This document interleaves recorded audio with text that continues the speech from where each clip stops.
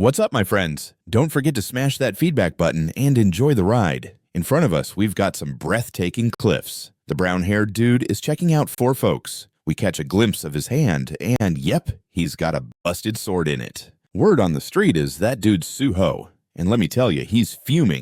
Someone pipes up saying he's just talking big. Standing in front of us is Alex Morgan, the warrior who mentions that it would have been way better if the young guy had just jumped in with the rest from the get-go. According to him, civil servants are seriously stuck in their ways. The girl next to Alex chimes in saying she totally agrees. Then there's this magician Suzuki grinning away, claiming Suho is dubbed the sword god and all that fancy stuff, but the guy's lack of natural talent is still holding him back. The girl squints one eye. Suho is coughing up some blood looking at his hand like he's seen a ghost. There are rags visible on his palm. We take a peek at the guy's right eye as he recalls saving one of these folks while one of the girls helped him out. A massive dragon looms over the squad. Suho's questioning how the people in front of him could do this to him. The scene flips to a showdown between the folks and the dragon. The winners are raising their arms in pure joy. The youngsters are all smiles and giggles. Suho reminds them that they've been battling together all this time. The squad members give him the stink eye. He's demanding some answers, presenting the healer, Isabella, who states regrettably that there's nothing they can do since Suho is the lone wolf opposing their game plan. Suho at the cliff's edge wonders if his buddies feel no shame after conquering one of the 5 calamity gates together. If they had tackled the rest, humanity. Suho, feeling indignant, asks if they really want to just leave the gate wide open for the monsters to pop out. What's the difference between them and the monsters threatening humanity? One of Suho's challengers argues that at least they don't go around killing folks directly. Up front, we meet the archer Hex Hood. He reminds them about his warning on what would happen if all the gates disappeared. Our hero stands at the cliff's edge confronting his old pals. Hex Hood continues saying if he does what Suho wants, those once respected hunters will lose their standing and morph into filthy thugs in the eyes of common folks. He asks Suho if he's trying to become the fearsome dude. Hex stretches out his hand at Suho, looking chill.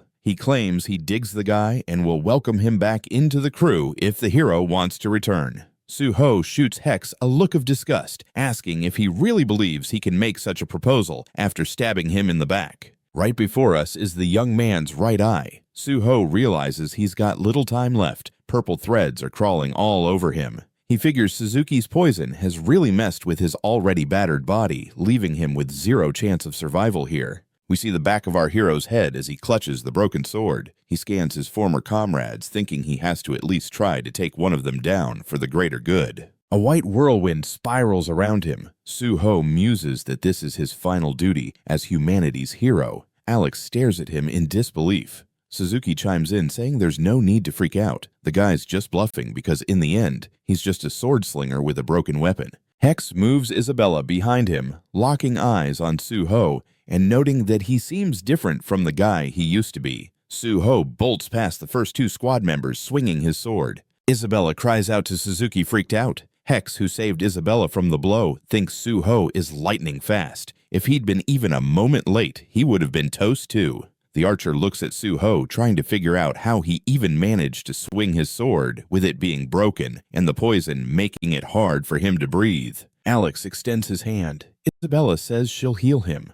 A bright yellow glow shines beneath her hand. Isabella's eyes widen in fear as she asks why she can't heal him. She looks at Suho in shock and says, "This just can't be happening." Suho stands before his former comrades, sword in hand. Isabella claims she's only heard of such things before, and then questions if Suho really possesses an intangible sword. He's clutching a glowing weapon, folks. We catch a glimpse of the lower half of his face, and now we're staring at this young dude's eyes. He thinks he's finally gotten his hands on that sword. Our hero stumbles back, trying to figure out why the blade decided to show up only now. Suho takes a tumble off the cliff. The system pops up congratulating him on achieving the divine sword unity. The hero falls head first, and the system starts flashing all sorts of messages. It says Suho has awakened the supreme sword mastery, mastered the intangible sword, and scored his first skill of SS rank. The last message expresses hope that this young man will get even stronger, since he's the first to achieve transcendence. We see another system message, this one regarding the reboot of the player on Suho's system. The hero glances up and sees rocks tumbling near his face. A fireman's coming in clutch, carrying the boy over his shoulder. Suho looks down, baffled. The fireman, glancing back at the young man, says he's hurt. He checks in, asking if the boy's okay, and mentions a gate popping up in the area, and that he'll haul him to a safe zone. Suho is totally stunned. He's trying to wrap his head around what the fireman is doing here, when he thought he was knocking on death's door just moments ago. The young man's mind is racing. Isabella pipes up, saying she's only heard of such things before. Then she asks if Suho really has an intangible sword. He's still waving that glowing weapon around. We catch another glimpse of the lower part of his face. Now we see the young man's eyes again. He's thinking that finally he's got this sword. Our hero is falling backward, trying to sort out why this blade just decided to show up now. Suho tumbles off the cliff. The system jumps in to congratulate him on achieving unity with the divine sword. The hero's falling headfirst, and the system's throwing several messages at him. It declares that Suho has awakened the supreme mastery of the sword, mastered the intangible sword, and nabbed his first SS rank skill. The last message is encouraging him, hoping he'll get even stronger, since he's the first one to achieve transcendence. Another system message flashes, this one about rebooting the player on Suho's system. The hero looks up, feeling rocks raining down near his face. A fireman's hauling the kid on his shoulder. Suho looks down, shocked. The fireman glances back, telling the young man he's injured, checking if he's all right, and mentions a gate has opened around here, planning to transfer him to a safe spot. Suho is completely taken aback. He's all kinds of confused about what the fireman is doing here, especially since he felt he was about to kick the bucket just moments ago. The young man's still trying to process everything. He stumbles ahead, trying to wrap his head around the craziness of where he landed. His jaw drops in shock as he takes in the sight of a wrecked city and some seriously freaky monsters in front of him. Lying on the ground is a pole half bent and waving a banner that shrieks "Syndrome." Right there, the profile of a hero catches his eye. The poor guy remembers that this station got hit hard due to some open gates letting in the chaos. Suho spots a goblin and a bright flash zipping above the creature's noggin. An arrowhead pops up in front of him.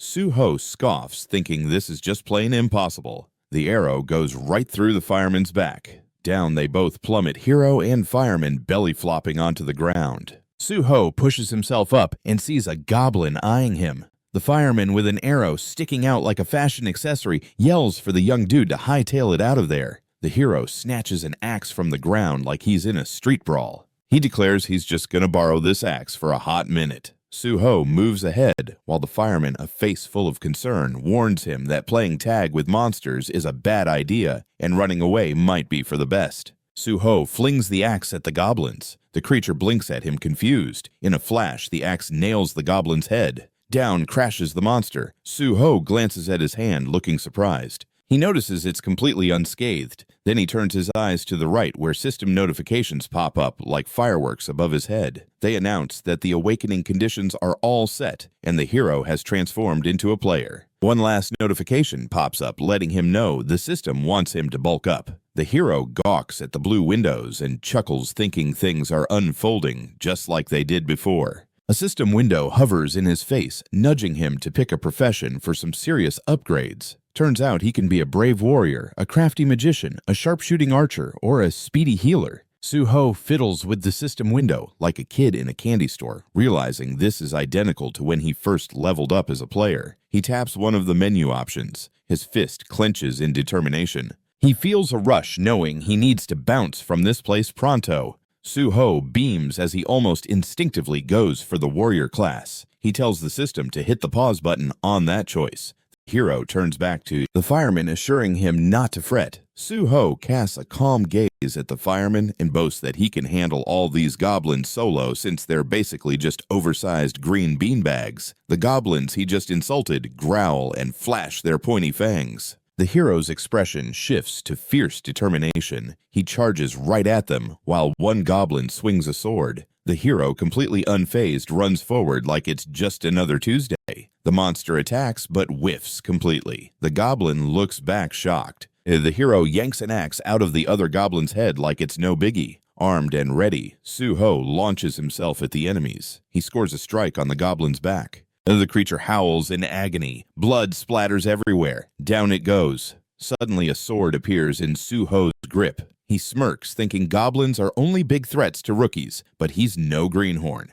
The monsters stare at him, eyes wide with fear. He brandishes his weapon and confidently proclaims he'll take care of them all. A severed goblin head whizzes past. Su-ho darts forward and blasts through the monsters standing in his way. Goblins drop like flies around him, and he holds his bloody sword with a tight grip. Su-ho thinks he might have gotten a tad carried away, and his rage isn't quite fading. He clutches his head, understanding he needs to keep cool and not let his emotions run wild. A glowing spiral draws his attention. The guy looks down, lost in thought. He realizes he's been thrown back in time, and this feels like a golden ticket. We zoom in on his eye as Su-ho muses this might just be the chance to hit the reset button on his life. A bunch of system messages flood in front of him. He spots one congratulating him for mastering the diagonal strike. Su-ho suddenly remembers he hasn't seen messages about basic sword skills in ages. At his feet, a goblin sword lies there waiting. Su-ho thinks that while it's a bit on the short side, it could still come in handy. The fireman pipes up, asking if he's a player. Su-ho nods in confirmation. He looks up and tells the system he's ready to make a call. He stands before a giant system window.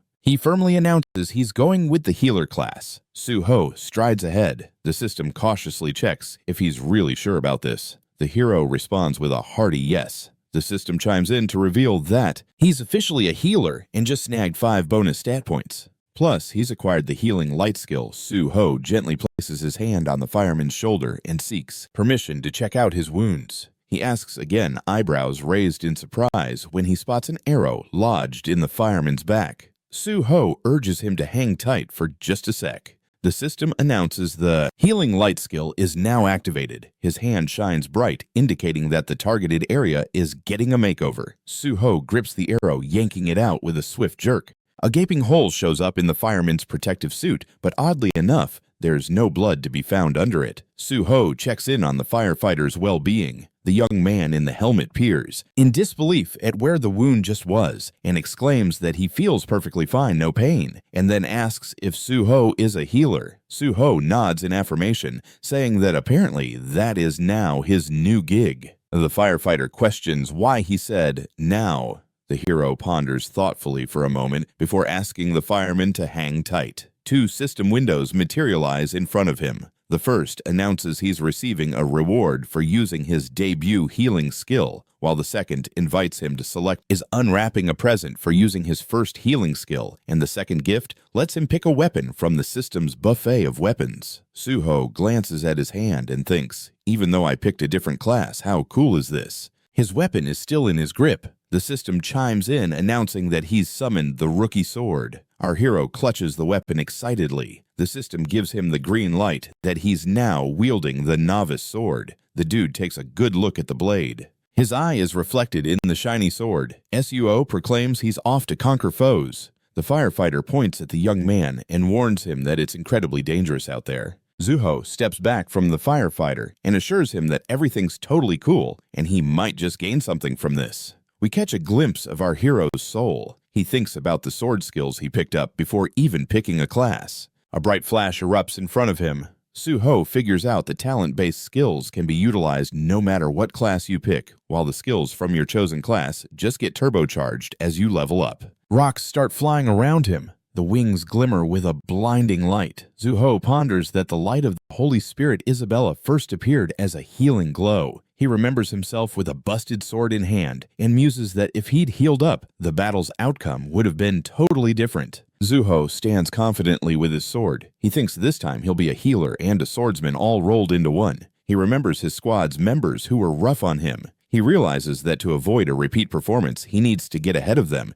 and beef up his strength. Su-ho clutches his sword, thinking he really needs to level up fast and snag some skills. He glances up and realizes there's a gate looming ahead of him. Its arrival utterly unpredictable. A portal shines like the sun above his head. Su-ho recalls that last time he almost bit the dust thanks to this gate. But this feels totally different, and even if his skill level is in the basement, he should manage just fine. Despite whatever chaos may unfold, the hero believes that sword mastery is already burned into his memory, so he can totally start fresh. Su-ho extends his left hand. Red streams dance between his fingers. The guy shuts his eyes. The system announces that he's stepped into the gate. Suho opens his eyes, finding himself in a lush, sprawling forest. The system signals that he's landed in a red-green zone. The entry requirements are anyone's guess, as is the max number of players allowed. Green orbs are visible by the hero's foot. Zuho strolls through the forest with his sword in hand, contemplating the monsters that are apparently raging behind the gate like it's their personal playground, while over here, they're all toast.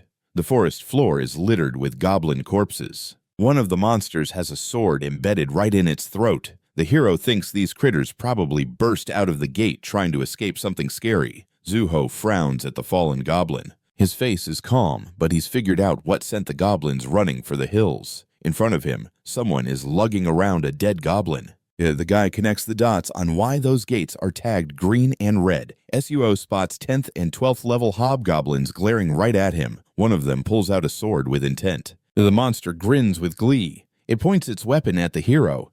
Suo can't help but grin back. He wonders if that monster really thinks it can take a shot at a person for once. Now we catch a peek at their profiles. The guy knows that unlike the usual green goblins, these ones are rocking red skin. Their bodies are bulkier, and their muscles look like they hit the gym regularly. Suho reaches for his sword, staring down the enemy, thinking that, hey, they're just goblins after all. The hobgoblin opens its mouth wide. We catch a glimpse of the strike mark the monster's about to deliver. Suho leaps off the ground. The hobgoblin's blow barely grazes him. 3 ponytails bounce on the horned creature's head as Suho looks down. He thinks his level is too low to pierce this beast's hide. In front of us, we have the hero's left eye. Now we zoom in on his legs. Suho pushes off the ground once more. He aims right at that hobgoblin's head. The guy thinks he just needs to pinpoint a weak spot and strike. The sword tip is laser-focused on the monster's eye. Suho hits the bullseye. The hobgoblin lets out a scream that would wake the dead. The guy's grip on the sword doesn't waver. He thinks that, yeah, this tactic won't work against opponents with a massive level gap or sky-high attributes. But it should totally work on a standard hobgoblin, right?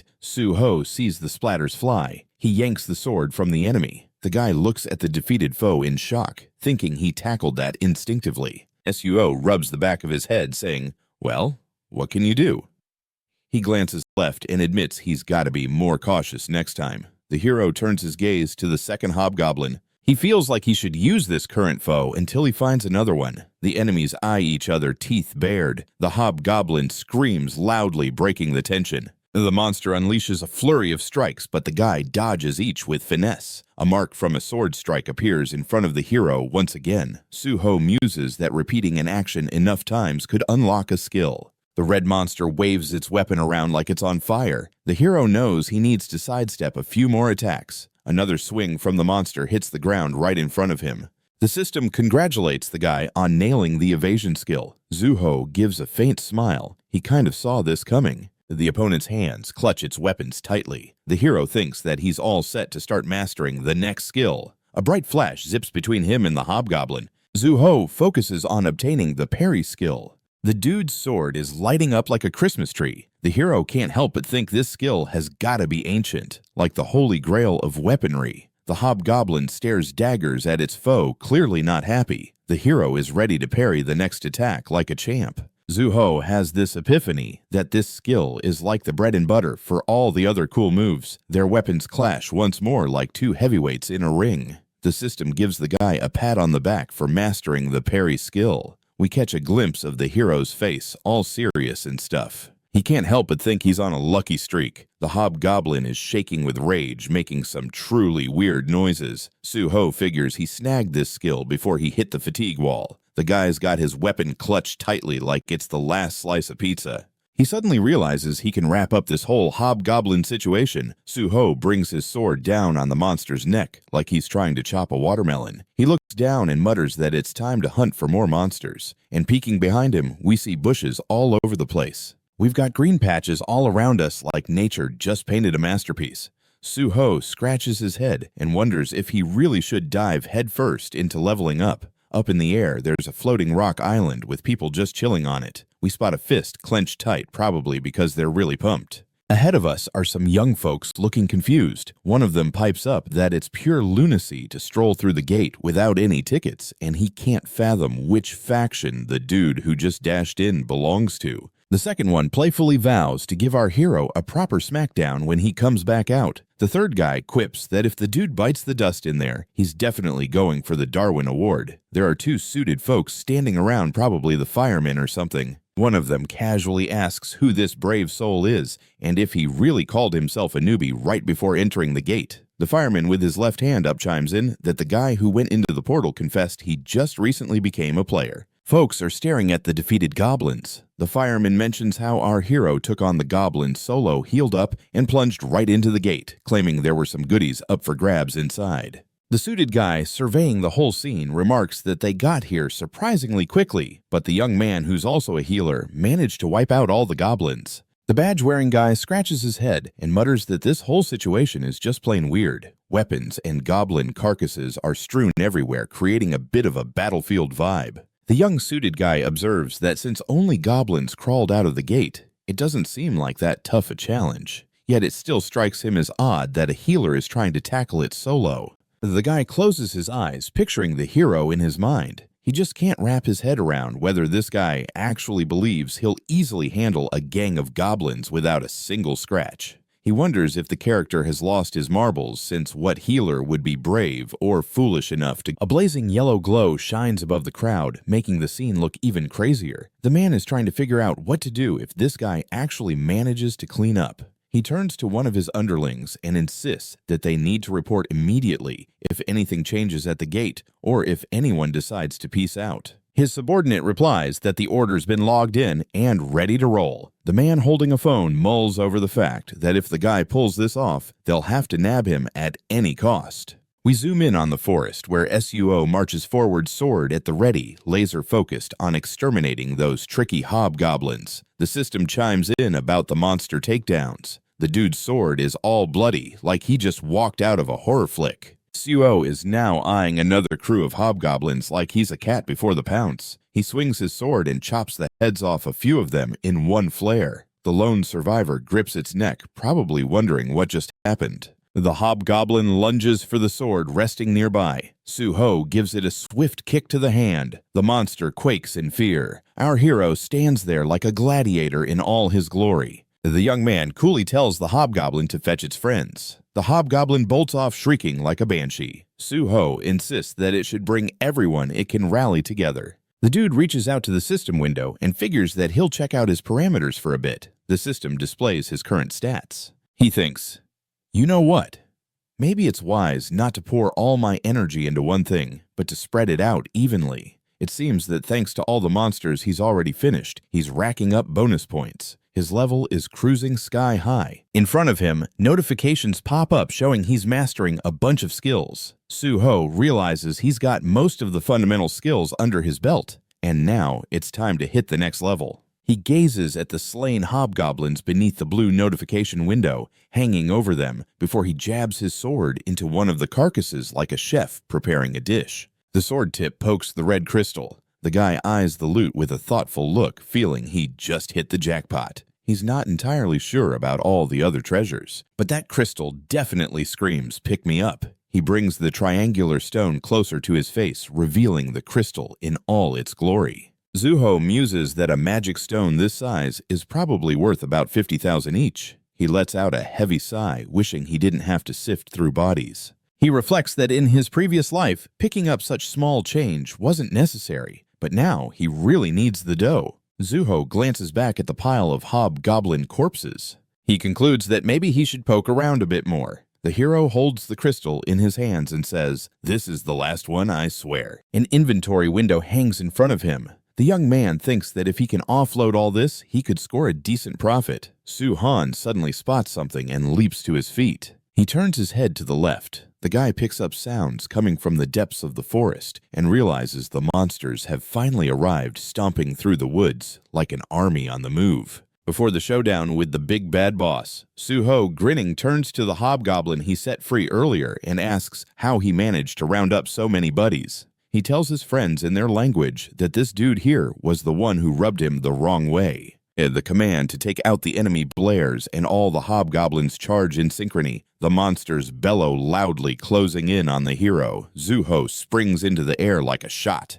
He swoops down, throwing punches like he's in a video game. A white streak of light zips by his face, and one of the monsters lets out a signature screech. Ahead lies a thick forest, nestled within a green-red portal. Something's stirring behind the trees. The hero leaps back just in time as an axe whizzes past him and embeds itself into the ground. Zuho scowls at his foe. He intercepts the enemy's blow with his sword, mentally grumbling about those little goblin punks. The guy jumps back again, yelling at the monsters that they're seriously ticking him off. He delivers a flurry of strikes before kneeling on one knee. He growls that these tiny pests should stay out of the way when the big boys are handling business. A massive monster looms behind the hero, letting out a soul-piercing yell. The system chimes in, saying the hobgoblin boss is flexing his intimidation skills, and the hero suddenly feels like he's lost his nerve. Suho glances back, panic creeping in. The system notes that his muscles are all tense. The goblin boss smirks like he just won the lottery.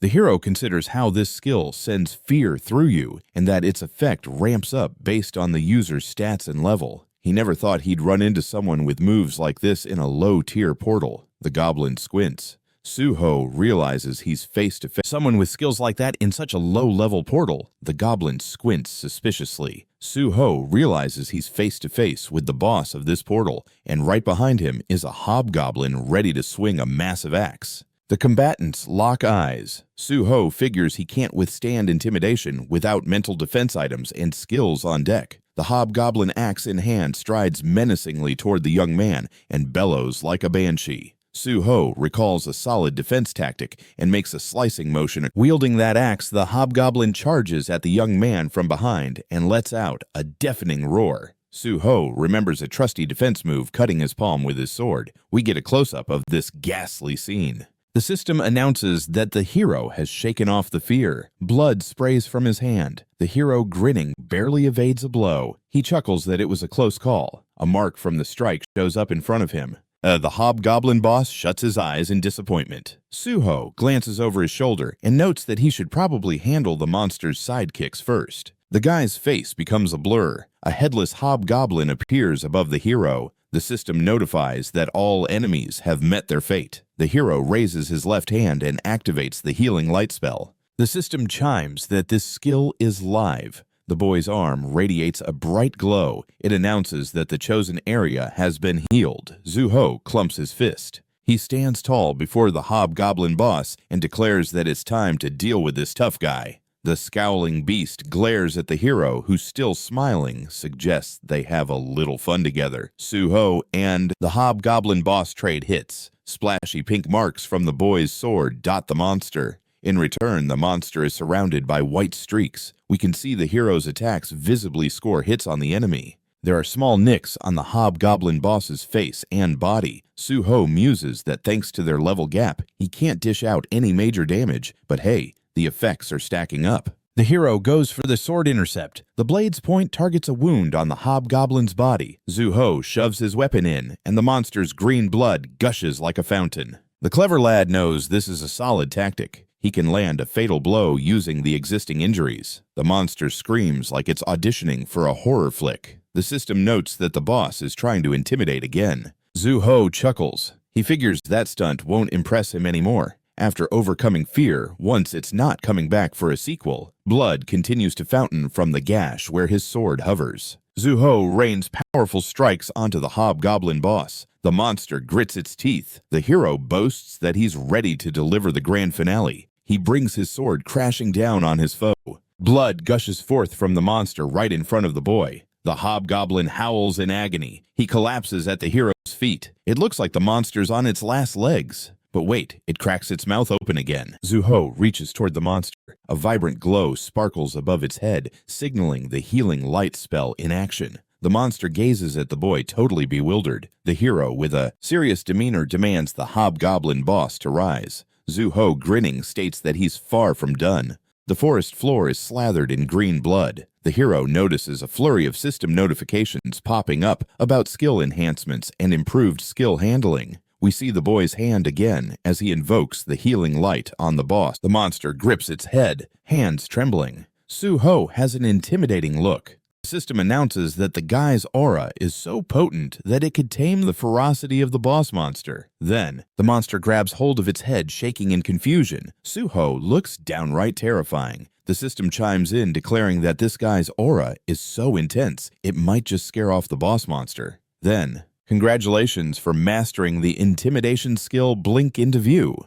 The guy sports a confused expression. He can hardly believe he scored such a skill. Zu-ho smirks, realizing he's soaked up all the knowledge possible here. The young man slips his sword back into the sheath and tells the boss it's time for him to leave since he's served his purpose. And, suddenly, he slices off the monster's head and adds that it can take a one-way trip straight to hell. Su-ho takes off the hobgoblin's noggin. We catch a glimpse of our hero's face as the system chimes in, letting him know he's nailed the whole head-chopping business. The big boss monster has been taken down, and the skill system windows pop up in front of our hero. They announce that the portal has been conquered, and the coolest player of the day is Anuho, who racked up some extra experience and snagged an additional attribute point. We see 4 system notifications. The first tells us about leveling up, boosting all stats by 1 point plus scoring 1 more attribute point. The second one cheers about hitting level 10. The third hints that the system wants our hero to get even beefier and rewards him with some serious power. The fourth announces the gift of 5 additional attribute points. Now in front of us is the Healing Light skill card, which uses magic to mend wounds. It's announced that every 10th level, the rank of healing class skills gets a boost.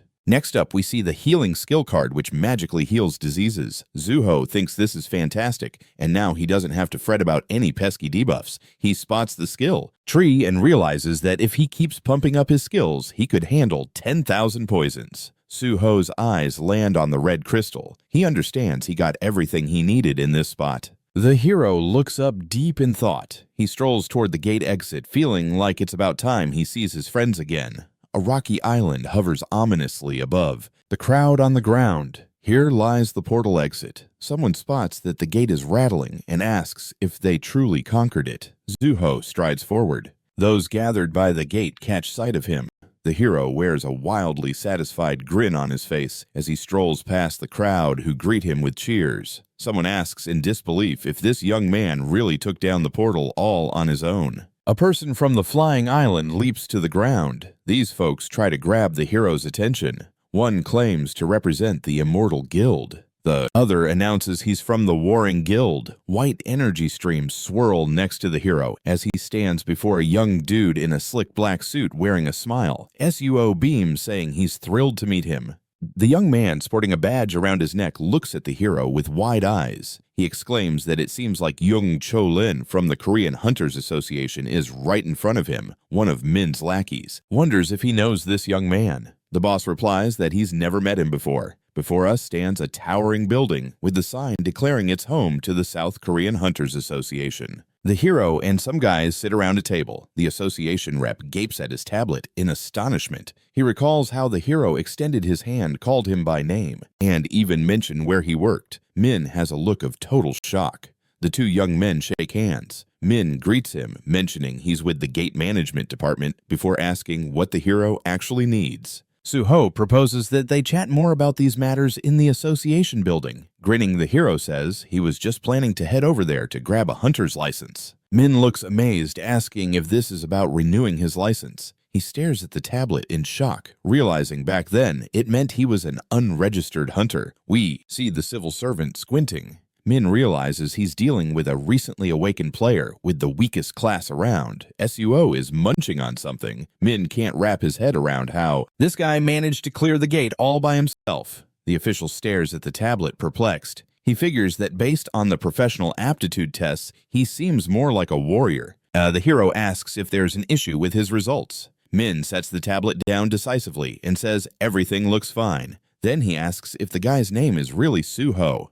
He affirms this. In the office corner where the conversation is happening, Min asks what the guy did before all this. He replies that he dropped out of college. The official inquires if that means Su-ho is currently jobless. The hero, grinning like a Cheshire cat, says he wasn't exactly a star student. Min wonders if the guy was aiming to be a doctor. He says he actually studied at a physical education college. The official raises an eyebrow in surprise, then comments that typical folks usually pick the warrior or archer class. He's curious why the hero decided to go with being a healer instead. Suho looks down lost in thought. With a smile, he replies that he can't stand being hurt. Min states that the guy took out the gate all by himself and asks him to spill the beans about what really went down inside the portal. Monsters loom in front of Suho. The hero casually shrugs and says there's not much to share. He just stepped into the gate, and a hobgoblin attacked him out of nowhere, forcing him to take it down to stay alive. Min leans in, looking surprised.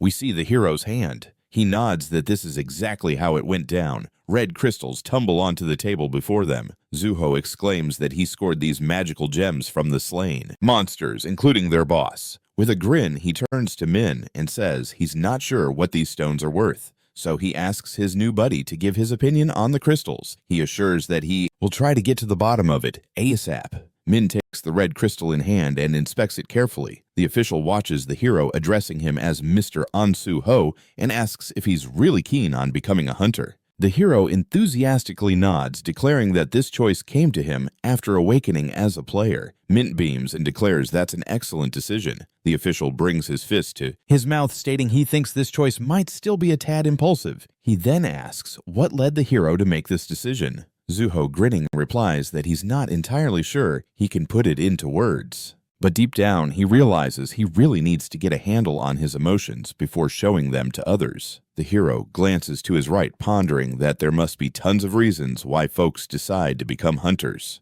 The guy's face turns serious. He explains that he feels a genuine hatred toward the monsters in that gate, which are the reason he lost his whole family. We catch a glimpse of a little boy standing amidst the ruins. Now, right in front of us is this enormous gate, and the monsters pouring out of it. Suo admits that he recognized the danger, but still wandered into that gate alone, letting his emotions take over. He looks down in thought and wonders if taking out monsters would help him deal with his disappointment. He claims he just killed every creature he encountered, but that didn't change a thing. We see the boy's profile, and now we focus on his eye. Suho notes that this was when he figured out what he really needs to do. The conversation partners are seated at a table. The hero proclaims that he doesn't want anyone else to become a victim like he did. Min stares at the boy in surprise. He insists that people shouldn't have to lose valuable things because of monsters, and he himself desires to work for everyone's safety. Min is taken aback. The hero, eyeing him, declares that he wants to join the Korean Hunters Association. Zuho echoes his desire to become part of the Korean Hunters Association.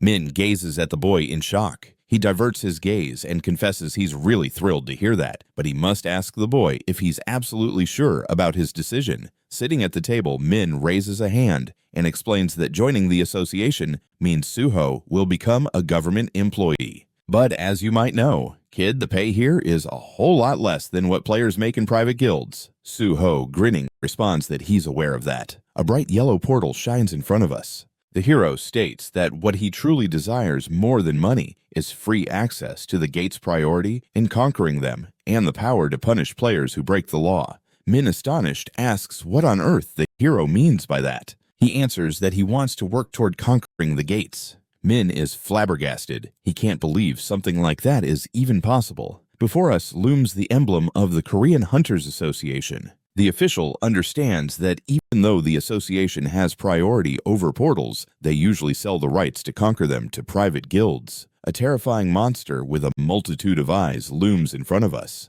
Min knows the reason behind this is that nobody is keen on risking their lives battling monsters for such a low wage. We see a man lounging in a chair. Min thinks it's commonly accepted that they choose their paths for noble reasons, but really people tend to join the association for the stable job. A young man in a suit and tie stands before us. Documents hover above Min's head. He realizes that those who aspire to become some kind of administrator tend to work in the association, and all his colleagues bend over backward to steer clear of portals, while Ansuho appears to be an entirely different breed. The hero's reflection dances in the official's iris. Min muses that he's looking at a person who genuinely wants to work hard and talks about public safety, which could really be the ideal vision of a hunter in civil service. The hero places his palm over his heart. Min thinks he's looking at a model patriot. The official grips his head, overwhelmed with happiness. Suho checks in to see if the official is okay. There are red crystals scattered across the table. The civil servant mentions that he hasn't met someone like him in ages and will handle all the necessary paperwork swiftly.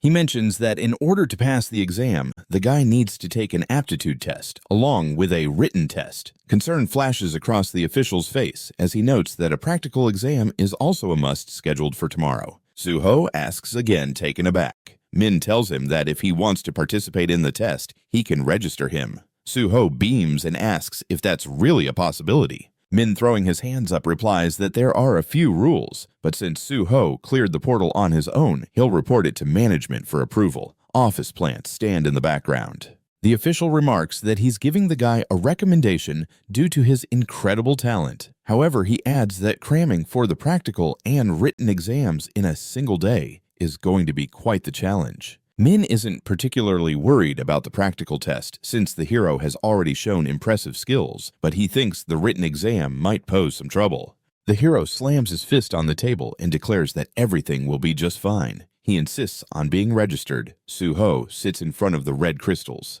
He explains that it's always a good idea to take exams when the chance arises to gain experience, and if he doesn't pass this time, he can always retake the test. Then he clarifies if the exam really is set for tomorrow. Min glances at his participant in surprise and admires his bravery. He tells Suo that the aptitude test can actually be done today. Suo, smiling, scratches the back of his head. He thanks Min for the helpful information and then sheepishly admits he doesn't have the cash for the registration fee, asking the official to sort out the magic stones right now. Min rises from his seat, promising he'll handle it, while the young man takes the aptitude test. The hero, grinning, thinks that Min is really the only one he can trust even now. The official stares mouth agape at the huge red crystal. The young man beams and thanks the official. Clouds drift above the association building. Zuho is gazing at his phone, mouth stuffed full. Min gets up from his chair and states he will handle it, while the young man tackles the aptitude test. The hero, smiling, thinks that Min is the only one he can trust even now. The official, mouth slightly agape, appears to be staring at the large red crystal. The young man, grinning, thanks the official. Clouds roll by above the association building as Suho fiddles with his phone with his mouth stuffed. Min announces that he aced the ability test and has sent the dough over to our hero for those magical stones. We sneak a peek at the bottom of the hot dog wrapper our hero is munching on. Min adds that this whole situation is super awkward, but hey, being a government official means he doesn't have to pay taxes on those magical. Suo can't believe what's happening. The dude gapes at Min, who's snacking away in front of him, and asks if he can cash in one more favor. The official raises an eyebrow, curious about what he wants. We catch a glimpse of the lower half of the hero's face as he spills the beans about hearing that the association has a library filled with all the reference. Suho and Min are chilling at a cafe. The hero says it's getting late, but he figures studying for the exam tomorrow couldn't hurt. Suho flashes a grin and asks if he can hit the library for some study time. Min, still not putting down his hot dog, rolls his eyes and tells him that's a no-brainer. Of course he can study it. We cruise over to the association's library. Min assures the guy he doesn't need an employee ID, so he's all set to study in peace. The official pumps his fist in the air, hoping the guy crushes it on the test tomorrow. Suho waves him off, reminding Min to stay safe on the way back home. Min struts away, and the civil servant exits, and the guy muses that Min's a genuinely kind and reliable dude, completely unaware that he's bound to become the head honcho of the association someday. Suho shuts his eyes, reflecting on how tricky it was pretending to be clueless. He felt like he was playfully ribbing his old buddy, but if he revealed how much he actually knew, that would... Our hero stands in front of the library entrance and thinks, I need to track down that specific thing. As he strolls through the maze of bookcases, he realizes he remembers key events from the future, albeit not every single detail. The boy is literally wrapped in a fortress of books on all sides, and the boy is hoping to snag that very skill.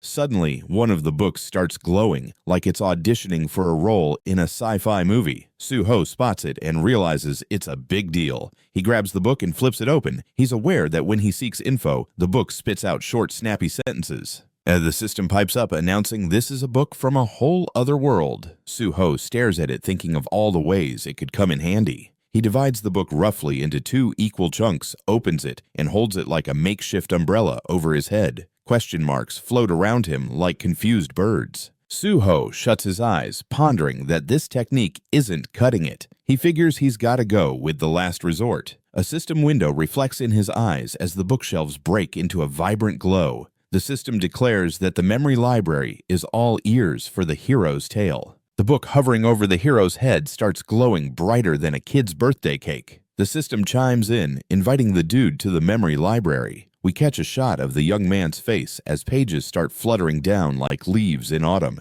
Suo finds himself standing at the base of a spiral staircase that the system gives him a warm welcome. A magical formation hovers above the book. The hero muses that the memory library can help you recall everything you've ever seen or heard, even those painful, cringe-worthy moments from life. We get a profile shot of the hero contemplating this weighty revelation. The young man ponders that the human mind survives for so long because it forgets. But from the moment you step into this library, a curse of memory is slapped onto you. We spot a sorrowful blonde. The hero now remembers that the original owner of this awesome skill hailed from the Hexagon Guild and once upon a time was part of the association. And the girl dozes off while studying at the library, prepping for a job switch. She's using this book as a pillow because otherwise it's like trying to nap on rocks. We see her closed eyelid. Suho reflects on how lucky she got with that skill and how it led him to the memory library. A boy stands staring up at the spiral staircase. He's thinking about treating the girl to something tasty when they meet again.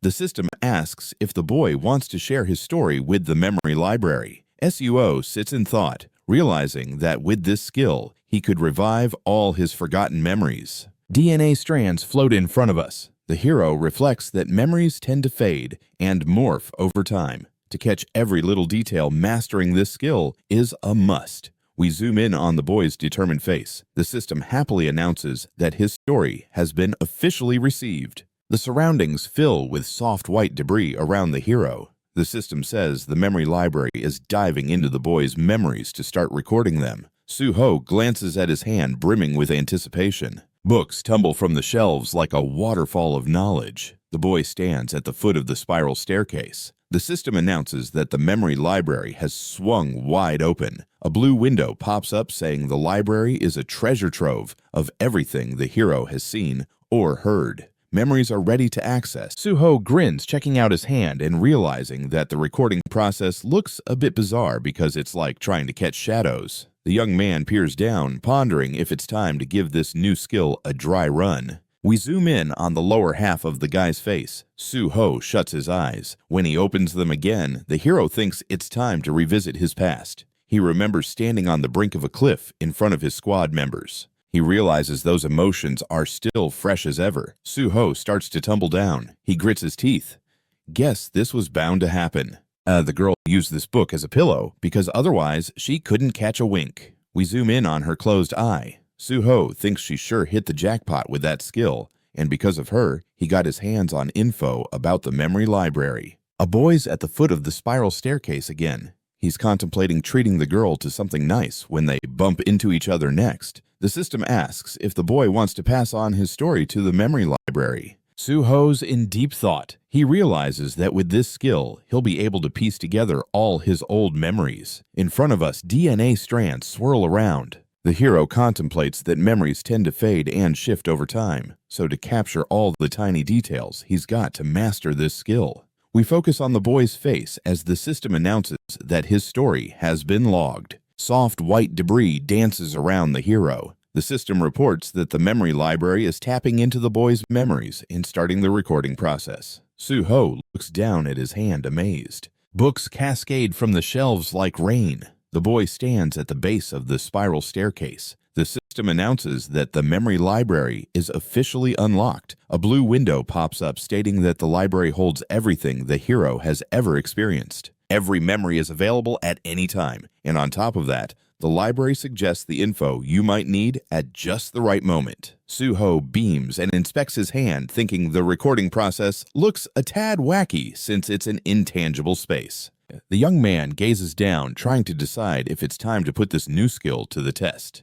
We focus on the lower part of the guy's face. Suho shuts his eyes once more. When he opens them again, the hero thinks it's time to journey back to his past. The guy recalls having stood at the cliff's edge in front of his squad mates. He realizes he can still feel those emotions running high. Suho begins to plunge downward. He clenches his teeth tightly, knowing that this was just part of the deal. We get a good look at the squad members' faces. Suho thinks they're a bunch of selfish backstabbers who ditched the gate just to save their own skins. With the guy plummeting down, system windows pop up in front of him. He vows he will never let these jerks off the hook. Suho glances upwards, realizing these memories are just a big old pile of unpleasantness, and he desperately needs a change of thought. A close-up shot of the young man's eye highlights his turmoil. System windows hang in his line of sight. Surprise washes over our hero's face as he tries to figure out these bizarre visuals. 2 windows hover above him. The first one informs him that the system wants to reward him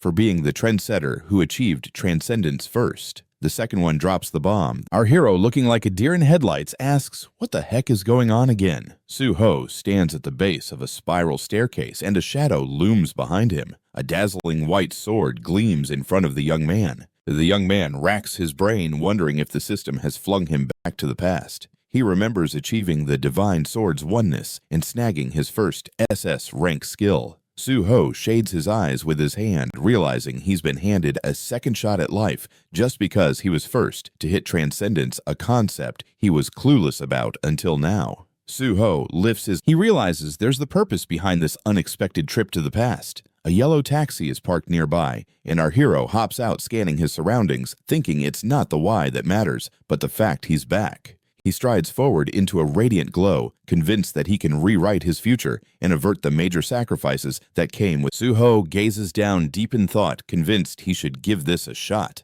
The hopeful lad thinks he can clear the gates way faster than he did in his last life. Standing on the sidewalk, he knows he can't waste a single second. Ahead, a magnificent building stands tall, its top adorned with the emblem. Suho can't help but smile. He muses that this academy is the top dog in the country, and in the future he's going to need serious cash, which he can easily rack up here. At the reception desk, the girl greets him with a smile and asks what brings him here. Suho calmly states he wants to see Director Kim Sui. The girl raises an eyebrow in surprise, asking again, "You sure?" And the two face off the academy employee, asking if he made an appointment. He replies he just walked in but needs to chat with the director. The girl, looking a bit taken aback, points out that meetings usually need an appointment in advance. Suho suggests she could just tell her boss that a guy who single-handedly conquered the gate at... The lad raises his left hand just a tick. The director's office looms in front of us. The smiling, bespectacled girl introduces herself as Kim Sui, the head honcho of Nexus Academy. Suho bows with respect and introduces himself, saying he's very pleased to meet her. Sui invites him to take a... Sui mentions she heard this young man cleared the gate at Syndrome Station. She then inquires what brings him to Nexus.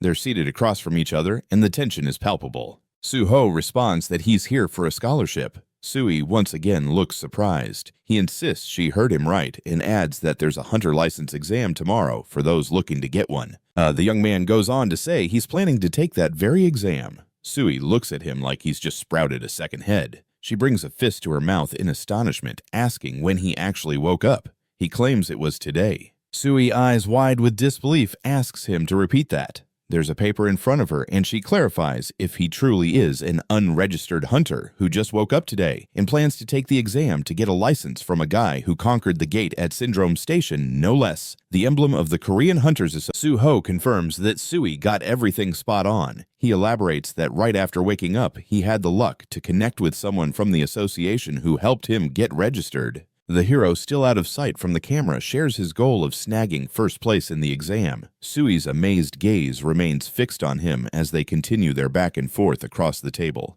Suho requests the girl to make him a scholarship student at Nexus Academy if he indeed nabs first place in the exam. We capture the expressions of both parties. The hero adds that he wouldn't turn down a scholarship either. Suho lifts his right hand, insisting he wouldn't refuse a scholarship if it was on the table. He pictures himself standing on a podium contemplating how tough it is to claim top honors as a rookie, yet he considers himself a veteran who's tackled many portals. Sui assesses the boy, carefully contemplating. Sui, adjusting her glasses, acknowledges that Suho clearing the gate solo is impressive, yet she reminds him that this exam plays by a different set of rules, with an average pass rate of only 20%.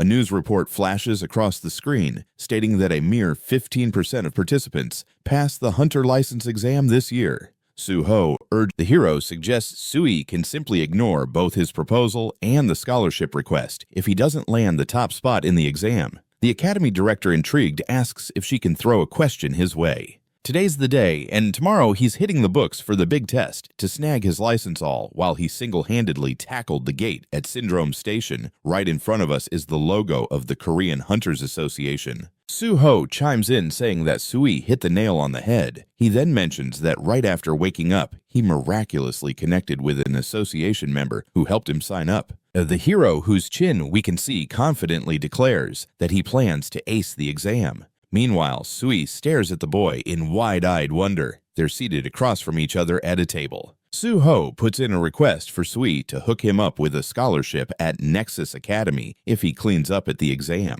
We catch the expressions on the faces of both participants. The hero adds that he wouldn't mind a scholarship either. Suho, lifting his right hand, insists he wouldn't turn down a scholarship, no way. The hero pictures himself on the podium thinking that being number one is no walk in the park for a rookie. But hey, he's a seasoned pro who's tackled more than a few portals. Sui studies the boy, who thinks that a lady should decide if she trusts him or not. Adjusting her glasses, Sui notes that Suho clearing the gates all on his own is impressive, but this test is in a league of its own since typically only 20% of the folks pass it. A news report pops up showing that only 15% of test takers got through the hunter license exam this year. Suho asks Sui to lend him an ear for his pitch. The duo sits at a low table continuing their chat.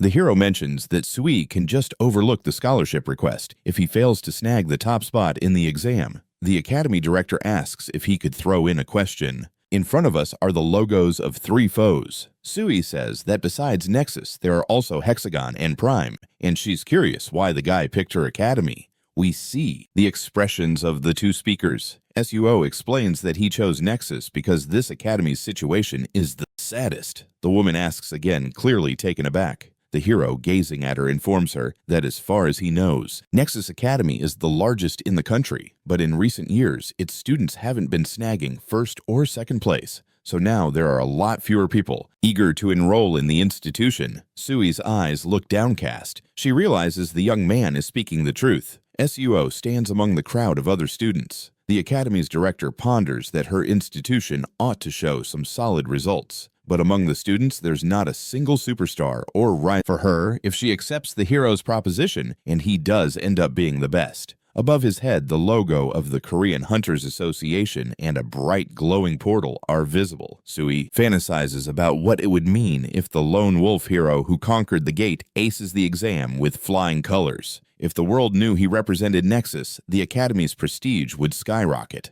In front of us stands an awe-inspiring academy building. Sui adjusts her glasses again. She thinks that this offer is impossible to turn down, but there's only one thing that could sway her decision. So the director inquires how much cash Suho expects from the academy. We see the characters from above the room's ceiling. The hero asks what kind of scholarship is awarded to the top student of the academy. Sui replies that the institution reimburses the full tuition for a year and throws in a bonus of 30 million. Plus, if the student is interested, they can immediately join the Nexus Guild. We catch sight of the faces of both speakers. Suho expresses that he didn't expect any less from such a sizable academy. Sui sadly mentions that the guy probably thought there would be more. After that, she urges the young man to honestly share how much he wants to receive. Suho, lost in thought, rubs his chin. He raises 3 fingers and declares that 300 million would be just fine for him. Sui looks at him in disbelief. He remarks that this is a quite reasonable sum given the size of the academy and the benefits it would reap from having such a top student enrolled. Suho, with a grin, says that this isn't exactly a fortune for Nexus. Sui, deep in thought, realizes he may be spot on. The young man grins. The director nods in agreement to his proposal. The woman scrutinizes him carefully and assures that she would allocate that amount if he turns out to be the best in the exam. She lifts her right hand and announces that she'll have the contract prepared, and in the meantime, the hero can explore the academy grounds. 2 young men stroll past the magnificent buildings. The hero marvels that with each tick of the clock, the academy's size blows his mind a little more. He feels like he's stepped into a mini-city. and it strikes him that once he joins Nexus, he'll want for nothing. The young guy in the white shirt, grinning ear to ear, mentions that Nexus is the largest academy in South Korea. Suho realizes that his guide must have been woken up and feels a twinge of sympathy for the guy. Glancing at him, the hero thanks him for sticking around to see him off at such a late hour. The student replies that he has a very important guest, and this is the least he could do for him. Suho notices someone on the playground. It's hard to tell from a distance, but it appears to be a student. The heroic escort mentions that this student is training again at night. Suho is taken aback by the again. The escort explains that in front of them stands Nexus's most dedicated student. The young man cups his hands around his mouth and yells that training is great. But Dehan should really be thinking about his health. The young man, smiling, retorts that he's a third-year student, so he needs to hustle. Suho tucks away the name he just heard. We see the same dude in armor. The hero recollects that in his past life, he raided with this guy numerous times. Back then, he was the best tank in the nation. He had unbeatable defense and psychic might. And Suho laments the tanks have fallen from grace over time. Dehan, squinting, wields an axe in his hands. We get a close-up of this weapon. The hero muses that judging by the fact that the guy is swinging an axe instead of a shield, he's still clueless about his abilities. Suho, beaming, glances at the young man and contemplates that since this is how things are shaping up, he can lay some groundwork early on. Suho looks to his left. He figures that since Dehan will eventually join the Nexus Guild, he must establish a connection with him in this lifetime to usher him into the prestigious Hunters Association. The escort throws his hands up and introduces the young men to one another. He informs the hero that this is Kong Dehan. The guys exchange warm greetings while smiling. Suho gestures toward the axe and states that Dehan, as far as he can tell, will be participating in the exam. The hero asks if the guy intends to use the axe as his main weapon. Dehan confirms the suspicion. Suho asks why he chose this weapon. He can't come up with a solid answer. Dehan, grinning nervously, explains that he aspires to be a melee fighter, and someone advised him to pick a battle axe. Rubbing the back of his head sheepishly, the guy shares that he was told, "This weapon fits your physique like a glove." The student accompanying the Dehan confirms that theory. Suho asks why the student picked this particular weapon, but he can't spit out a clear response. Dehan, nervously grinning, mentions that he's aiming to become a close combat champ and was advised to grab a battle axe. Rubbing the back of his head like he's embarrassed, the guy adds that he was told, "This weapon suits your build perfectly." The student beside him looks on. The hero claims nothing has the destructive power of a battle axe. Suho gazes at Dehan, utterly confused, and asks if he really only trained with an axe. Dehan, his voice shaking like a leaf, admits he's a slow learner. So he figured he'd stick with mastering this one weapon. Dehan, scratching his cheek like he just solved a riddle, says it took him 2 years to get somewhat decent with axe skills, though he knows he's still miles away from being perfect. Suho chuckles. He thinks it's not surprising since an axe isn't exactly Dehan's forte. The hero contemplates what's up with Dehan. Is it perseverance or just stubbornness? I mean, he should have switched gears the moment he realized he wasn't leveling up. The hero cradles his head like he's got a bad case of the Mondays. Dehan asks what's the matter. Suho lets out a heavy sigh. He's come to the sad conclusion that the biggest academy in the country is like a paper tiger. The hero mentions he's pondering something else, and we see a variety of weapons. Suho says you gotta roll with what feels right, since everyone still gets those stat adjustments anyway. He notes that with the right weapon, you can shoot up your skill level faster than a speeding bullet. But personal experience and knowledge are the real MVPs. Dehan's face lights up with shock when he hears the axe may not be his main weapon after all. The hero points out that taking 2 years to master the axe screams, "We're not compatible." Dehan blinks in disbelief and asks again. Decked out in armor and wielding an axe, he looks like a confused warrior prince. Suho comments that while the axe packs a punch, those swings take forever, giving the bad guys plenty of time to hit back. The hero reflects on Dehan's past, thinking about how he once looked like a boulder ready to roll. He tells Dehan that his build is tank material for sure. Dehan stares at Suho like he's just discovered fire and exclaims he's been at this for 3 years. Suho claps a hand on the third-year student's shoulders, saying if he's tough enough to wield an unsuitable weapon for that long, he's definitely got the chops to be a tank. Dehan stares utterly flabbergasted. We see a shining weapon. Zuho suggests Dehan should strap a shield on his left arm and wield something one-handed with his right. That'll give his practical results a nice little boost. The third-year student looks at the hero with wide eyes. He asks if he's really going to become a tank now, and if it'll be hard with the exam looming tomorrow. Suho locks eyes with the student and asks, "What's the core of a squad?" We see representatives of different combat classes. Dehan muses that the squad's core is a mage. The hero corrects him, saying, "That's dead wrong. The core is a tank. It's their job to attract enemy fire to protect the mage and healer. A shield and the right weapon are key." Dehan punches the air with joy, thrilled with the idea, and ready to follow the game plan. The hero feels heartened that Dehan's keeping his spirits up and is quick to make a sensible decision. We see the night sky. The hero wishes the third-year student luck. Dehan thanks him for the solid advice. Zuho and his buddy watch as Dehan strolls off. The hero spots a student who gives him a shout. They're standing facing off, and the young man explains the director asked him to conduct a tour. He thought he was dealing with a guest of the academy, but now he feels like he's been hanging out with an experienced instructor since the hero's got the contract and advice game down. Zuho scratches his cheek thoughtfully, insisting he's not an instructor, but he gets that a non-supervised expert who knows so much must come off as shady. The hero tells the student he's just a curious bystander. The buddy blinks in amazement. Suho inquires if the contract is ready, seeing how much time has passed. Before us stands the stunning Nexus Academy building. A student mentions he just got a call about the contract, and it's time to take a trip back to the director's office. Now we see the imposing structure of the Korean Hunters Association. The word is this is happening the next day. Young hopefuls are lounging on a bench like it's a day at the beach. It's reported that candidates itching for a license have congregated at the association's entrance, all prepped and primed. The hero is slouched over like a deflated balloon. It's said it all falls on Suho, who single-handedly cleared a portal. The young man looks utterly drained after the previous day's chaos. He knows this is just not his best moment. Suho steps through the door. An announcement blares that exam participants must line up according to numbers for drug testing.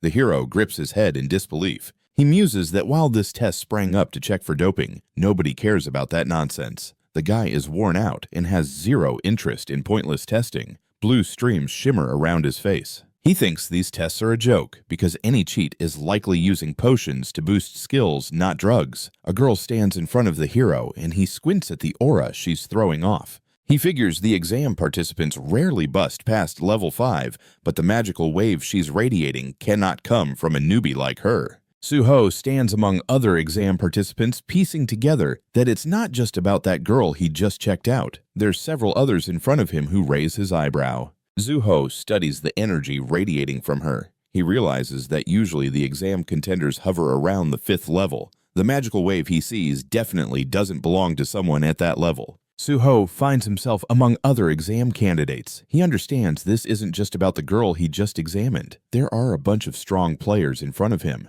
First, we see the hero's face, and then his right eye. The system announces that this guy's magic sensitivity is off the charts compared to everyone else, and gives him a big thumbs up for nailing the magic recognition skill. Magical energy flows all around the hero. He thinks to himself that with a skill like this, differentiating between magical energies is a piece of cake. He realizes that the doping problem is no joke, with tons of scammers lurking nearby that he needs to handle. Zuho spots Dehan, and his fist clenches with excitement. He thinks, "Thank goodness I found at least one pure candidate." Before us lies a massive hall filled with exam candidates milling about. Suo strolls past two guys chatting. One of them asks if the other passed the written exam. The reply, he's got to retake it. Oh, and, surprise, the first guy also bombed it. He grumbles that the tasks were way too tough. Zuho reminisces about his own experience during that test. Thanks to the memory library, he breezed through everything.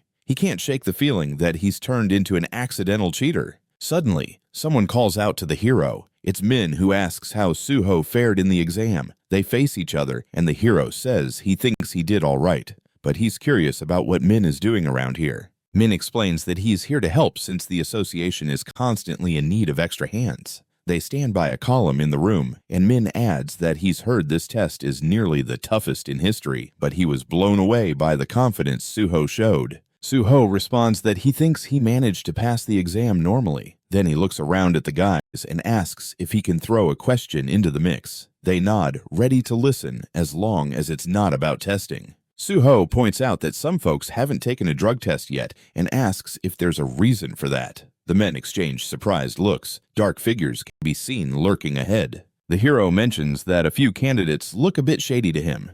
He points behind himself and suggests checking out some people. Streams of blue energy surround Zuho and Min. The hero announces that to prevent any funny business, the association conducts urine and blood tests, and they also confiscate participants' belongings to avoid cheating. Oh, and everyone has to change into special exam uniforms. But he worries there's no test for skill enhancement. The men lean in attentive. Suho comments that with his magic recognition skill, spotting cheaters will be much easier. The civil servant bows and thanks him. He promises to check everything before the practical test kicks off. Suho decides it's time to gear up for that test. Min stops him and hopes he'll nail the exam because he really wants to partner with him. Suho sees Min wishing him good luck and hoping he'll score the highest in the practical test. They give each other a fist bump. The hero thanks the association staff member, who also wishes him luck. Nearby, some guys are waiting by the blue capsules. In just half an hour, the practical test will commence. Zuho looks upwards only to hear that the test has been pushed back 2 whole hours due to some capsule issues. Behind him, worried candidates can be seen. The event organizers announce over the loudspeaker that folks should head to the cafeteria for a snack. Also, they can chill in the rest area or on the training grounds while waiting for the test to start.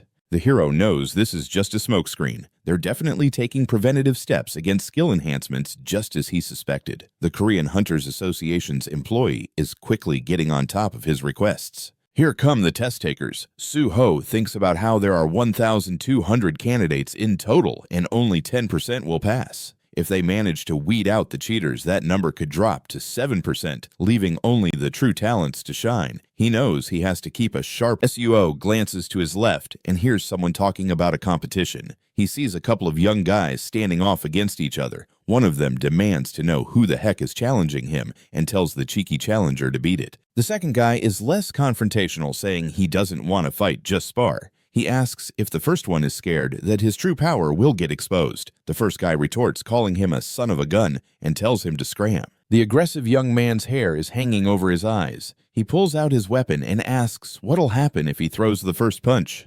An afterimage from his attack hangs in the air, but Suho expertly parries it while standing in front of the challenged guy. The aggressor quickly retreats. The hero takes a calm look at the hot-headed young man. Suho drawls while sheathing his sword. The guy he protected asks what's going through the attacker's head. Suho faces the guy and assures him he's got this under control, telling him to just chill. The young man looks perplexed and asks who he is. Suho raises his left hand and says he's just another candidate taking the exam. The hero insists that nothing good will come from this young punk getting into a fight, asking him to leave it to him. The foul-mouthed guy claims he can do whatever he wants. The angry young man demands to know why anyone is butting in on this mess. The young man's wild mane covers his face. He pulls out his weapon and asks what'll happen if he takes the first swing. A mark from his attack hangs in the air. Suho counters the blow, standing protectively in front of the challenger. His opponent takes a startled step back. The hero observes the aggressive young man calmly. Suho unsheathes his sword as the guy he protected asks what's rattling in the attacker's head. Suho turns to the guy, assuring him he's got it covered and telling him to chill out. The young man, baffled, asks who on earth he is. Suho raises his left hand, casually replying that he's just another exam challenger. The hero states that nothing good can come from the young guy picking a fight. He tells him to leave this to him. The guy cursing up a storm claims the hero can do whatever he pleases. The aggressive young man scoffs, questioning why someone's butting in. The hero, grinning from ear to ear, says, "I'm on Suho." He mentions that this fellow seems to be hunting for a sparring buddy, and he's ready to throw his hat in the ring. The young man scowls at Suho, responding that he doesn't compete with weaklings like him.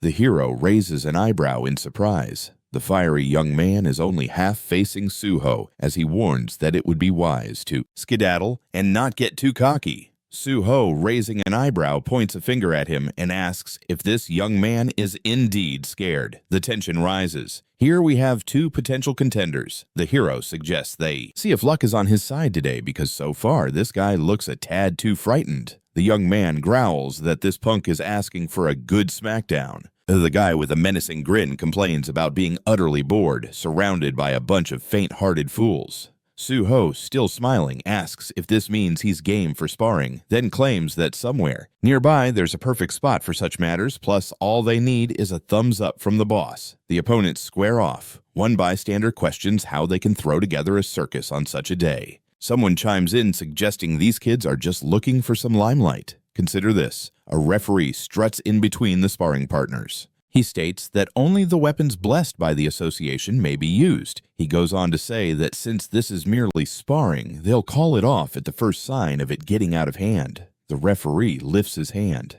He gives the go-ahead and announces the start of the battle. Su-ho's opponent dashes in for the attack immediately. Su-ho deflects the strike. The opponent takes to the skies, sword raised for a slash. Su-ho steps back just enough for the blow to whiz past his noggin. We catch a glimpse of the opponent's bewildered face as he asks how this young man pulled off that dodge. He swings again, threatening the hero with the direst of consequences. Su-ho plants his foot right on the katana, leaving the opponent struggling to lift his weapon off the ground. Su-ho gazes at him calmly and remarks that he has been spectacularly let down by this guy's lack of strength. Once again, we see the expressions on both fighters. The hero asserts that he's dealing with someone utterly inept. The opponent curses like a sailor. The competitor whips out a sword. It's revealed that this is the notorious swordsman Park. The sword comes barely inches away from Su-ho's face. Su-ho recalls that this guy had an insatiable thirst for power, always eager to clash with masters at the drop of a hat. There are little specks of blood decorating the blade. The hero ponders that Yong did everything to sharpen his sword skills and gain more strength. Yong wears a predatory grin. We see him land strikes on another opponent. Su-ho remembers how that relentless thirst transformed this guy into a ruthless killer. The hero looks down at his vanquished opponent, shocked that he's sharing an exam with him. Once again, we see the two fighters' expressions. Su-ho thinks that in his previous life, Yong's skills were nothing short of phenomenal. But aloud, he describes his opponent as completely defenseless. He realizes he needs to intervene before this guy falls into the same traps he did. Yong goes flying backward and lands flat on his back. He lifts his head. Su-ho, with a grin, says he's getting bored, but the guy sure talks a big game, making him believe he was going. The ground asks why Su-ho boasts such immense strength. We again see the expressions of the sparring partners. The hero retorts that even if Yong takes a swing, it'll be futile. Then Su-ho inquires if the guy wishes to continue. He understands that his opponent is baffled since he's never faced someone at level 10 before.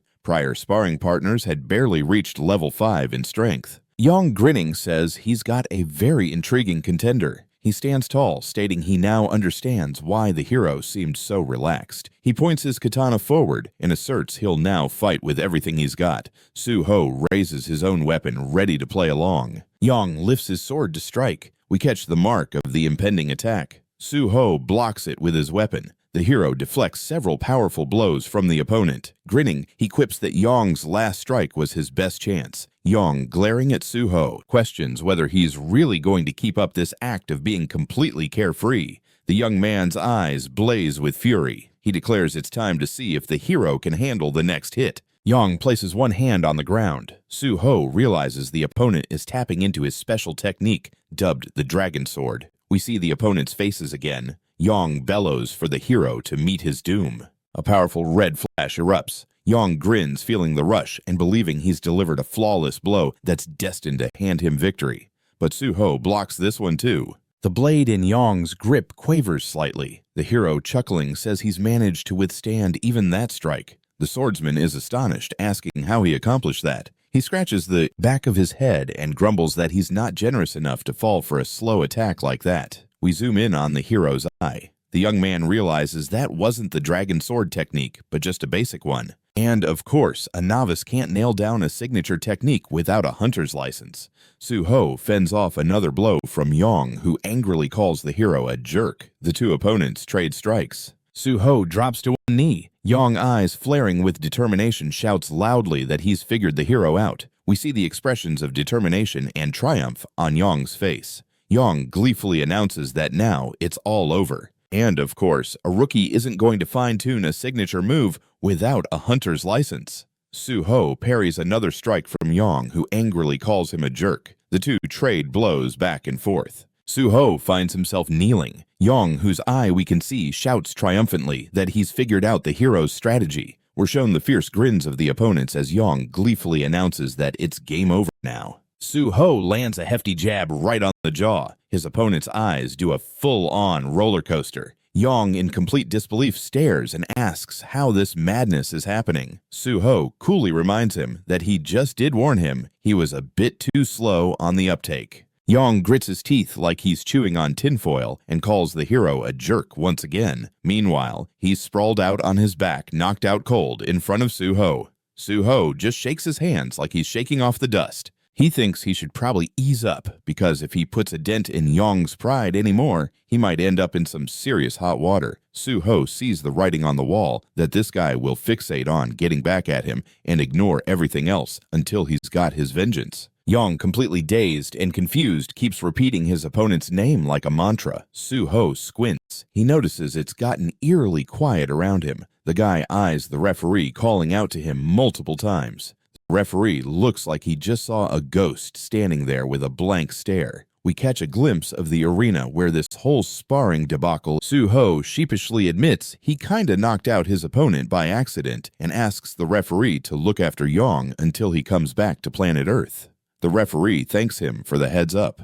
We see a tall building looming in the background. The exam participants are all tucked into capsules like sardines in a can. There's a sensor perched on the hero's head. Suho muses that there seem to be more sneaky inspectors around now than ever, and they might as well be wearing superhero capes because they're definitely up to no good. He watches as two people drive. The hero silently pleads for those inspectors to zap all the cheaters out of the exam. A manager hanging out by his side nods and tells him he can hop into the capsule whenever he feels like it. Suho grins and says he's got it covered. A young man in a white shirt gets ready to press the control panel and warns him that Suho rolls his eyes, saying he totally understands everything. The lab assistant's hand hovers over the control panel and announces it's time to press start. The capsule lid clanks down. The hero shuts his eyes like he's about to take a nap. A sensor snugly fits against his temple. The system declares that the hunter's practical test program is a go and is now syncing with the user's brainwaves. A barrage of notifications pops up, announcing the immersion process ramping up from 5 to 100% and establishing the connection. The final notification lets him know. Then he pops his eyes open. The young man thinks to himself that this exam is particularly tough for him since healers have a notoriously low pass rate. He wonders why folks in his profession always seem to struggle the most. Suho spots a girl who's a sob fest trying to lift a giant boulder off a guy while yelling for help, like it's the hero can hardly believe the association cooked up this level of ridiculousness. The girl is going all out to move that stone. Suho thinks the folks at the association really went off the rails. Passing the hunter's test is starting to feel like it's designed to be a total nightmare for him. Suho starts rolling up his sleeves. He quips that maybe that's why healer services cost a fortune. He stares ahead and says it's about time to get things rolling. A square with 4 symbols looms against the backdrop of stars. The hero thinks the practical test is the real deal in this exam, and the key to acing it is to show off those. Before us stands a capsule. Suho recalls that every year the simulation scenarios switch it up along with the passing criteria. He sees 1 skull flash, then 6 all at once. He ponders that it's usually a one-on-one showdown or a free-for-all. The end results boil down to time spent and body. The young man gazes at his glowing hand. He muses that the healer exam is a bit special. The folks in this line of work don't pack much punch and tend to be on the weaker side. Yet for any team, having a healer is like having a secret weapon. The young man is healing up a warrior who took a hit during battle. He sees some seriously creepy monsters lurking around. The hero thinks that a healer's willingness to sacrifice is the most highly valued trait. Higher scores are awarded to those who put their lives on the line to save others. We get a close-up of the young man's face. He thinks that means he's got to be prepared to be a hero during this test, potentially winding up in the line of fire for a patient. But the snag is all his attributes are perfectly intact. Next to the hero who's stepping forward, a sword comes into view. Suho eyes this weapon carefully. He realizes he's going to need to endure an epic beating for his stats to drop down to the level of the other test takers in this exam. The young man grabs the sword, pulling it out of the ground like he's trying to wrestle it away from a stubborn weed, baffled by why he'd even consider letting himself be pounded into dust. Grinning, he inspects the hilt of the sword. He thinks that asking a dude who's already been taken out to go to death row again is simply harsh.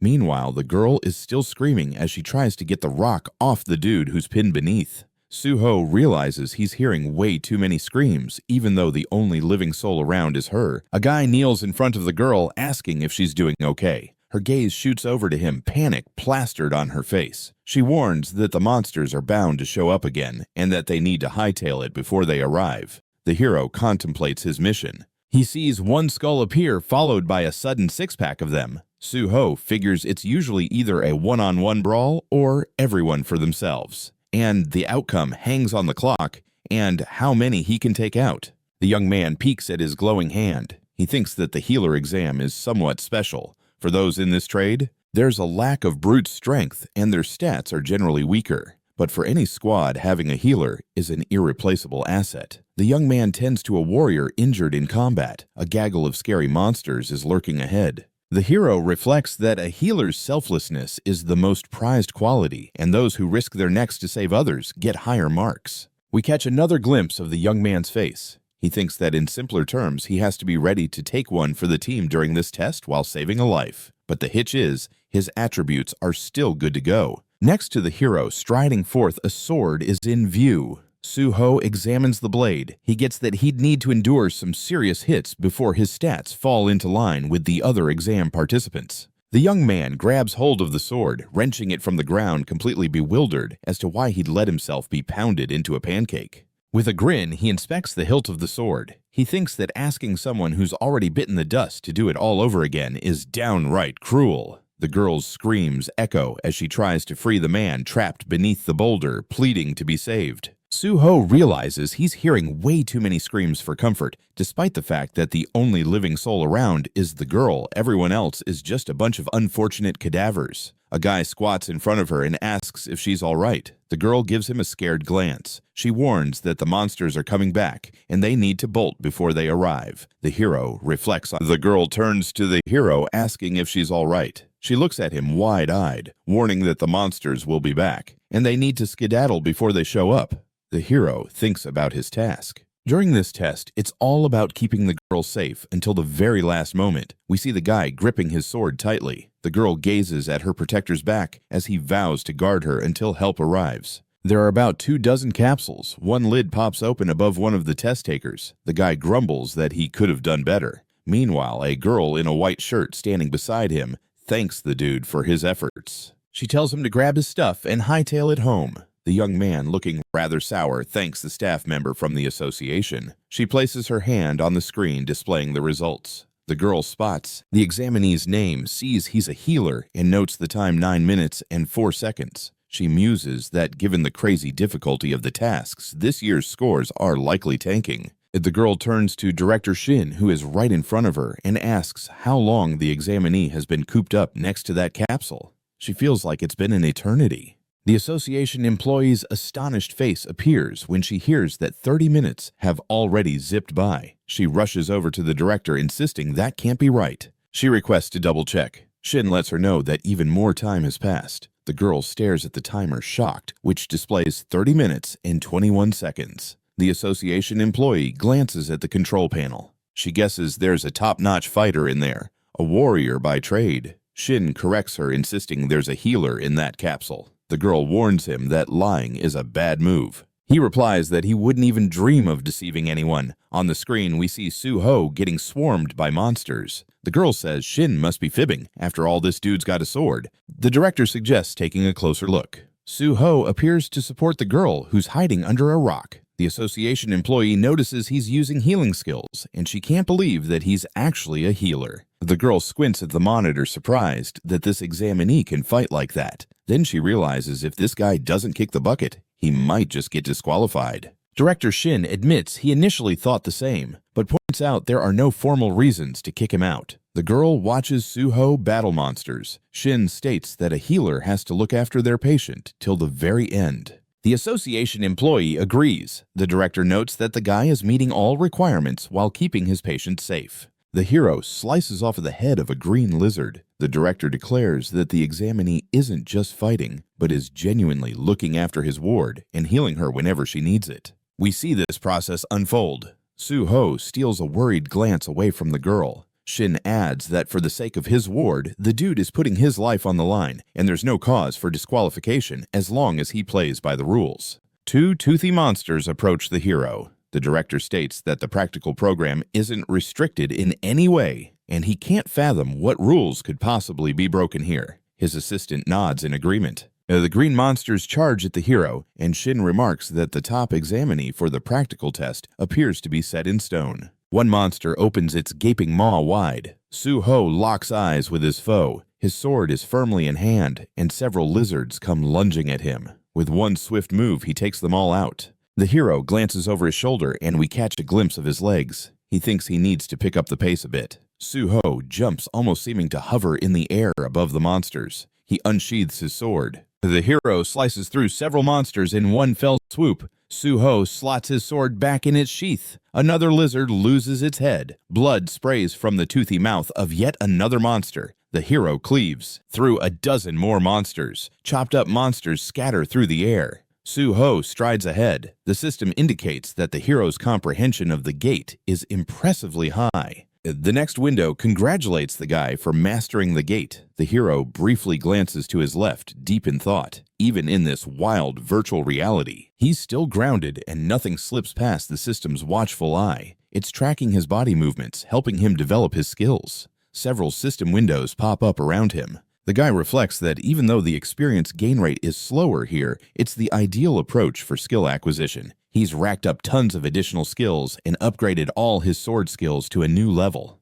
Another batch of system windows appears. Suho concludes that while he might not earn experience points or artifacts here, he's still pretty stoked. The young man spots hexagons featuring skill images. Suho stands at the portal's entrance. He considers that if he can master all the fundamental swordsmanship skills and boost them to rank A or higher, he could unlock a unique technique akin to Park Yong's. A window appears to inform him of a major accomplishment. Suho learns that his understanding of swordsmanship surpasses everyone else's. The system is thoroughly impressed with his skills and wants to give them full recognition. It suggests registering a new skill by combining their basic swordsmanship with walking techniques. After registration, the hero can pick a name, and the system will assign a rank to the skill. Suho beams. He's finally snagged what he's been after the Guardian's sword. Suho faces a blue window, and the system queries if Guardian Sword is the right name for the skill he created. The hero gives a nod of confirmation. The young man's hand rests on the sword's sheath. The system congratulates him on achieving something great. The system has given him a big thumbs up, and he whipped up a brand new skill based on his slick sword moves. The hero lifts his right hand, and poof! The system confirms, "Congratulations, you've just conjured up an S-Class Guardian Sword." Suho can't help but grin. Word on the street is that the effectiveness of other sword skills and the gate has gotten a whopping 50% boost, and because this young man has knocked it out of the park, the system hands him 10 extra stat points, like it's candy at a Halloween party. 3 shiny system windows pop up in front of him. The first one practically squeals, "We hope you keep on this awesome path." The second one throws confetti and congratulates him on snagging the sword mastery skill. The third one spills the tea on this fancy new skill. It's an exclusive club available only to those who know their swords like the back of their hand. It tears down barriers for snagging all sword skills and wielding all swords, while giving related skills an extra 50% kick. He chuckles to himself, realizing it took him a decade to get this skill in his past life, but with today's brain, it's taken him a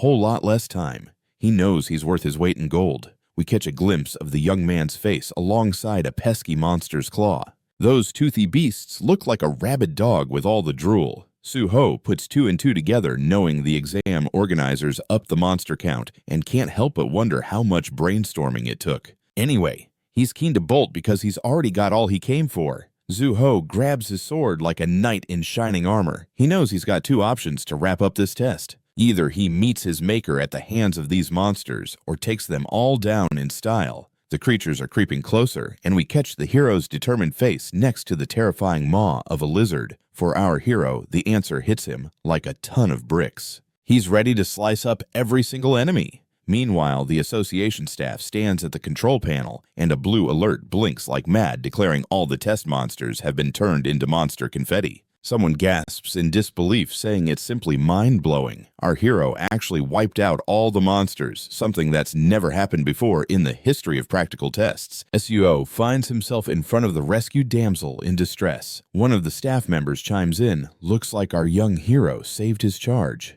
Now, it seems pointless to crunch numbers for this exam." The hero's expression says it all. Someone nearby nods in agreement. Fast forward a few days later and the Hexagon Guild headquarters is buzzing. There's a sign above a door that reads, "This is the strategy planning brain trust for the Hunter exam. The meeting participants are all in attendance."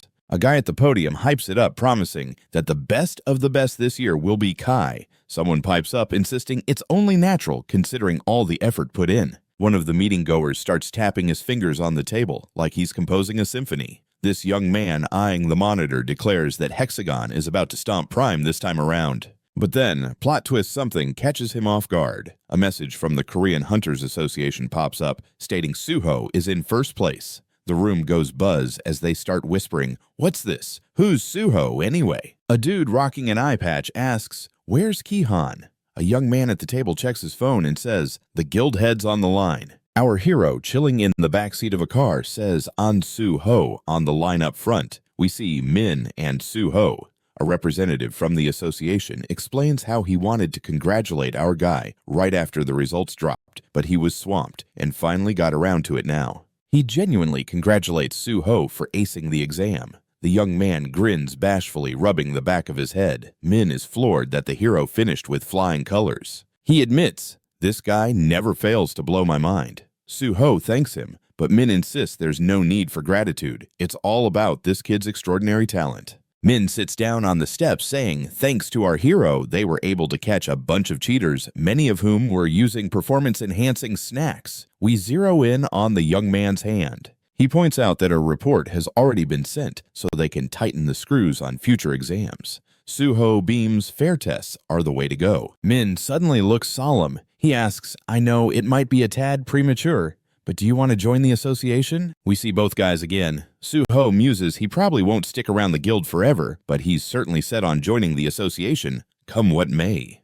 The guy gazes at his reflection in the car window. Min expresses his gratitude, saying he'll reach out as soon as there's news about testing or recruitment. Suho replies, "That works for me." Min looks down, his spirits dampened. Suho reminds him to sign off, saying, "It's lunchtime, buddy." So Min should chow down even if he's up to his ears in work. The association employee also wishes him a tasty meal. Min stares at his phone screen. He checks out a small bag packed with grub. The young man heads downstairs, pondering how he really needs to eat. Cars zip by on the road. Zuho's staring at his device, looking like a sad puppy. He realizes Min's tone was slightly off and gets the feeling something's not quite right. Another call buzzes through, and the hero chirps, "I was waiting for you." He answers saying, "Ansu Ho here." The kid looks to his right. Sui cheers him on for acing the exam and jokingly mentions that the funds have been transferred just like they agreed. The kid replies that he wasn't expecting anything less and gives a shout out to the girl for her help. Right there is Kim Sui, who asks the hero what he thinks about joining the Nexus Guild. We can see the expressions on their faces. The girl promises that the treatment he'll get at Nexus will be way better than at any other guild. He asks just how far Nexus's kindness stretches. We're greeted by some stunning guild structures in the background.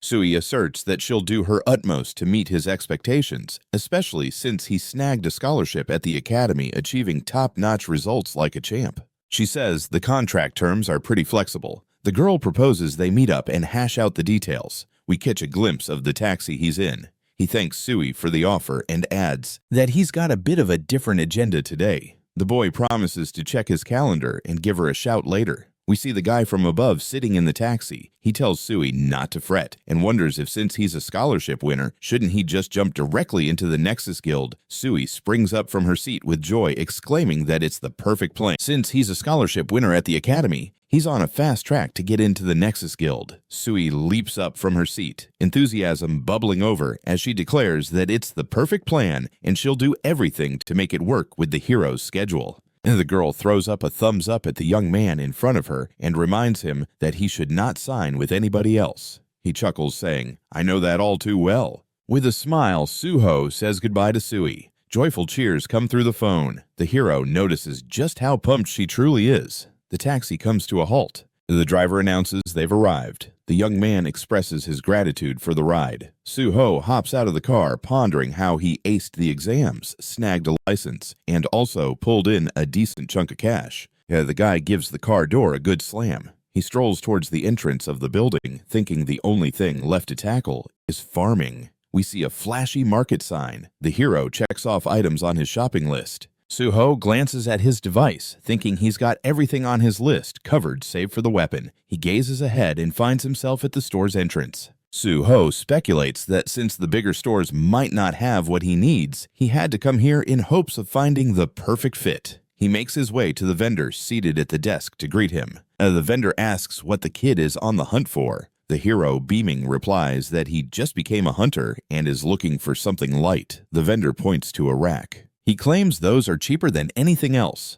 Suho approaches the rack thanks the vendor, but can't help but notice the hefty layer of dust covering the weapons. The hero picks one up, examining the sword, thinking most low-level gear probably hasn't been looked at. That doesn't mean only junk is hanging around here, though. Sometimes a weapon just needs a little nudge to bring out its true potential. We see a sword glowing. Suho thinks such an item usually has a unique aura swarming around it like a magical tornado. The hero realizes only a handful of players would be able to spot the weapon's true potential lying in wait here. The handle in the kid's hand starts to glow. The system announces that the magic recognition skill is kicking in. Suho zeroes in on the glowing axe, grinning from ear to ear. He understands he's hit the jackpot. The hero is standing on the street with an axe in his grip, sporting a big smile. Suho muses that if the former owner finds out how valuable this axe really is, they'll be regretting letting it go for so cheap. Suho shuts his eyes, contemplating the start of the awakening process. He holds the axe out in front of him with both hands. The weapon's blade shines brightly. The system reports that Suho is channeling his magical energy into the object he's holding. The hero studies the swirling energies dancing around the blade, notices a notification that the weapon's consciousness is starting to wake up.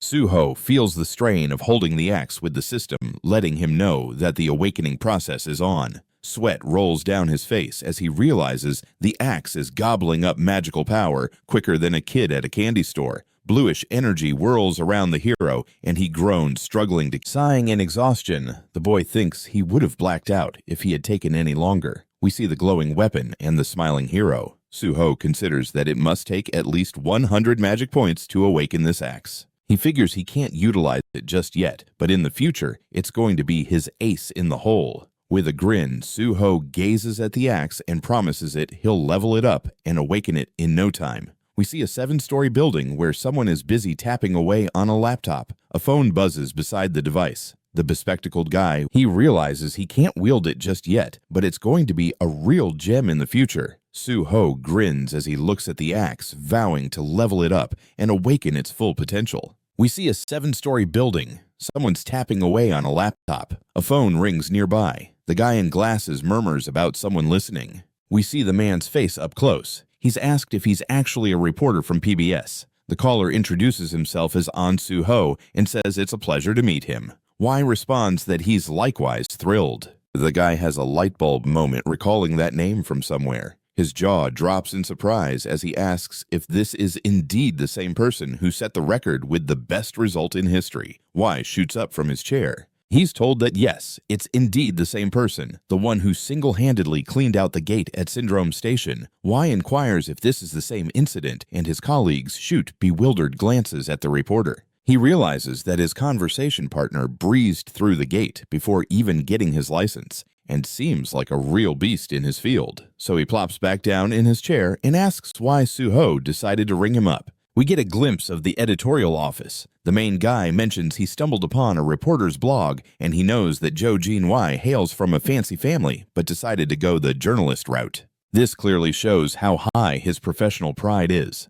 Y has a little smirk. Suho pipes up saying he's got a pretty impressive agenda lined up, so there's going to be a treasure trove of good stuff. The protagonist suggests to the young man that he should become his exclusive reporter. Y raises an eyebrow and jokingly asks if Suho really wants a wealthy journalist under his wing and believes he's dealing with some kind of weirdo who thinks he's all that. Y shoves the phones against his ear with his shoulder. He explains that he gets what the guy is saying, but he feels a bit weird about this whole deal. The journalist admits he's itching for a thrill, but he's not keen on being anyone's lackey. Y just smirks, and Suho clarifies he's after a good partner, not a minion. The reporter retorts, asking him to spill the beans on what that actually means. Y's busy tapping away at his laptop and says he thinks Suho is trying to boost his rep before joining the guild. The hero shoots back that's only partly right, and it's more about his burning desire to grab some fame since he's gunning to become a government worker. We see the reporter's hands.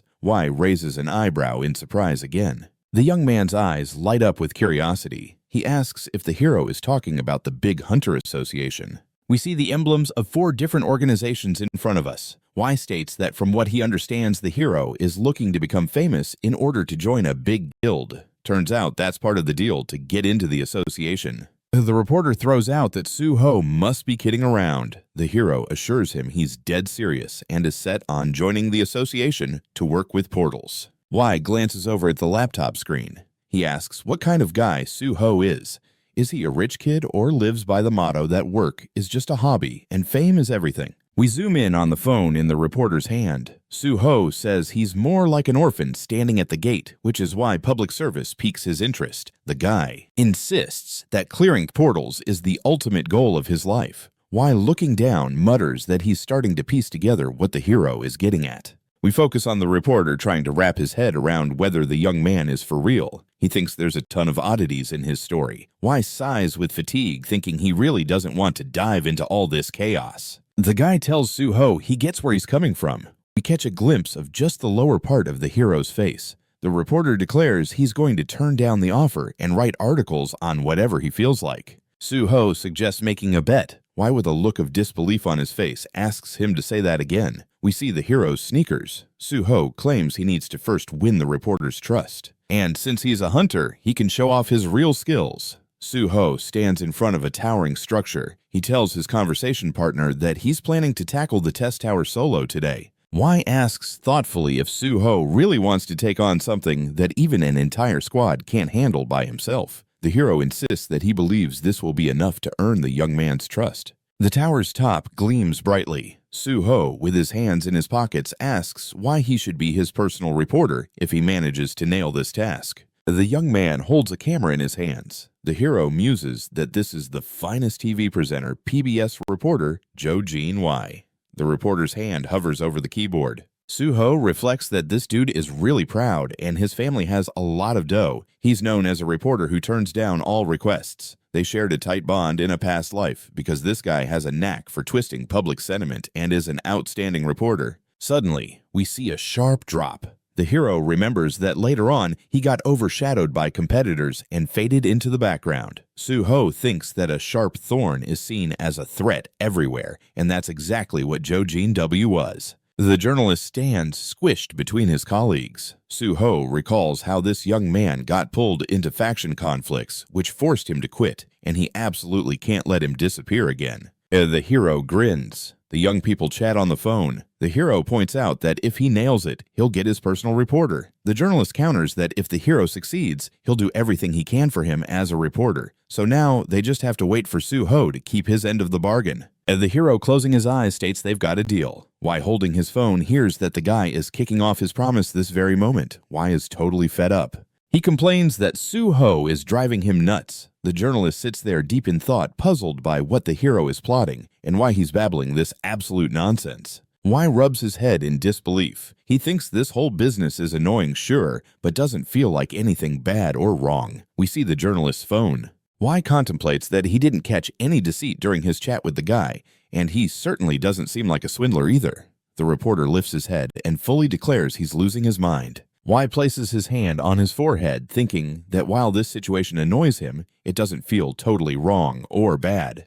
A journalist's phone is in front of us. Y contemplates that he didn't catch any of the insincerity during the chat with the guy who doesn't appear to be a con artist either. The reporter lifts his head, exclaiming he's going bonkers. The dude glumly gazes upward. What's the deal with him tapping on his laptop? He confidently mutters that regardless, this isn't even close to being the big deal. He strolls toward the exit, pondering that if this all checks out, awesome. But if not, he'll just brush it off. No downside to this little gamble in his eyes. Right in front of us, our hero flashes his ID and asks if he can head in. The guard responds that there's no rule against it, then asks if the young man plans to brave the tower solo. Suho, ID in hand, nods in agreement. The guard stares at the guy, puzzled. He questions if tackling the tower all by yourself is really doable. The young man replies it's totally feasible. The guard checks out the hero's ID and notes that it seems like he just got his license. Then he suggests that if Suho's a first-timer, it might be wiser to go with a group. He mentions that even low-level players can kick the bucket here every once in a while. Smiling, the hero simply says he's totally good and prefers to handle this solo. The guard eyes him, skeptically sweating bullets. He's caught in a pickle, unsure how to deal with this bold young man, feeling like a disaster is just waiting to unfold in that tower. The guard points the way, indicating where he should head. He tells the hero to go on inside and pay the entry fee, which is 71,000. Suho gives a nod of thanks. The guard cups his hands to his mouth and yells at the kid to stay cautious. If the test seems too tough, he should turn back right away. Suho appreciates the concern. He bolts up the stairs, mulling over how the test tower has a rep for being a hunter's paradise. It's a venue for players beneath level 20 to put their skills to the test, but in reality, it's a gateway overseen by the authorities. The boy thinks there's no better hunting ground to be found. After resetting his level, Suho places his hands on the gate. It swings open. The boy stands smack dab in the middle of a massive area, and the system chirps that he's now entered the test tower. White streams shimmer around him.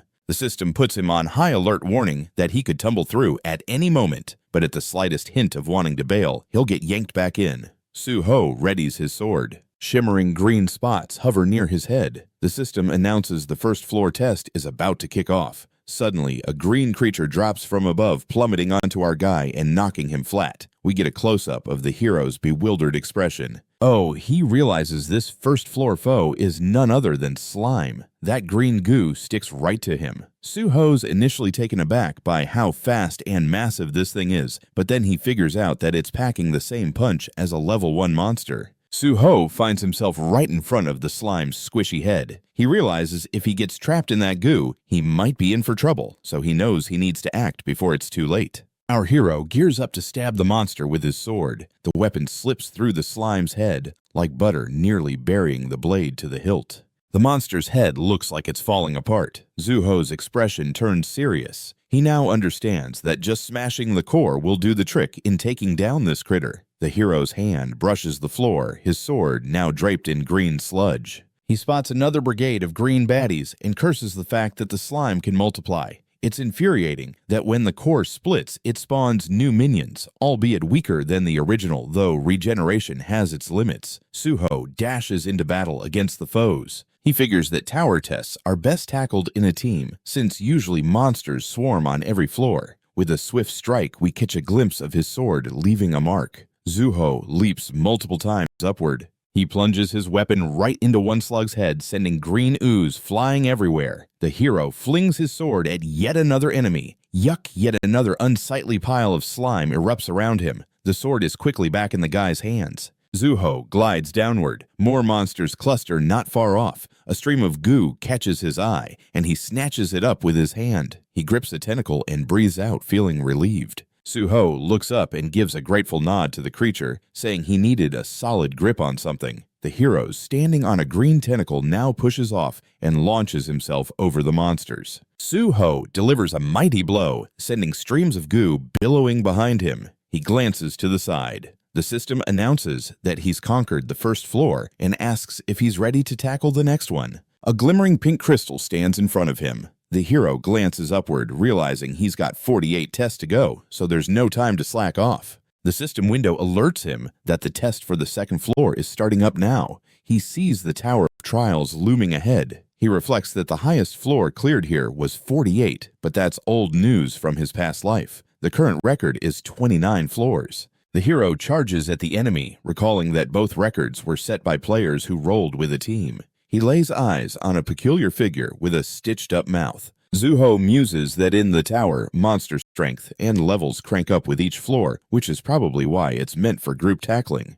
There's an aftermath of defeated enemies scattered around him. He thinks that if any records are to be shattered, gathering a squad of level 20 players is the best bet for cleaning out the tower. The young man glances upward as the system chimes that he has conquered the 18th floor. A system notification pops up revealing that the second floor test is about to kick off. In front of us looms a tower of trials. The hero muses that the highest floor cleared here was the 48th, but that info stems from his previous life, with the current high score being 29 floors. The hero charges at his enemy, recalling that both records were achieved by teams working together. In front of us stands a bizarre character with a stitched-up mouth. Zuho thinks that in the tower, the strength and levels of the monsters ramp up with each floor, which is why it's designed for group challenges. We see a hint of a smack. The hero thinks that the more people team up, the less experience each of them earns, but in the grand scheme of things, it's better to conquer the tower alongside a buddy. There are fallen foes scattered around him. He figures if he wants to set records, rounding up a squad at level 20 to tackle the tower would be the way to go. The young man gazes upward, and the system announces that he has conquered the 18th floor. A bright glow sparkles above the hero's head. He thinks, honestly, none of this is crucial for me. We catch a glimpse of the guy's profile. The system prompts him if he's ready to tackle the next floor. Suho nods. The system responds that the challenge request has been accepted, and the 19th floor begins. We catch a peek of the young man's legs as red smoke swirls in the air. Suho realizes this floor is a whole different ballgame, since there's only one monster hanging around. The guy dashes forward, thinking that must mean this opponent is way tougher. The guy's foe is a giant with crimson hair. Suho soars down from above, eager to slice him down the moment he gets a chance. The giant glances up, and our hero, with a menacing grin, greets him warmly. The young man lands a mighty blow. We see splatter everywhere. The fallen giant sprawls out in front of our hero. The system announces that he has conquered the 19th floor and asks if he wishes to challenge the next one. Suho coolly replies that he'll handle that later. The system states the challenge has been postponed. He steps over the giant's carcass, noting the intriguing details about the 19th floor. It turns out that red gains differ from other levels because monsters don't vanish as soon as they've been defeated. In his hand, a white object catches the eye. Suho ponders that this must mean players are being teased with the potential to snag something. Lo and behold, he's holding a massive tooth. The artifact crackles with bluish energy. Suho figures this item can be used on other items. We see the glint of his left eye as the system declares that magic recognition is now active. Suho gets enveloped in magical energy streams and a dazzling flash erupts. The hero muses that he might have just struck gold. His hand is resting on the toothbase when the room's wall begins crumbling. We glimpse a bright white streak ahead. The hero, beaming, stares forward. The system notifies him that a hidden cave has been found on the red gain level. A blue portal appears in his line of sight. Suho recognizes it as the subspace lair of the Fortress King Jiang Pyong-ho. We see the tooth encased in a cube. Suho notes that this lair is not like the typical digs you find crafted with objects. The hero stretches out his hand. He reaches through the blue portal, stepping into it. He considers that living creatures can enter and exit this thing. We see the young man's silhouette as he spots a passage ahead, realizing it looks like a cave. A flash zaps at the level of his chest. A white sphere twirls in front of Suho. The system announces that the prior owner of the Red Gain subspace house is now deceased. It inquires if the young man wants to claim the dwelling for himself. Suho grips the sphere and agrees. Bluish currents whirl around the orb. The ball shines radiantly. The system announces that Suho is now the proud owner of the house. A vortex hovers above his hand as the system congratulates him on acquiring a level S subspace house. Suho stares at his hand in disbelief. He realizes this house has been granted to him as a skill rather than just an item. The system informs him that the house is being customized to fit the owner's mana. The guy stands there with his left hand raised, trying to piece together what's going on.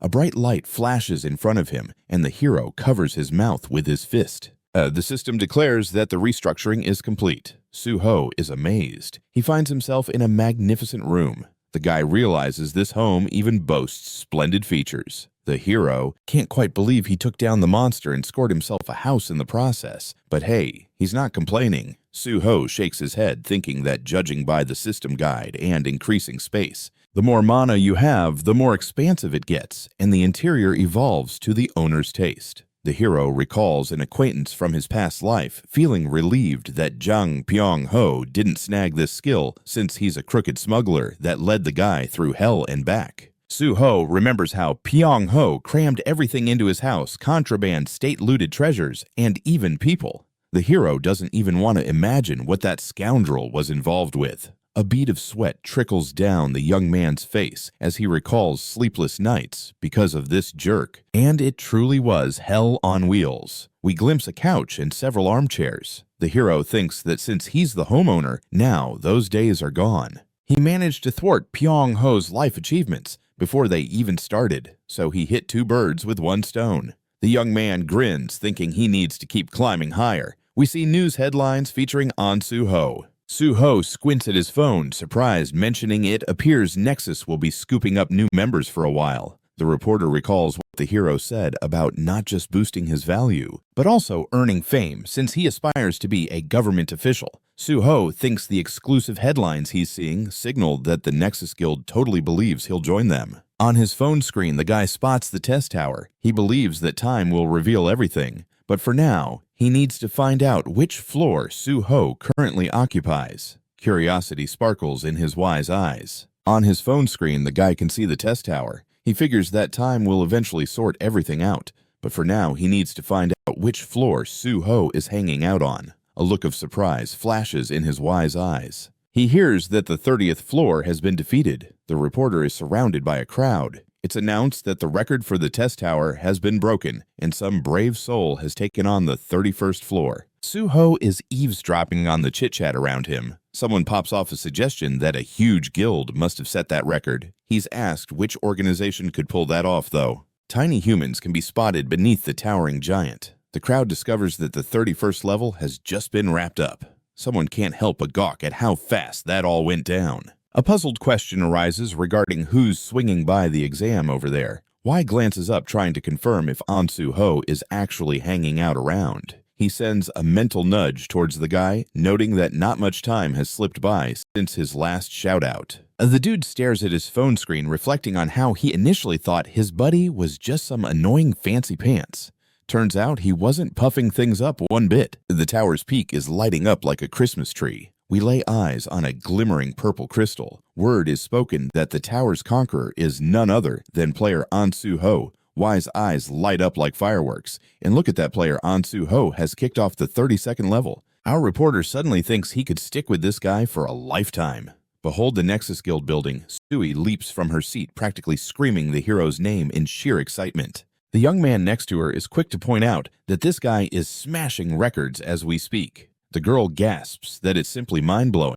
She peels off her glasses and adds that if they want to reel him into Nexus, they better prepare to stack up some serious cash. Rubbing her nose bridge, she suggests dialing up the chairman and secretary before making a pit stop at the headquarters. Back to the test tower, we hear that player An Suho has dived into the 48th floor like it's a kiddie pool. Min sitting on a rock staring up at the sky, thinking that his buddy is conquering that test tower at a mind-blowing speed. We catch a glimpse of a government official who's pondering that if An Suho's genuinely set on joining the team, they're bagging an unrivaled talent. His phone starts to buzz in his pocket like a bee on caffeine. Min squints at the screen, confused as to why the vice president is calling him. He picks up and gets asked where he's currently chilling. We see a platform in front of the tower, and Min answers that he's hanging out in Pangeo. A question about whether he's close to the testing tower pops up. Min confirms this theory. The voice on the line inquires if he knows a fellow named An Suho. Min, still perched on the rock chats on the phone, and clarifies that An Suho is just a casual acquaintance, not a super tight buddy. The caller insists that they're still acquainted enough. So Min's got to bring the guy to the association. Min's eyes widen at his phone screen, surprised, and a smile slowly spreads across his face.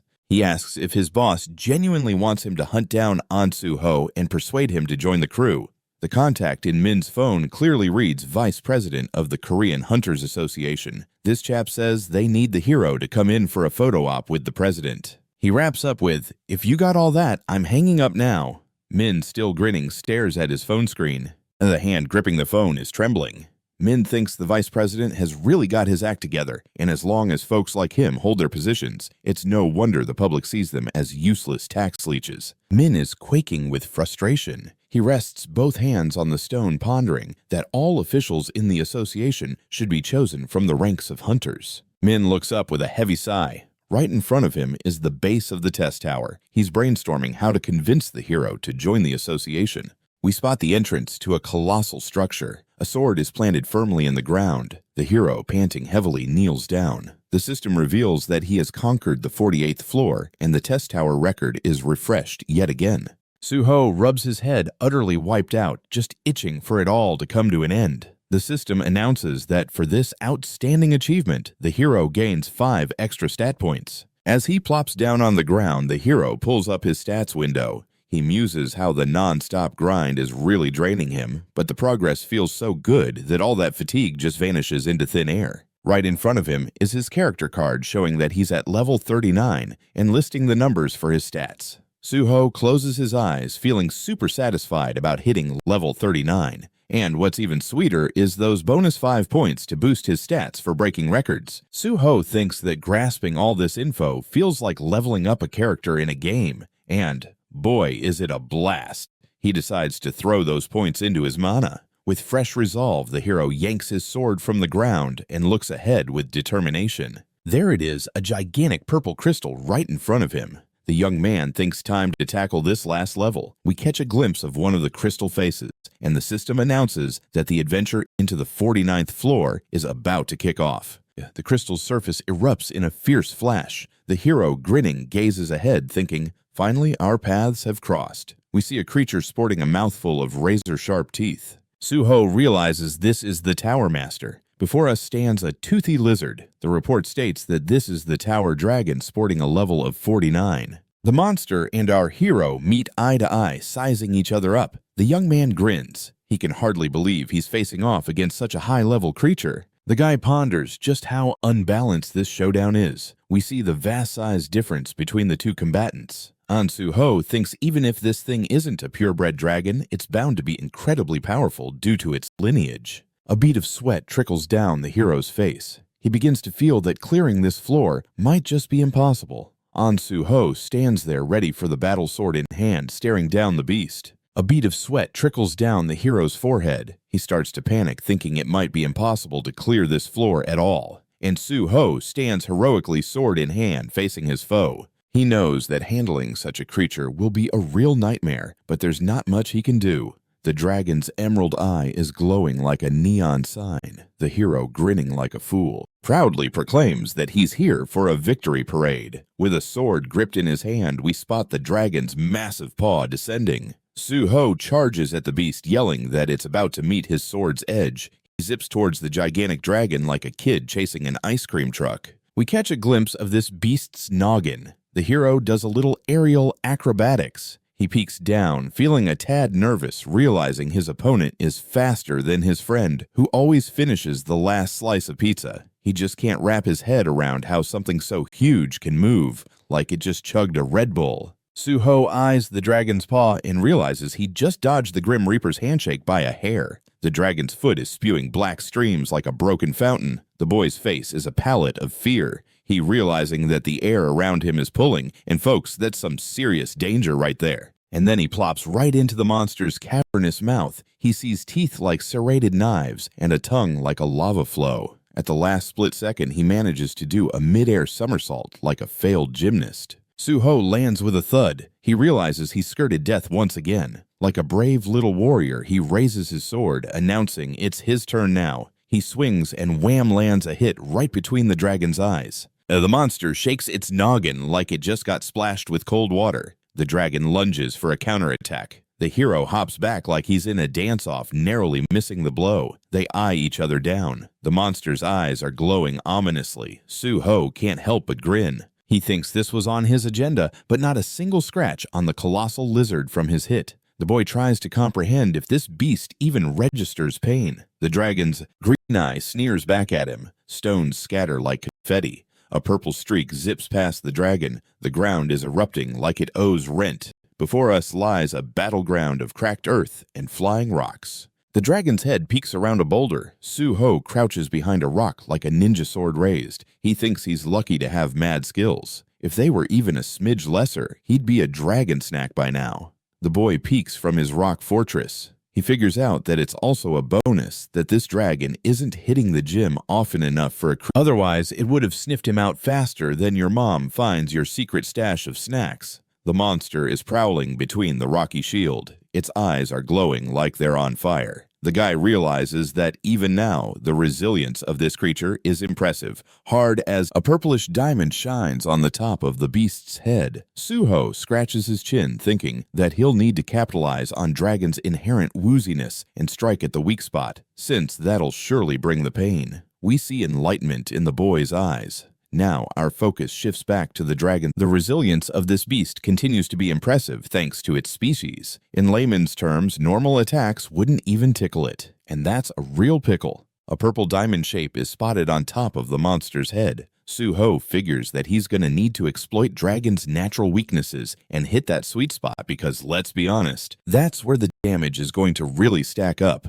We zoom in on the young man's determined eyes, just as we see the monster's massive paw looming in front of him. The hero realizes that until the dragon hits 100, it won't be. In front of us, that eagerness is clearly on the tail. The hero thinks he's uncovered a soft spot, and it's right at the last place the dragon wants you to find. The young man peeks out from his stone hidey hole. We see the man's arm gearing up for action. Su-ho charges forth like a comet. He knows he's got to act fast. The young man leaps, pushing off several stones, launching himself towards the glowing green treasure. He drives his sword into the dragon's soft underbelly. Right before us is the beast's all-seeing eye. Su-ho launches upward again, and the system signals that due to his attack, the tower dragon has gone berserk. White markings appear all over its body like spots on a Dalmatian. The hero grips his sword like it's the last donut. Su-ho hovers above the source of that glowing green thing. He knows the longer this drags on, the rougher things will get for him. He's got to smash that weak point before it's too late. The hero peers down. He forces himself to focus harder than a student cramming the night before finals. He lunges again, plunging his sword into the monster's weak point. Su-ho whirls his sword around like it's a dance move. In front of us, the dragon's eye is flaring with intensity. The monster raises its head high in the air. The system announces that the tower dragon is using its show-stopping intimidation move. We see the hero's face turning pale. His whole body trembles like jelly. The system warns that the young man is now under the spell of fear. His body becomes paralyzed, and he starts hearing things that aren't there. Su-ho, quaking from the creepiness, uses his healing skills. The system chirps that the skill is engaged, but the intimidation level is still rocking higher than a roller coaster. The young hero hears the system issue an ominous warning. There's no escape from the intimidation skill. The dragon opens its jaws wide, an ominous cavern. The boy plunges his sword toward its weak spot once more. Surprise etches itself on his face. He spots light pouring from outside the tower. A thunderous explosion sends shockwaves near the dragon's tail. Su-ho gleefully yells that he sees an escape route. He strikes with everything he's got at the monster's vulnerability. A massive explosion rattles the space around the dragon's tail. The hero launches into the air with his legs flailing like a cartoon character. The guy's on his knees, racing against time. Two vials sit beside him like last-minute lifesavers. A green dragon eye peers at him ominously from afar. Su-ho yanks the cork from one vial. He chugs the liquid inside. The system claims the young man has downed a purification potion. The hero gulps it down. Joyfully, the system announces the effect activated. He's broken free from the shackles of fear and hallucinations. The last drop dribbles from the vial. The hero collapses onto the floor, pondering how he just dodged a drag subspace fortress he recently swiped. The kid's relieved, thank goodness, that this hidden fortress is off limits unless he gives the thumbs up. The guy heaves a heavy sigh. He never saw that coming, shaking off its state of terror and delusions. The final drop trickles out of the vial. The hero lies on the floor thinking he's saved. A colossal dragon looms behind the wall of the subspace fortress that Su-ho recently acquired. The guy breathes a sigh of relief, knowing that only he can grant access to this pad. He lets out an exasperated sigh. He really didn't see this coming. He figured he might as well use the potion he snagged at the market, better safe than sorry. The dude is sitting cross-legged on the floor. He realizes that this mission is proving to be a little more challenging than he bargained for. The hero is hugging his knees, thinking that even after smacking down that fear of dragons, the fight back doesn't kick in right away. Plus, healing just isn't doing him any favors, so he's gonna have to keep hiding out in this place and chugging potions like they're going out of style. The young man rubs his chin pensively. He knows at this rate victory isn't exactly knocking on his door. Zuho's staring at his fingers, contemplating. Several odd items catch his eye. Among them, there's a broom and a guitar that stick out like sore thumbs. The guy thinks he might need to call on a mad scientist for backup in this situation. Magical patterns are popping up in a nearby book. The system chimes in, saying he's learned a low-level combo formula thanks to the skill book. And boom, a gigantic jug appears before us. The system announces that a combination vessel has been summoned. A guitar neck is dangling right next to the hero's face. The guy muses that the combo recipe and the ultimate formula are bound to lead him to success, even if it's at the most basic level. Suo's got a guitar and broom in his hands. He knows to some folks these might seem like useless junk, but the world hasn't caught on to their true potential yet. The guy shoves the items into the jug. The system lets him know that socks, a musical instrument, and a broom have been tossed in, and they all remain nameless. The hero peers into the jug. The system announces that the combo is kicking off. The guy reflects that he would have never discovered this if he hadn't been a scientist once nicknamed the Differentiator. A vibrant color bursts out of the jug.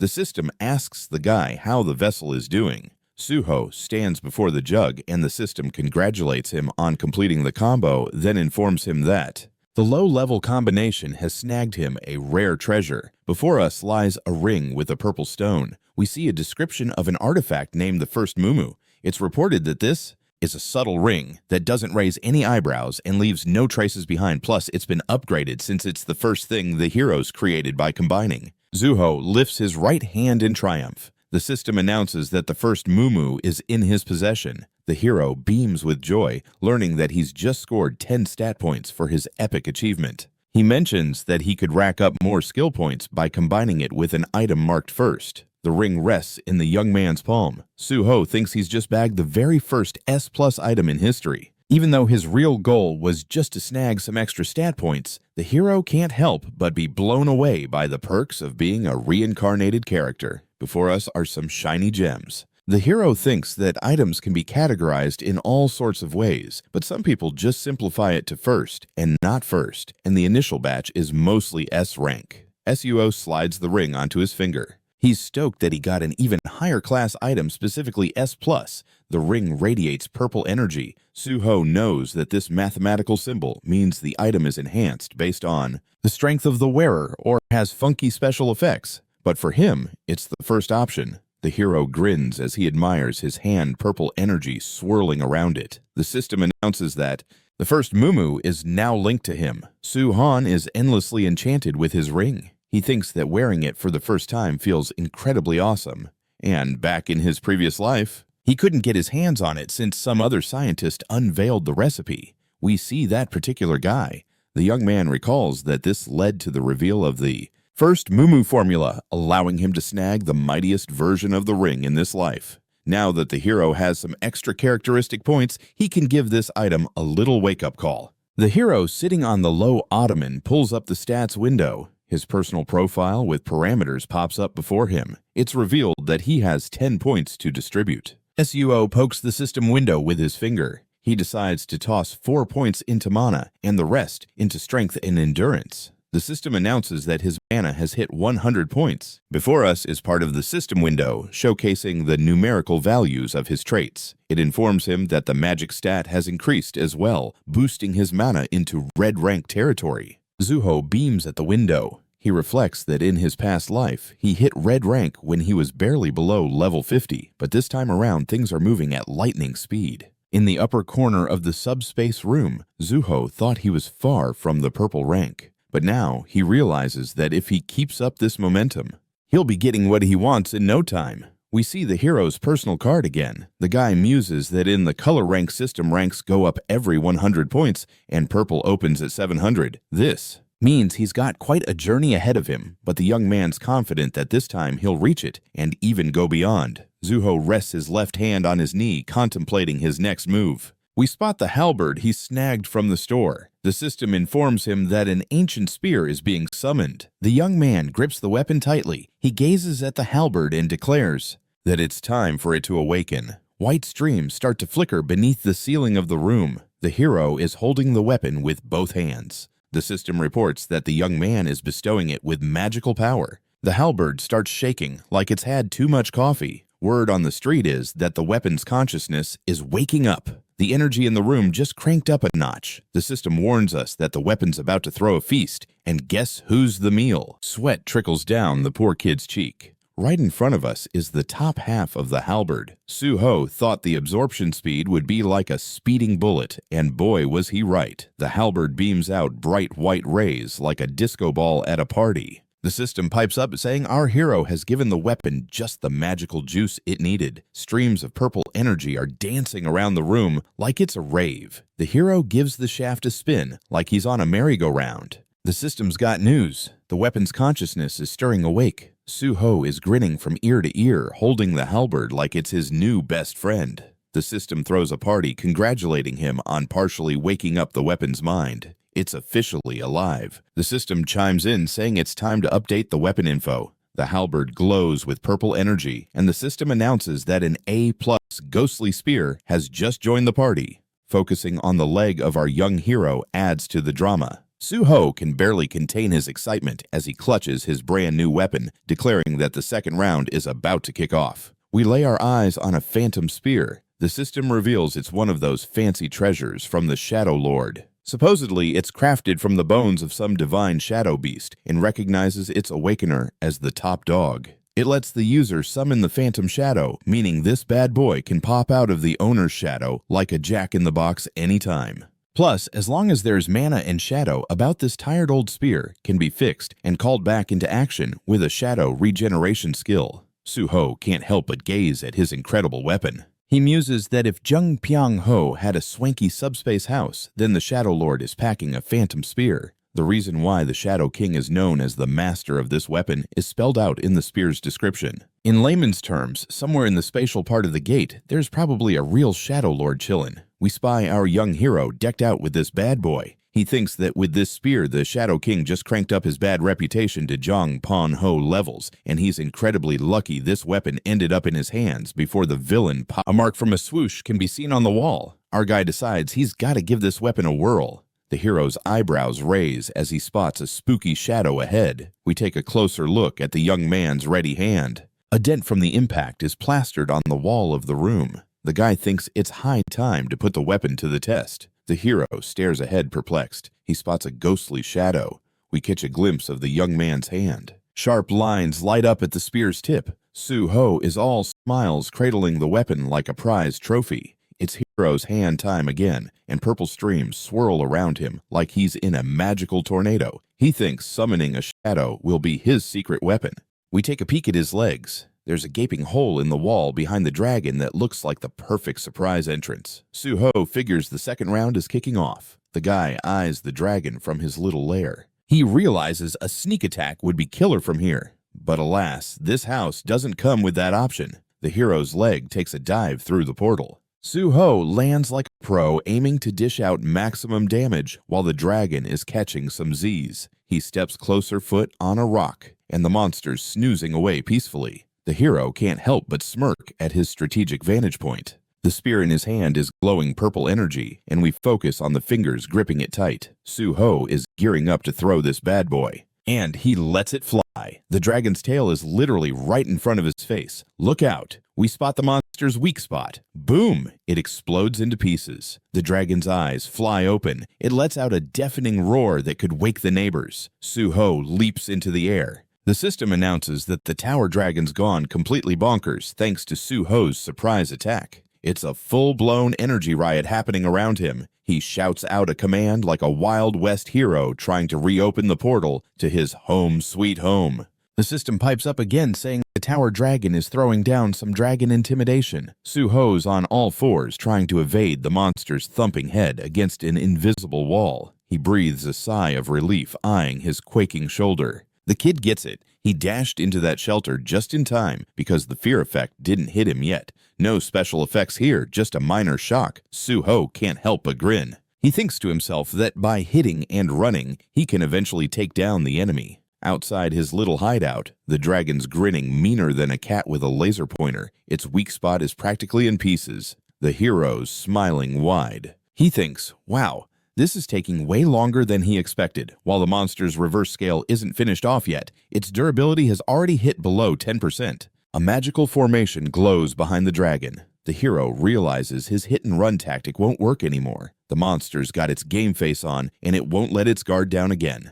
We catch a glimpse of the dragon's eerie green eye and the hero's triumphant smile. The kid thinks to himself that this fight is about to get a whole lot easier. Suho bursts forward with a vengeance. He's ready to take the enemy out face to face. The young warrior comes flying out of the portal, a trail of the previous attack still visible. The spear tip goes straight for the dragon. The monster swipes at him, but Suho pulls off a slick jump back. We catch a glimpse of his hand hovering just above the dragon's noggin. Our hero aims again, and this time the weapon plunges right into the monster's eye. The dragon lets out a roar and flings Suho like he's a rag doll. The monster strikes out again, but our hero makes another quick escape. The battlefield starts to fracture into massive boulders. Suho screams with joy. It's epic. The dragon's roar echoes through the area. Blood streams down from its eye. Huge boulders rise up like they're getting ready for a wrestling match. A white surge of something mystical floats through the air. Suho takes off trying to dodge whatever's coming his way.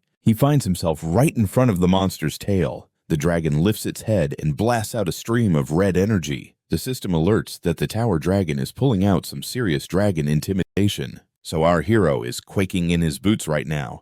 Right in front of him is a spear tip that looks like it just won a glow-in-the-dark contest. That bad boy nails the dragon. The worn-out beast sticks its tongue out like a dog in the summer heat. The system chimes in saying the dragon's reverse scale is toast, and it's running low on... A potion bottle goes clattering to the floor next to Suho. Word is this goofball has gulped down a purification potion, and voila, it's doing its thing. Our hero calls the enemy a nincompoop, claiming he won't fall for the same old trick 2 times in a row. Based on that jittery look, it's clear the dragon is sweating bullets. The hero winds up for a big swing. He delivers a solid whack to the dragon's neck. The beast's green eye flutters shut. Black blood goes splattering everywhere like a horror movie set. Suho is down on one knee, sword in hand, looking like he just finished a marathon. Ding ding, the system announces that the tower dragon is toast. Its head rolls off like a bad haircut. The system confirms that our hero has indeed taken down the tower dragon. Suho tries to catch his breath.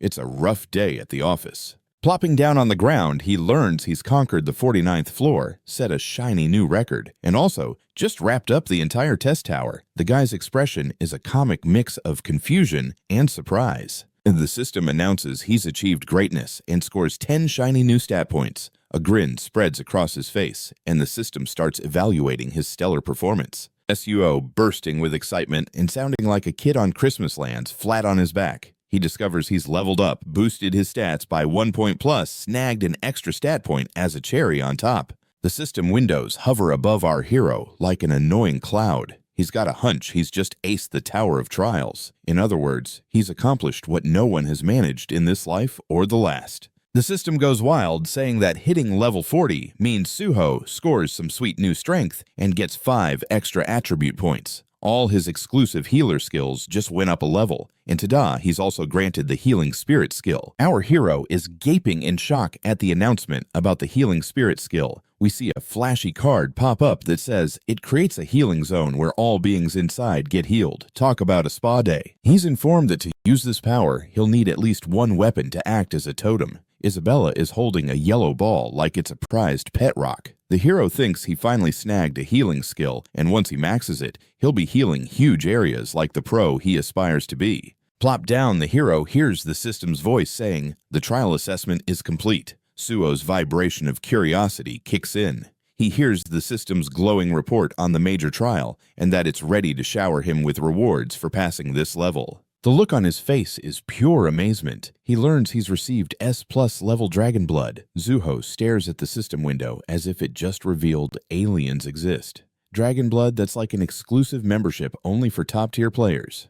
The young man can't wrap his head around receiving the same skill as this legendary guy named Yongma, who definitely scored his dragon blood in the Dragon Mountains. A description of the dragon blood hovers above his head like a neon sign. It says it boasts an S+ rank, and those who possess it can harness dragon-like power even if they weren't born with it. At level 1, it grants skills like intimidation and dragon spirit, while the 2nd to 5th levels are still on lockdown. The hero can't believe his luck and shouts in wonder, "This can't be real," but it is. "I've got dragon blood." Zuo shoots his arms up in joy, shouting how incredibly awesome this is, declaring this life will make him way stronger than he was before. The young man beams with satisfaction. He thinks it's no surprise that wicked rewards come from taking down a final boss. In front of him, there's a green scale he decides to scoop up, because why not? Suho squints at his ghost spear and mulls, "I think it's time for it to have a snack." Out of nowhere, purple streams pop up, wreaking havoc on the stones. The system buzzes that the ghost spear is vibing with the tower dragon's shadow and starts swallowing it whole. Purple streams rise like a mini tornado in front of our grinning young man. A smoky screen appears beside the hero. You can still see the tower wall behind this mystical mishmash. The weapon is stuck in the ground, looking all dramatic. The system declares that the ghost spear has gobbled up the tower dragon's shadow entirely. Streams shoot up from the ground in a magical flourish. Oh hey, the ghost spear is now sporting an S+ upgrade. The hero muses that the super secret ability Shadow Eater, which wasn't even in the spear's description, has leveled up lightning fast after munching on the dragon's shadow. Check out that weapon tip glowing, like it just won a beauty pageant. The system announces that a hearty supply of magic has filled the ghost spear's consciousness, leading to an update on its information. Suho scans the system window, trying to decipher what's changed there. The young dude sweeps his finger along the details and gapes at how shadow binding and shadow regeneration, once just rank skills, have strutted up to S rank SUO zeros in on the info that really tickles his fancy. The guy's jaw drops in disbelief. Right there is a dude chains piercing through him like he's part of a twisted art installation. The system says the hero can now wield shadow binding capable of tearing through a target's shadow and immobilizing it. And while that shadow is all pierced and sad, the target bleeds out every second from the shadow's bleeding effect. Suho realizes he's just snatched up an extra pair of S-rank skills. The guy closes his eyes, reveling in the moment. He thinks ordinary weapons got nothing on ones that can upgrade and evolve. With renewed determination, Suho pushes onward. He swipes his finger along the lines as he marvels that shadow binding and shadow regeneration, which used to be a rank, have now bolted up to S rank. SUO finds the info that especially intrigues him. The dude can't wrap his head around what he sees. There's a man speared by chains right before him. The system proudly announces that the hero has just unlocked shadow binding, which can rip apart the target's shadow and restrain it. And while that shadow is being skewered, the target suffers damage from blood loss every second due to the shadow bleeding effect. Suho realizes he's scored 2 more S-rank skills. The chap seals his eyes, satisfaction washing over him. He reflects that your run-of-the-mill weapons are no match for weaponry that can enhance and evolve. With a spark of ambition, Suho strides ahead. He thinks he's got everything he ever wanted, and now it's high time for him to step out. Right in front of this dude lies a pearly white tooth. The young man is scratching his head, wondering why it's still there taking up space. Suho grabs the tooth in his hand. The system window chilling over this artifact reveals that our hero is handling a rank S Dragon's Fang. The guy learns that anyone poked by a Dragon's Fang ends up with an incurable status that stops any healing in its tracks. Suho, gazing at the tooth, thinks this whole mess is sheer madness. Cue the monster's head. Our hero can't believe it. He's holding a piece of a dragon, a creature no one's ever seen. This tells him loud and clear that the boss of the tower was a purebred dragon, and any bit of it counts as top-shelf material. Suho inspects the tooth. He gets why the prize for winning was a splash of dragon blood. The young man exclaims that this reward is mind-blowingly awesome. He shuts his eyes for a moment, announcing it's time to bail out of this joint. A flashy yellow portal stands in front of him. Suho thinks that reporter Joe G&Y is going to flip his lid. Here comes the Tower of Trials. The crystal on top is cracked wide open. The crowd hears that the tower has been taken down by the player Suho. We see some young folks soaring down from the sky. It's announced that since the Tower of Trials has been conquered, all players are getting booted out with no questions asked. People are sprawled out on the ground, looking like they just lost a wrestling match. One guy sits up cradling his head, bewildered, claiming he can't believe someone tackled the test tower all by themselves. A girl lying next to him whispers just loud enough to ask who the heck Suho is. A young man with a bandage on his noggin points and asks if that's the same dude. The girl gives him the nod. A whole gaggle has gathered around the hero. Suho is swarmed by reporters, all of them clamoring for his attention and begging him to spill the beans on his epic achievement. The microphone is practically glued to the young man's cheek. He thinks to himself, he feels incredibly drained. These journalists are poised to smother him with their microphones until he turns blue. He's thinking he took quite a beating from the dragon and needs some serious R&R. The guy keeps mum while a dozen recording devices are thrust in his face. He spots a man lounging on the hood of a yellow car. Of course, it's Jojin Y. A hand taps the journalist on the shoulder. The guy can't wrap his head around the fact that Suho tackled the test tower solo and calls him a psycho. Our hero calls out to the reporter. The reporter flops down in surprise, instantly recognizing Suho standing right in front of him. Suho, grinning like a Cheshire cat, asks the journalist why he's so shocked if he came all the way out here to find him. The reporter asks how the young man managed to blend in with the crowd, standing before Y, who's still on the ground. He says he just slipped away ninja style. While he thinks he pulled off the highest level stealth move to vanish without a trace, he reaches out to the journalist and calls him by name. Grinning, Suho asks if he really doesn't trust him yet. The journalist, still sitting there speechless, just stares at him. He reaches out to Suho and says, "You do know you're a psycho, right?" Suho looks at Y and says if he's doubting him, he can just say so, and he'll go find a new partner. Y, with a smirk, replies that if he didn't trust him, he wouldn't be here. We cut to a bridge. The hero bumps into Young Cholin, who reciprocates the greeting. 3 blue buses are parked on the roadside. Min congratulates the lad on conquering the test tower. He says he wanted to thank him face to face, but once again, it's only a phone call away. The young man mentions that Suho was right in front of him, and then poof, he vanished. We see the yellow car with our hero cruising in it. The guy explains to Min that he's on the tired side, so he ducked out from the crowd thanking him for the call. Min burst out laughing, saying Mr. and Suho never fails to amaze him. He asks if the young man is up for a ride if he's still chilling in Pangeo. Suho, glancing right, says a buddy of his came to pick him up. Pressing the phone to his ear, our hero asks if Min wanted to talk about something specific. Skyscrapers loom in view beyond the road barrier. Min says it's not anything major, but he'd really appreciate it if the guy, as long as he isn't too wiped out, could swing by the association. The hero raises an eyebrow in surprise. In front of us, because folks thought it was impossible to conquer the tower and it was merely used as a public entryway, we catch a glimpse of the lower part of the hero's face. He hears that given the magnitude of what just went down. The association needs to kick off an investigation. Suho responds that he doesn't recall this happening whenever large guilds tackle tough gates. He asks if the guys could send him a request detailing what specific information they need. The name of the hero's contact pops up on the phone screen. He assures Suho he'll do as requested and wishes the young man a good rest. The hero gazes out the window, thanking the association employee and promising to get back to him later. The young man checks his phone screen. Suho stands with his left hand raised. He thinks the chairman or someone high up probably asked to bring him into the association for a quick photo op. The hero feels a bit awkward in front of Min. The association really ought to look into this. Suho responds that he doesn't recall them conducting such investigations when big guilds tackle challenging gates.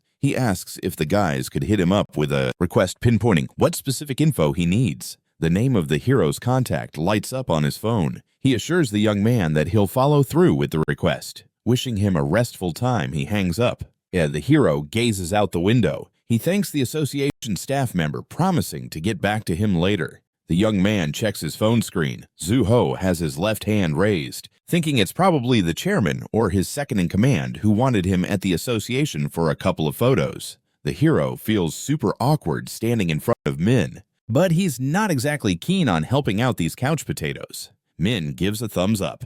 Our hero realizes that this guy might be in trouble if he doesn't show up right now. But hey, he's got plans to sort all this out once he joins the Hunters Association. Y asks if he can throw a question into the mix. The hero says he's all ears. Y, who's behind the wheel, states he doesn't quite grasp the hero's ambition to become a civil servant because with those skills, he could be off anywhere he pleases. Zuho, narrowing his eyes like a detective, insists that the association pays quite well. He points out that no matter how tough those private guilds think they are, they won't outmatch the government. Y looks at him wide-eyed and asks if he's kidding. Suho assures him he's all seriousness. Y, staring at the road chimes in that private guilds seem to have more fame and power. The hero counters that sure, they could pull off a coup d'etat, but it'd just be a flash in the pan. Here we have some guild members. Suho notes that their moment of glory is now when everyone sees them as heroes, and if they seize power in the public eye, they won't just be players.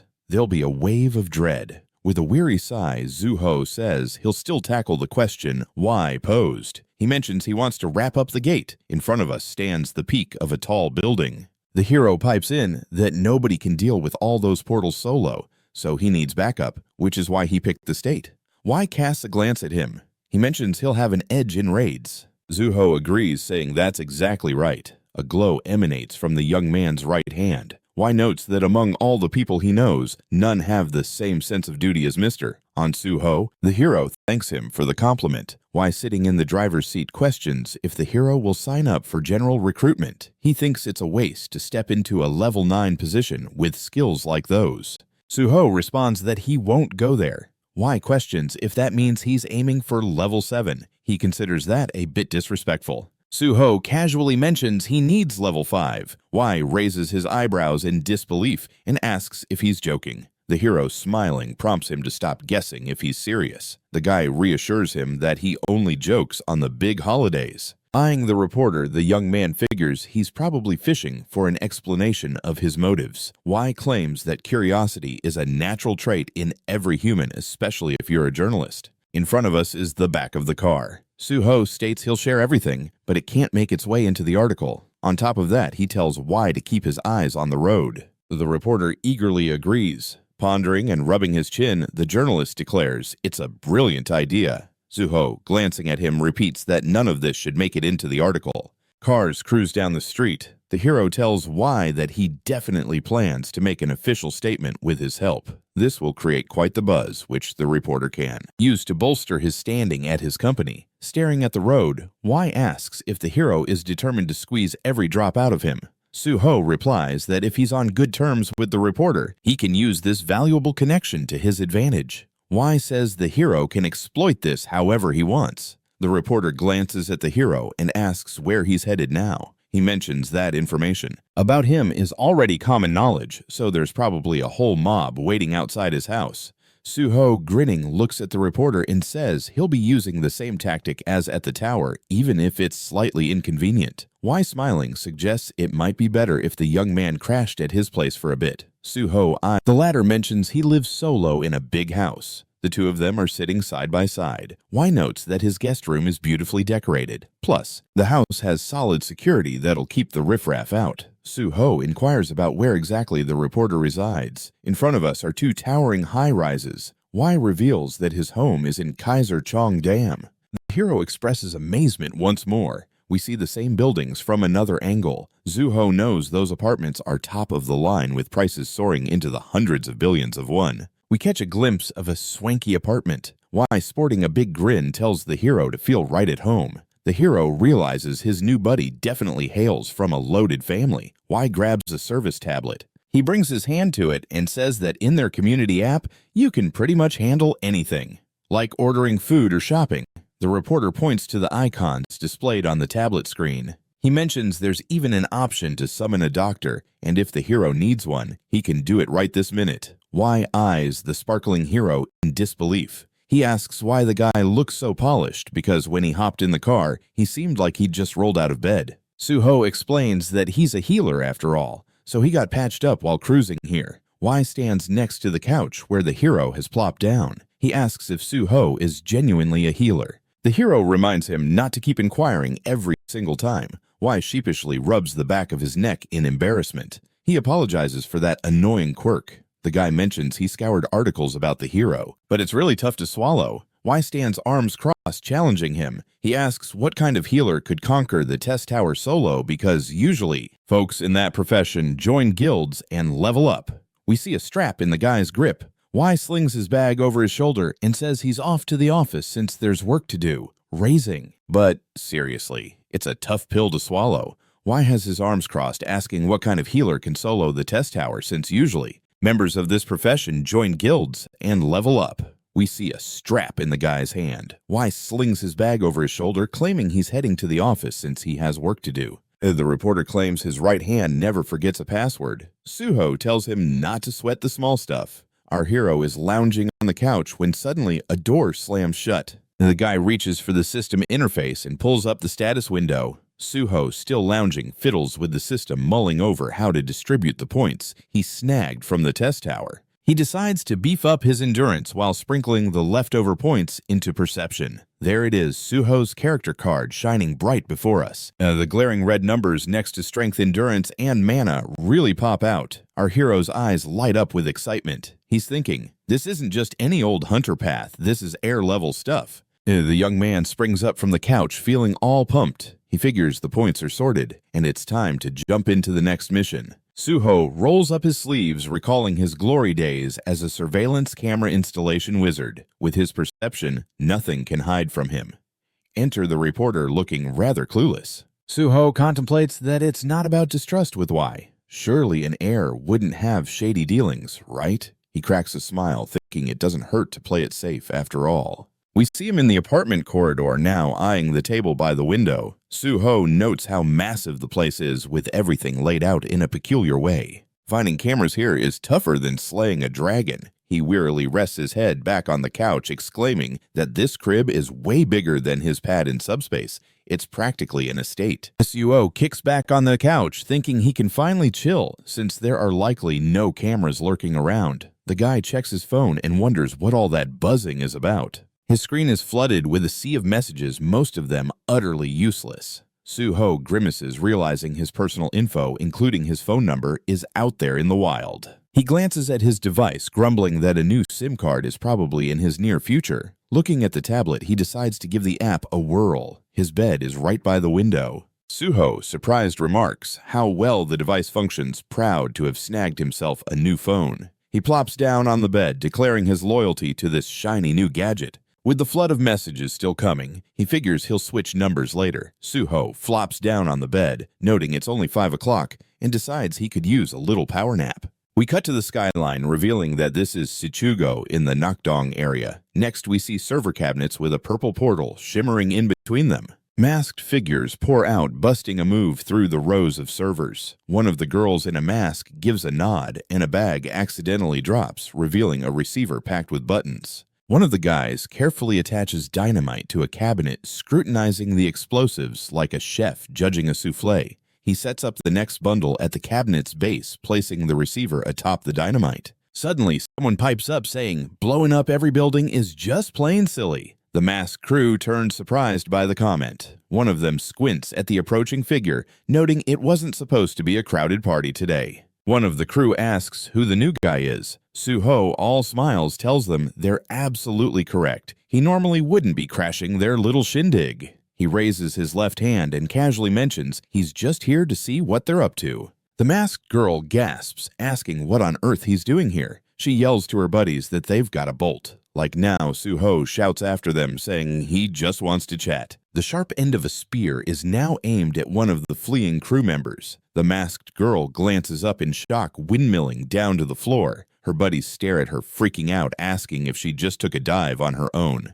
One guy rushes to help her up, promising to carry her, but struggles to get her on her feet. Another dude behind him yells at him to hurry it up. They call for him to wait as the young man struggles to lift her up. Chains are obviously weighing her down. The system informs that shadow shackles and shadow bleeding are now in effect. And the guy looks back at his friend, exasperated, claiming that he can't budge her and has no clue what their opponent just pulled off. The girl, her head hung low, pleads for him to leave her. He insists he can't do that. The girl gives him a desperate look, asking him to take down the jerk who did this to her. The attackers exchange nervous glances. Knives suddenly materialize in their hands. Suho sighs, disappointed that this chat is taking a turn for the worse. The masked crew makes their move towards him. He stands there completely unfazed. We zoom in on his right eye as one masked guy stares at him in astonishment, their expressions shifting from confidence to confusion. They all drop to their hands and knees, groaning in pain. The system chimes in, stating intimidation has been activated. Zuho asks if they happen to be part of the Banshee squad. We get a glimpse of 4 unfortunate criminals. Suho thinks to himself that Banshee is a notorious terrorist group in Korea eventually caught, but not without causing a whole lot of chaos first. The young punks are writhing in agony on the floor, struggling to cope with their fate. One of them asks how the guy knows who they are. He tells them to hang tight and promises even more juicy info. The heroes snatch the attacker's cap and call him out by name, Guak Duho. The young man stares at the hero in disbelief. He says the guy is just a laborer, doing all the heavy lifting in the squad. The fellow lying on the floor looks up at the hero, quaking in his boots. He says that before him is Seok, the explosives expert who's moonlighting as a high school chemistry teacher. We catch a glimpse of the next baddie. Zuho points out that this is Kim Hyan Min, the team's mover and shaker, and he delivers more than just pizza. Black energy swirls around the girl. The hero says the last member of this crazy crew is Gu Yanhwa. We see a spark in her eyes. Zuho informs us she's a student at the Korean Women's University and the real queen bee of Banshee. She's got the power to shut down electrical gadgets and magical gizmos. The girl asks how the hero knows all of this. The guy spins someone else's baseball cap on his finger and claims he can uncover anything as long as he wants to. He figures the gang knows who he is too. Hwa, sitting on the floor, calls out the hero's name and asks who he really is. Suho says he had no doubt she was the brainiest of the bunch. With a grin, he suggests she spill the beans because he's just a regular dude, not some creepy weirdo. She retorts, asking why she should trust him. The hero squats down in front of her. She says she knows just what to do with people like him. The girl looks down. Suho says the gang has pulled off 3 terrorist attacks without a single person getting hurt, but they sure did cost a pretty penny. So yeah, it's a real crime. They've stuck explosives to the server cabinet. The hero says thanks to the girl's powers, the cops couldn't get their hands on the CCTV footage, so the boys in blue still have no clue who's behind these escapades. Then, the hero makes it clear he knows everything, unlike the police. Right in front of them are explosives. Suo claims he's completely aware of how these criminals pulled it off and covered their tracks. He also states he's got the addresses of the perps and their close circles. As she looks down in dread, she glances up and begs the guy to stop.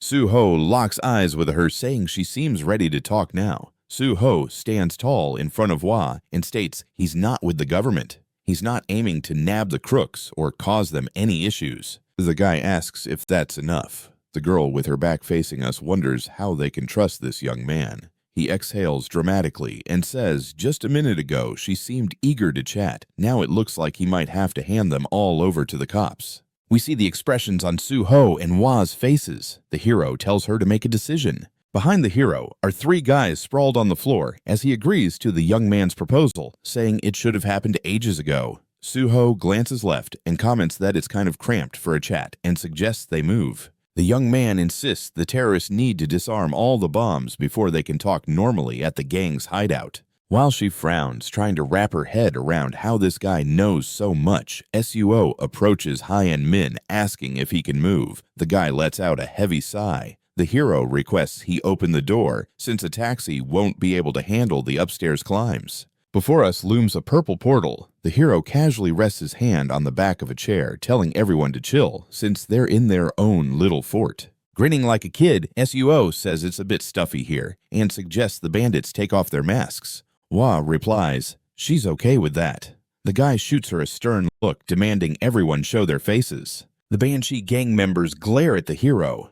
Hwa yanks off her black mask. The others behind her do the same. The girl protests, saying she's taking off her mask because it's hot, not because he told her to. She asks where Suho popped up from and how he figured out their secret. She adds that up until now, she thought he was only interested in clearing the gates. Suho, legs crossed, raises his left hand at Hwa, stating there are way too many questions, and he doesn't even know where to start. The Banshee squad members stand before the guy lounging in a chair. He claims he uncovered their secret thanks to his own skill set. Why asks again, taken aback. The girl furrows her brow at the hero. He points out that the folks in front of him are hiding a couple of tricks themselves, so they shouldn't be shocked that someone else is pulling the same stunt. The hero flashes a smile. The girl demands to know what he wants from all of them. He proposes they kick off a little partnership. Why, she asks once more, still bewildered. Before us is a table. The hero asks if the bandits caught his interview where he laid out his future ambitions to the press. The girl claims Suho's aiming to join the Hunters Association. The hero gives a nod. Before us rolls a news report featuring Hunter and Suho aiming to join the Elite Hunters Association to aid society's growth. Displeasure clouds Wa's face. She suspects the guy wants to spill the beans on the bandit so he can score some special perks in the association. She calls him out, accusing him of being duplicitous. Suho, raising both hands, reminds her he swore not to betray the Banshee gang and asks her to hear him out. Sitting in front of the youngsters, he says he wants to ace the 5th level exam and notch a spot on a special unit. Why, she asks again, wide-eyed. The hero tells her not to pull such a face. Hyan Min shoots the hero an angry glare. Suho explains to the girl that he knows the bandits view the special unit as their arch-nemesis, so naturally they launch terror attacks at places associated with it. Standing before us are Duho and Quan. Suho throws in that he wants to join the special unit for much of the same reasons. The kid is standing against a backdrop of smoking debris. Suho admits that he's an orphan from the neighborhood. We get a close-up of the boy.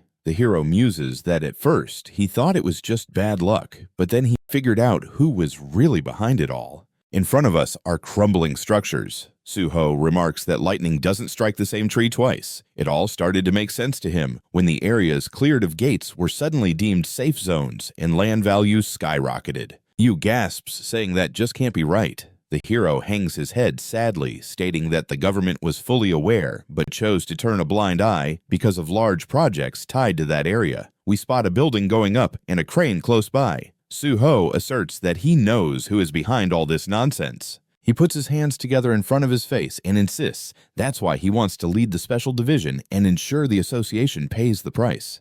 In front of us stands the headquarters of the organization. Suho mentions that in the Hunter Association, the special division calls the shots and has a big influence on the other departments. Plus, they have special authority over the players. The young man thrusts his hand forward, claiming that he can help the bandits seek revenge, but he needs to be fully equipped first. He requires the steady hands of cautious folks, and that's why he sought out Banshee. Wa, looking downcast, states that there's no guarantee Suho will pass the test. We get a side profile of the hero. The young man asserts that he will absolutely ace this test, but if the bandits pull off another terrorist attack before, then he will personally hand them over to a special unit. The hero rises from his chair, declaring that this conversation is a wrap. The bandits scowl at the hero. He knows these young folks are in shock because Banshee has always slipped away without a trace. Back in his previous life, they were so cautious he had a hard time tracking them down. The hero's expression turned somber. While sitting across from him, he recalls that when he captured and interrogated the bandits, he had an epiphany.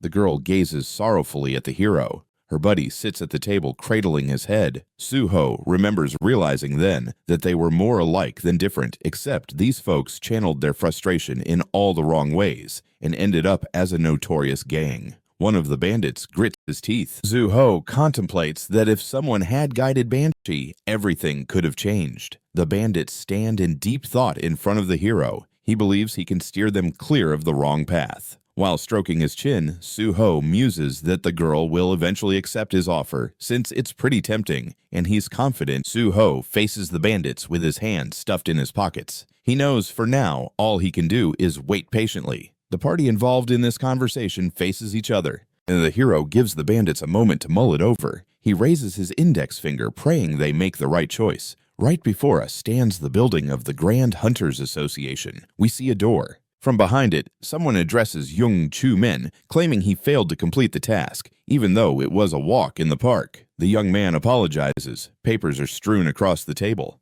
The vice president states that an apology won't fix this mess, since the president rearranged his schedule just to have a word with Suho. Min, looking guilty and bowing his head, stands before the vice president, who says that this time he'll let it slide, but it's better not to anger the president or nothing good will come of it. Min assures him that he gets it. He's ordered to get back to work. Min stands at the office door with a downcast expression. The young man is incredibly bummed out. He thinks about how he was scolded for what felt like an eternity. He seriously wants to quit and join a private guild. Min scratches his temple thoughtfully. He realizes that getting fired would be a massive step backward, and he didn't join the Grand Hunters Association for that. The young man decides to shove his feelings aside once more, since he's gone through this plenty of times before. Suddenly, someone taps him on the neck. An individual places a hand on his shoulder and calls out to him. Min looks up, smiling, but internally, he curses, thinking he bumped into this person just when he's in the worst mood possible. Min asks how Deputy Pai found him here. The head of the special unit, Pyong Yel, whose grin we catch a glimpse of, says he heard his favorite unit chief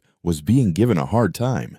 Yel wraps his arms around Min. He states how tough it must have been to endure the old man's grumbling. His friend admits that he's the one to blame for this. Yo, holding on to Min's head, mentions that he heard Ansuho was giving him grief. He replies that's totally false, but you know how fast rumors can spread. Yo, with a smile, assures him that only a few folks know about this, so there's no need to stress or make a big deal out of it. He asks if Min needs a helping hand. Min, looking startled, questions what that might entail. We see the legs of Yel. He says they might bring someone in. Min inquires how Deputy Pai ended up here. The head of the special unit, Pyong Yil, whose grin we can't miss, says he heard his dear leader was being reamed here. Yel wraps Min in a bear hug. He says it must have been tough dealing with the old man's grumbling. Min takes the blame for that. Yo, gripping the poor guy's head, remarks that he heard Ansuho has been causing him a ruckus. Min insists that's absolutely not true, but rumors spread like wildfire. Yo, smiling, reassures him that only a handful know about it, so there's no reason to freak out or overreact. He asks if the guy needs any help.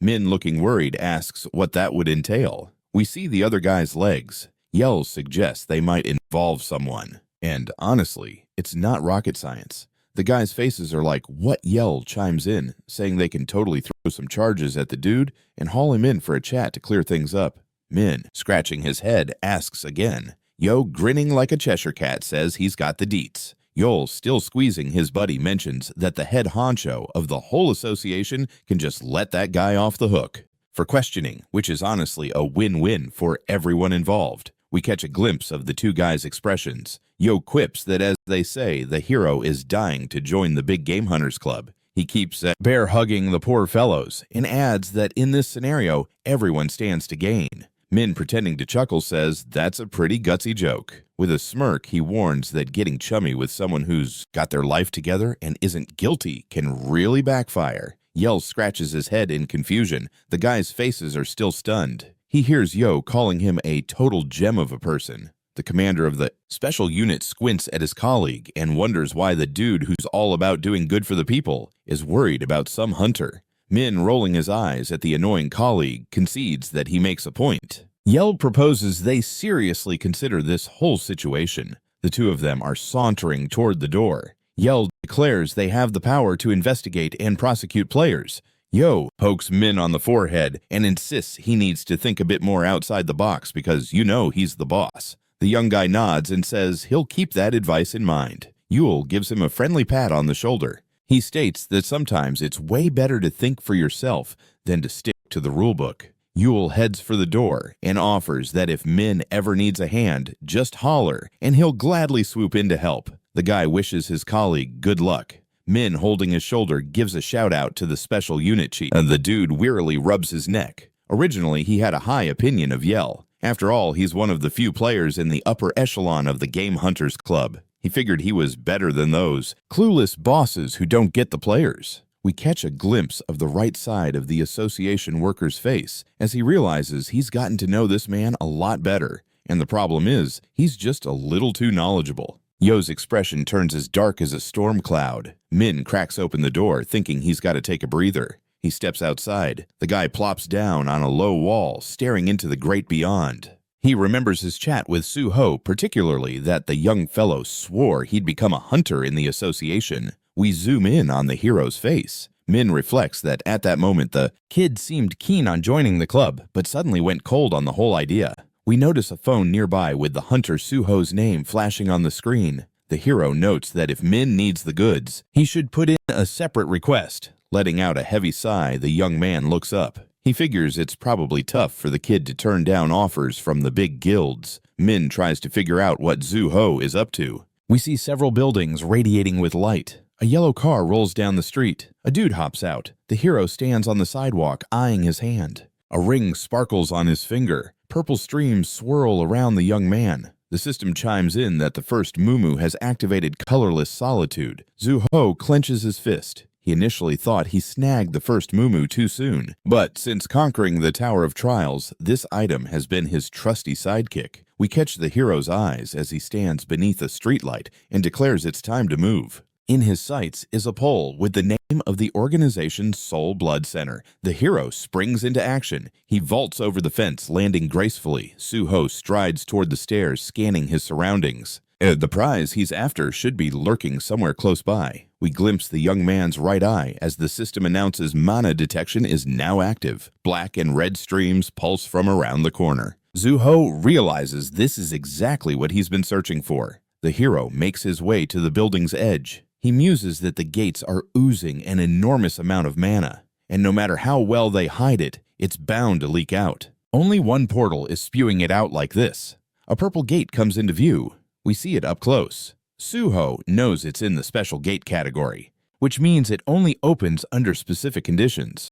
The hero lifts his right hand, pondering that the conditions could vary from one portal to another. Suho pulls out a knife and makes a cut on his hand. Drops of blood hit the ground. The hero spills red liquid onto the portal. He knows that in this case, the portal will open after soaking up a certain amount of blood. The liquid pools on the surface. Drops splatter everywhere. The system chimes that the necessary conditions are finally met. The young man beams. Red energy starts swirling around him. The system announces that the guy has uncovered a hidden gate and performed a feat granting him 5 additional attribute points. We witness a wild display of red energy as the system digests the portal and shoots out a notification that Suho has arrived at the Bloody Tower. The hero, following the system's message, uses glowing dust. The guy reflects that the cave is merely the beginning. Bright spots twinkle above his hand. The young man resolves to charge ahead. He traverses through the cave. Suho catches a glimpse of something. He swipes at his head, suspecting that water is dripping from the stalactites.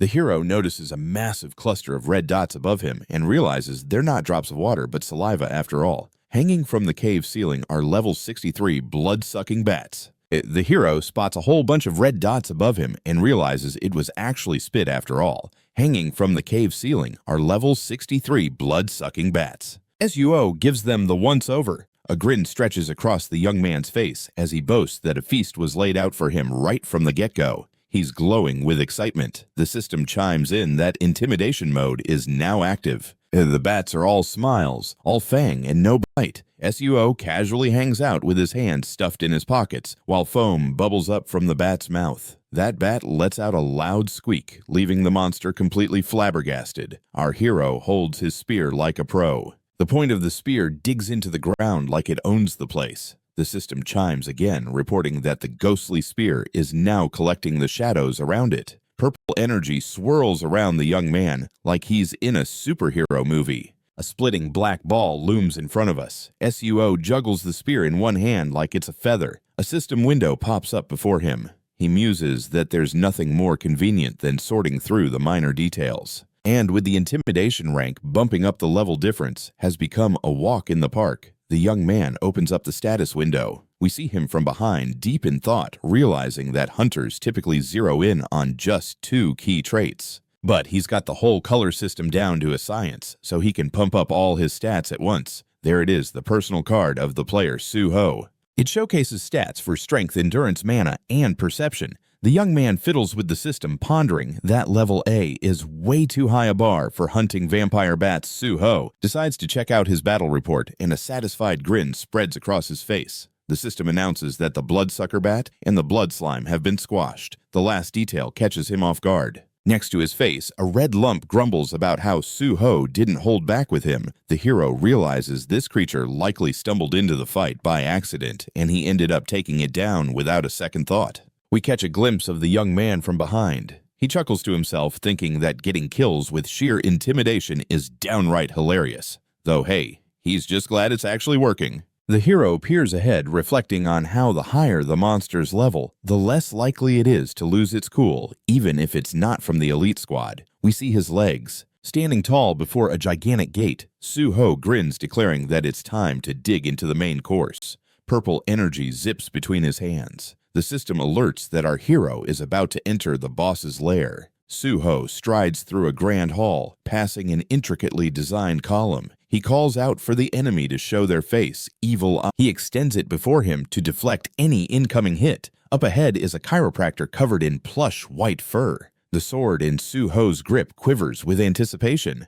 He's realized that a royal bat stands before him. The hero strikes fiercely, tossing the enemy aside. He glances up nervously as a massive red beast appears behind him. A blinding flash erupts. Su-ho leaps back, confronting an oddly humanoid creature. The hero realizes this isn't just another boss, but something special. We see Su-ho's adversaries. The system lays it out that they are a century-old bat and a level 72 blood golem. Su-ho, sword in hand, confidently states he'll handle this mid-tier boss in no time. He charges toward his foes. The hero swings that sword like it's a baton at a parade. The bat swoops in close behind him. Su-ho lands a hit, taking that opponent down, but the blood golem retaliates, sending our hero flying. He swings back again with his sword. Su-ho crashes onto his back, sword gripped tightly. With a thud against the ground, chunks of rock scatter everywhere. Clouds of dust puff up around him, and our young hero wears a pensive expression. He mutters to himself that it looks like he might have just made it. Then he smacks his forehead, calling himself an idiot. We spot the 100-year bat again, now staring down the blood golem right in front of him.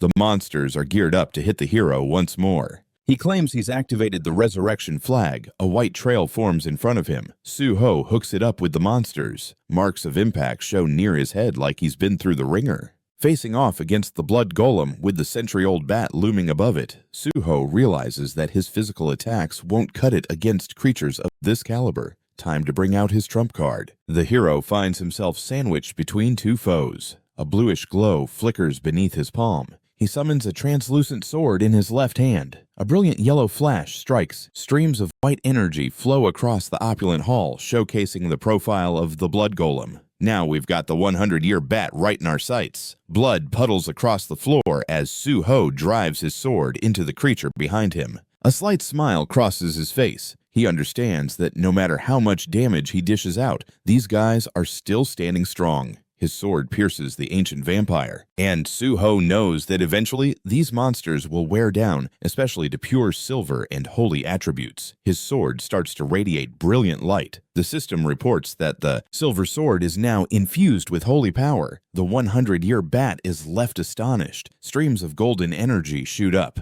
In front of us are the blurred visages of Su-ho's foes. The severed head of the vampire tumbles to the floor. Su-ho nonchalantly steps on it with his foot. Our young warrior stands tall, wielding swords in both hands. He notes, based on how the vampire crumbled to bits, these creatures must be vulnerable to holy power. The hero squints and asks the golem if it's ready to join its friend in pieces. The enormous creature roars, charging with ferocity. We see the impact mark of the blow. Su-ho wields both swords with confidence. Standing over the defeated golem, he gleefully declares he has completed his mission. The system announces that the blood collector has been successfully taken down. Su-ho gazes at his sword, marveling that the outcome is absolutely phenomenal. Standing over the vanquished golem, he declares he's done his job. The system confirms that the blood collector has been taken down. Su-ho gazes at his sword, marveling at the fantastic outcome. Golden streams dance around the sword. The guy thinks that with the exclusive healing skill, holy power is a total game changer. Su-ho angles the sword point upwards. He figures that if you enchant silver weapons with holy power, all strikes against such foes transform into critical hits. Now that's the way to roll against the monsters here. It seems Su-ho catches wind of something. He scans his surroundings, realizing the boss has finally shown up. In front of him looms a massive black cloud. We see splatters of blood everywhere. The boss growls at the young man, saying that not only did he intrude upon this place, but he had the audacity to slay his minions. Suho, sword in both hands, calmly sizes up the foe as the monster scoffs that the pathetic wretch before him doesn't know his place. Here stands a level 76 cursed prince. He orders Suho to kneel and plead for mercy. We witness the expressions of both adversaries. The hero boldly declares that he came here to brawl, not to grovel. The cursed prince calls him a punk. A surge of black energy rushes towards Suho. His adversary sneers that the young man is unbearably cheeky. A white flash surges at the level of the hero's chest.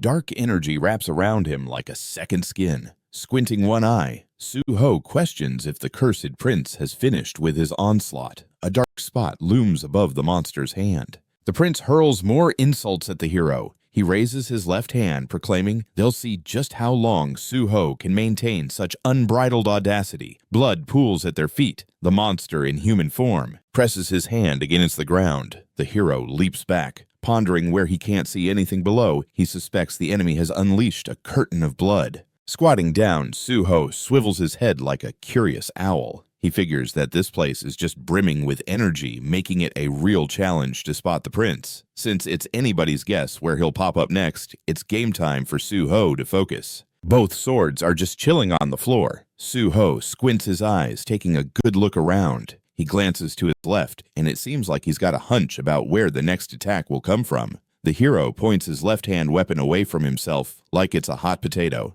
The cursed prince can't believe it. His attack is blocked. Suho, with a cheeky grin, declares he's got the perception of a hawk. The guy lets loose with several quick strikes. We're staring straight at the young man's right eye. The hero knows he's landed a hit. The cursed prince is like, "Did you really think that little trick would work on me?" Suho looks like he's just seen a ghost. His enemy smirks, saying that the guy is way too cocky. We catch a glimpse of the monster's head from behind. He spreads his arms wide, announcing that he's about to send the hero packing to the great beyond. Suddenly, the system chimes in that the cursed prince is unleashing his blood scream. Suho glances to his left, clutching the hilt of his sword tightly. A brilliant glow shines up from beneath him. The system announces that the healing spirit is now activated. We see the cursed prince's profile, his hands wreathed in swirling streams of red energy. The vampire, grinning like a Cheshire cat, eyeballs the hero's weapon and comments on how unpleasant that energy feels. Suho rests the sword tip on the floor like he's just dropped a mic. The enemy asks, "What on earth did you do?" The hero coolly looks back. "Where did all your wounds go?" The prince stands there, knees slightly bent, as if he's about to launch off a trampoline. Suho, sword in hand, announces that no matter his appearance, he's still a healer. He even offers to heal the prince like it's a friendly neighborhood service.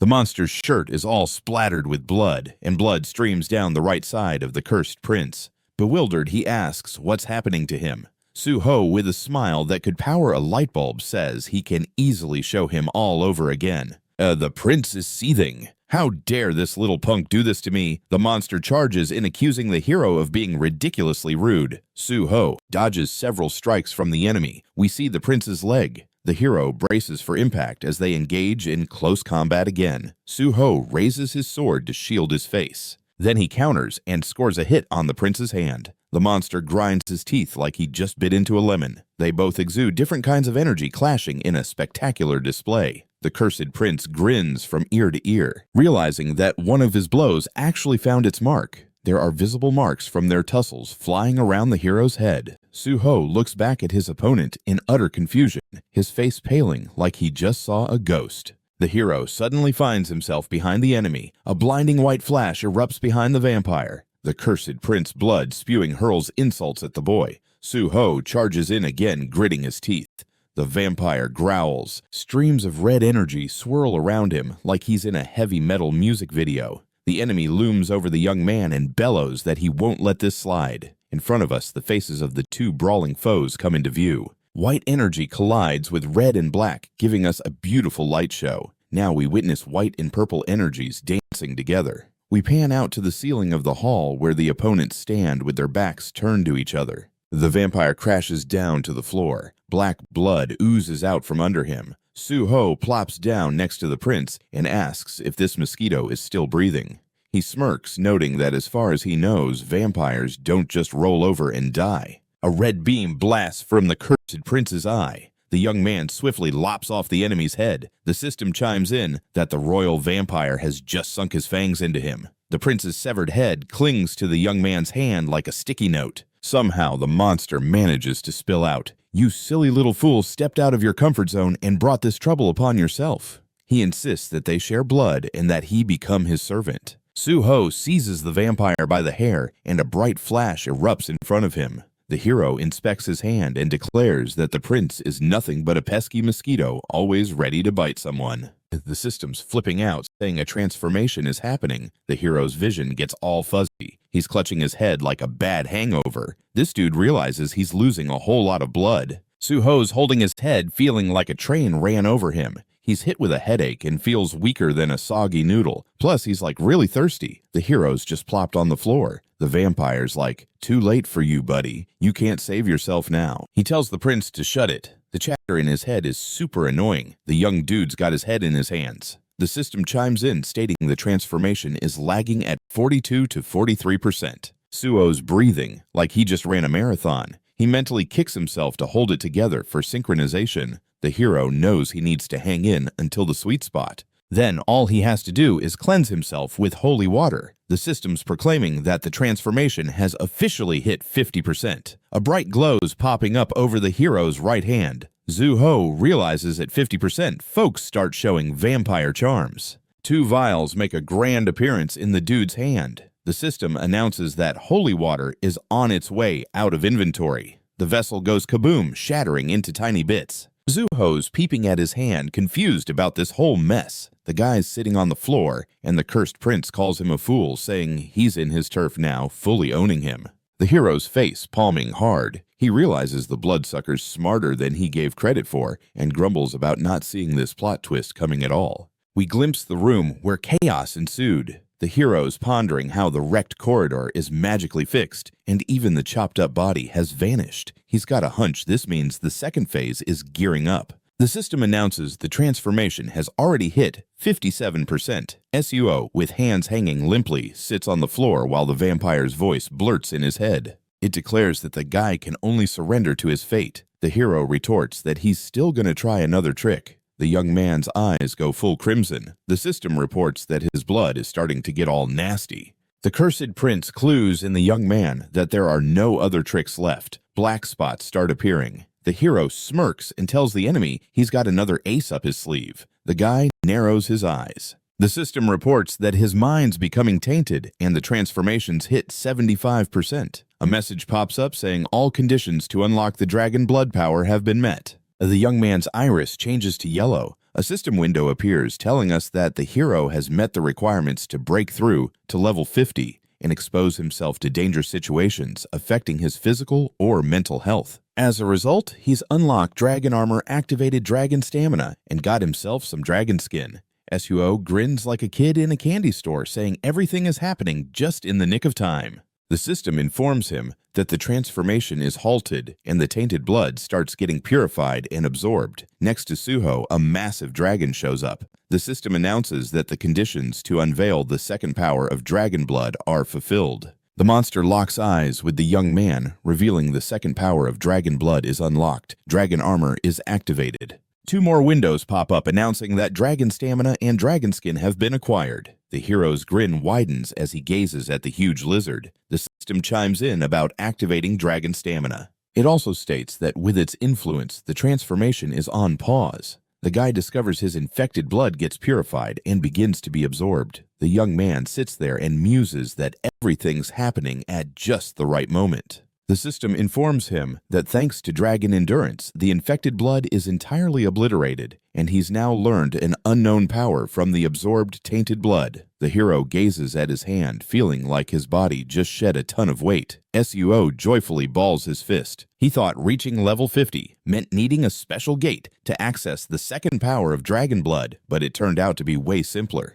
We see a system window laying out the requirements for unlocking said power reach level 50 and face potential threats to physical or mental health. Before us lies the S-rank Dragon Stamina skill card. It declares that it's an innate choice, an inner strength accessible only to those born with dragon blood. The skill grants classiness and prowess of the bloodline, and while Dragon Stamina is an effect, players become immune to all infection effects. It automatically absorbs infection sources and purifies them. Plus, the player gains healing and evolution perks. The young man lifts his flight goggles up to his forehead. Suho muses that the second requirement hasn't been publicly revealed, but he got the scoop from Young Ma. Streams of red energy swirl around. The hero thinks the whole vampire transformation gig is life-threatening, so the system counted that as fulfilling a requirement. The young man spots 2 blue windows announcing that he's acquired vampirism, and thanks to that, he's unlocked a new skill. Zuho realizes dragon endurance has cleaned up his blood. But at the same time, he managed to grasp the essence of vampire blood. Now he gets why dragons are the top dogs around here.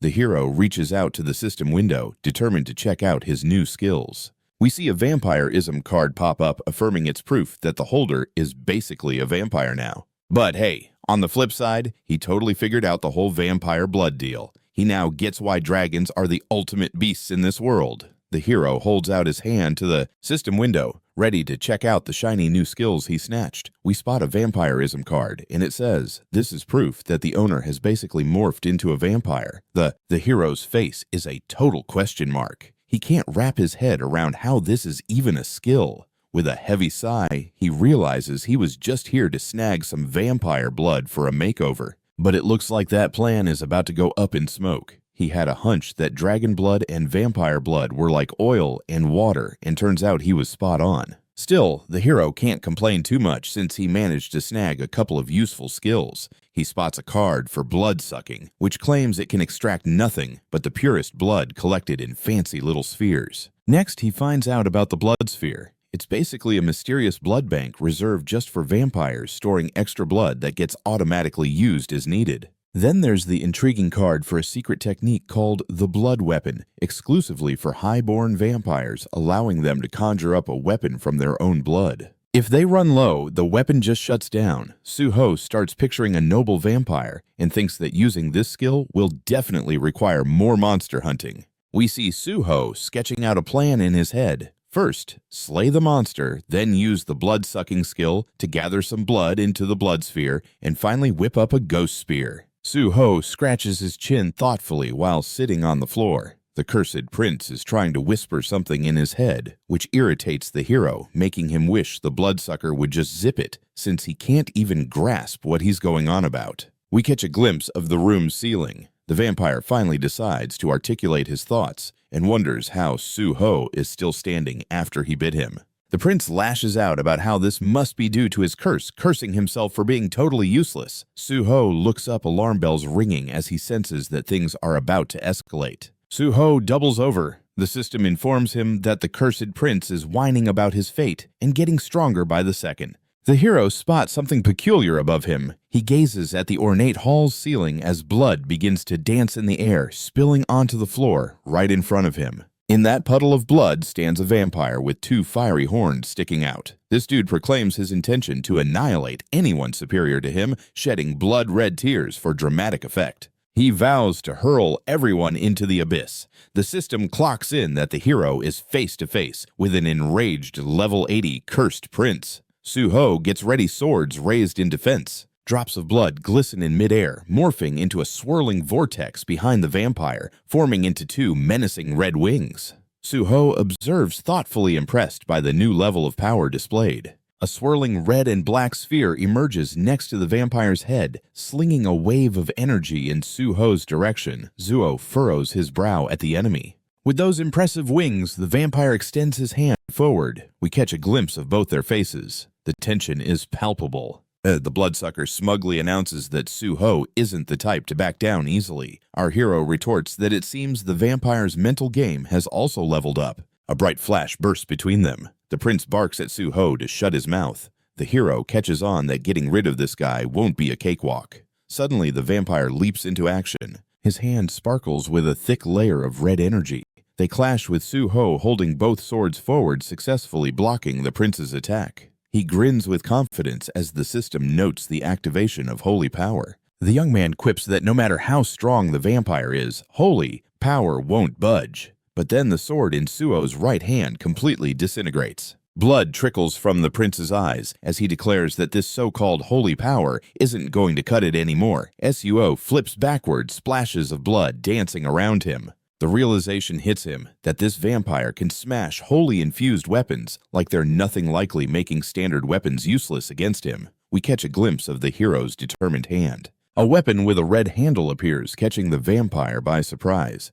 Suo brandishes a blade of blood-red color in front of him, the prince's eyes shimmering menacingly. The bloodsucker, taken aback, asks how this puny human dares wield such a bloody weapon. He yells for Suo to hand that sword over, immediately red and black streams swirling ominously around him. White energy radiates around the sword. The system announces the activation of holy power. We see the hero looking unfazed while the vampire tries to process the unexpected. Suo beams with confidence, thinking that the attack strength of the bloody weapon is directly tied to his stats. So, now equipped with a red-tier sword, he feels ready to take on this foe. The hero warns the vampire that he's about to finish him off. The prince, mouth agape, reviles Suo as a vile, impudent brat. He charges in with a threat to shred the hero to pieces. Those sharp fangs of the bloodsucker flash as they clash again. The prince looks baffled, realizing a shield has been deployed against him.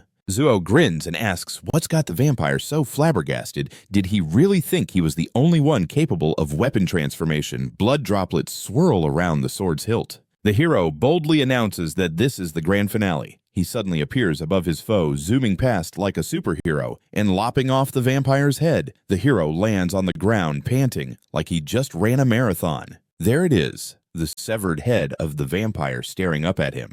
The cursed prince grins and says, "You know, dude, being stupid like this is honestly hilarious. Chopping off my head is like sending a broken phone back to the factory. It's just not going to help you." Our hero lands a kick right to the vampire's jaw. The head goes flying like a bad soccer ball. You can practically see the imprint of the kick. Suho tells the bloodsucker to keep it down. He's holding something black that looks like it could double as a cool weapon. He assures the prince he's about to deal with him for good. No more trouble from this brat. The head on the floor lets out a pathetic groan. The bloodsucker vows to regenerate and get revenge like a classic movie villain. Blood oozes from the prince's eyes. We spot a ton of black chains all around. The system chimes in, declaring that shadow binding is live. The vampire's face is now a tangled mess, and he whines about not being able to move. The hero strides towards him, plopping himself down right in front of the head on the floor. He warns the vampire not to twitch. He's just going to be a bother. The bloodsucker is not happy and curses, demanding to know what the kid did to him. The hero places his hand on the vampire's head. The system announces that blood sucking is in action. Oops, blood is being stored in a blood sphere. A white orb appears next to the hero's head, like a mystical accessory. The vampire yells for the hero to get his filthy hands off him. He finally realizes what that mysterious object the system was talking about looks like. We get a close-up of this shiny treasure. Suho suddenly has a light bulb moment. He can see just how much blood is contained in that sphere. He remembers the Blood Monarch saying only the sphere's owner gets to see it. And boom, there's a character with a face as dark as a stormy night. Suho flashes back to when the Blood Monarch was just another worker at the Central Blood Bank. Normal 9-to-5 stuff, until he stumbled upon the blood portal right next door. Standing opposite the guy with the dark face is a man who means business. Suho recalls how the Blood Monarch faced the gate's boss but fell short, getting bitten by the cursed prince and turned into a vampire instead. We can see the bite mark on the young man's neck, evidence of a bad encounter. A vivid red whirlwind spins in front of us. The hero thinks that usually when this happens, the person kicks the bucket. After becoming a vampire, the system marks them as monsters and shuts the gate.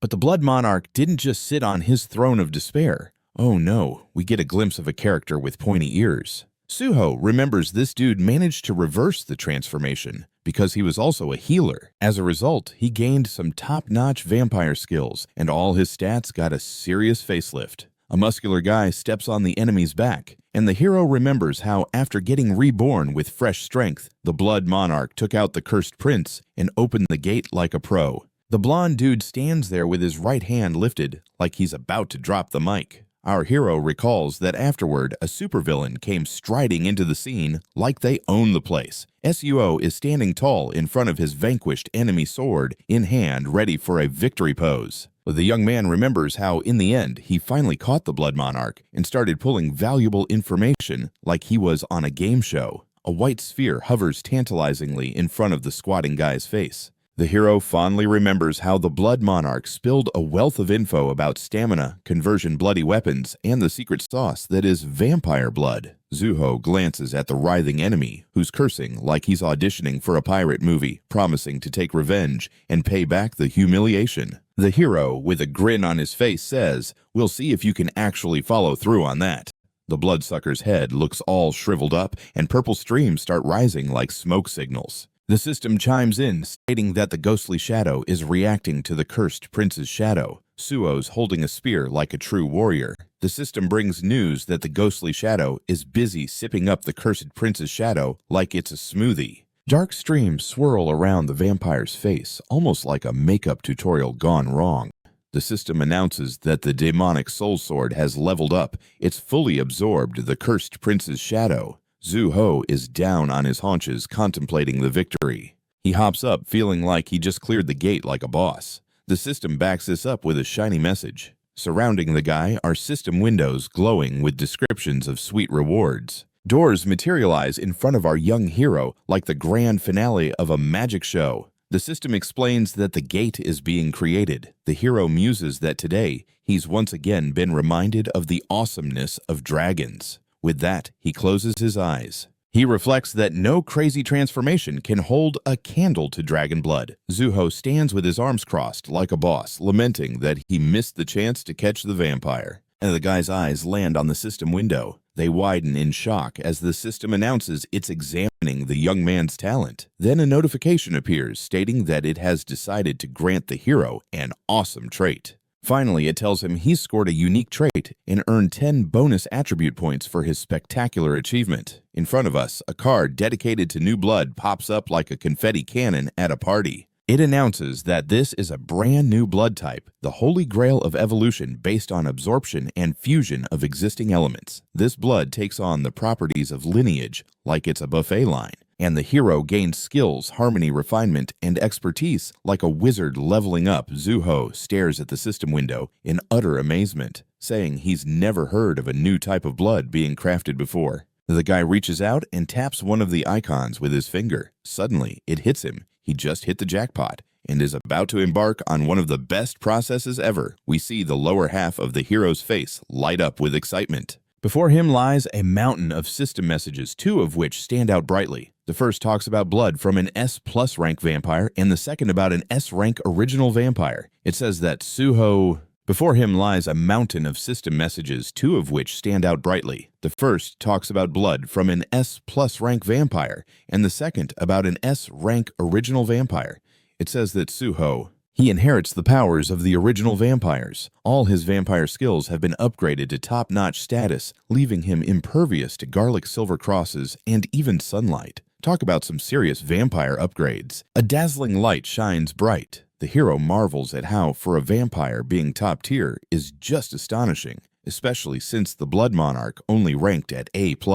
We catch a glimpse of this character's right cheek. Suho suddenly remembers he's lacking any royal or original title. And it hits him. He's the first one to have that honor. The hero can't help but grin, realizing it's probably all thanks to that new blood type he just got. The hero's hand hovers above the system window. He initially thought he'd just claim existing skills, but things turned out way better than expected. We see the glint in his eyes as he thinks everything's perfect this time, but he knows he better be ready for life's surprises when things don't go his way occasionally. We catch a glimpse of the hero from behind. The boy mentions he's got the skill he needed and has checked off everything on his to-do list here. With hands in his pockets, Suho declares it's time to stir things up in Nexus. There stands the organization building that the hero referred to. People bustle through the corridor. Sui is leading the charge while a man is lounging in a chair behind open doors. The girl turns to him, announcing her arrival like a boss. He gives her the green light to enter. Sui, flanked by 4 muscle-bound dudes, tells the man that Hunter An Suho sent word he'll be joining the guild tomorrow.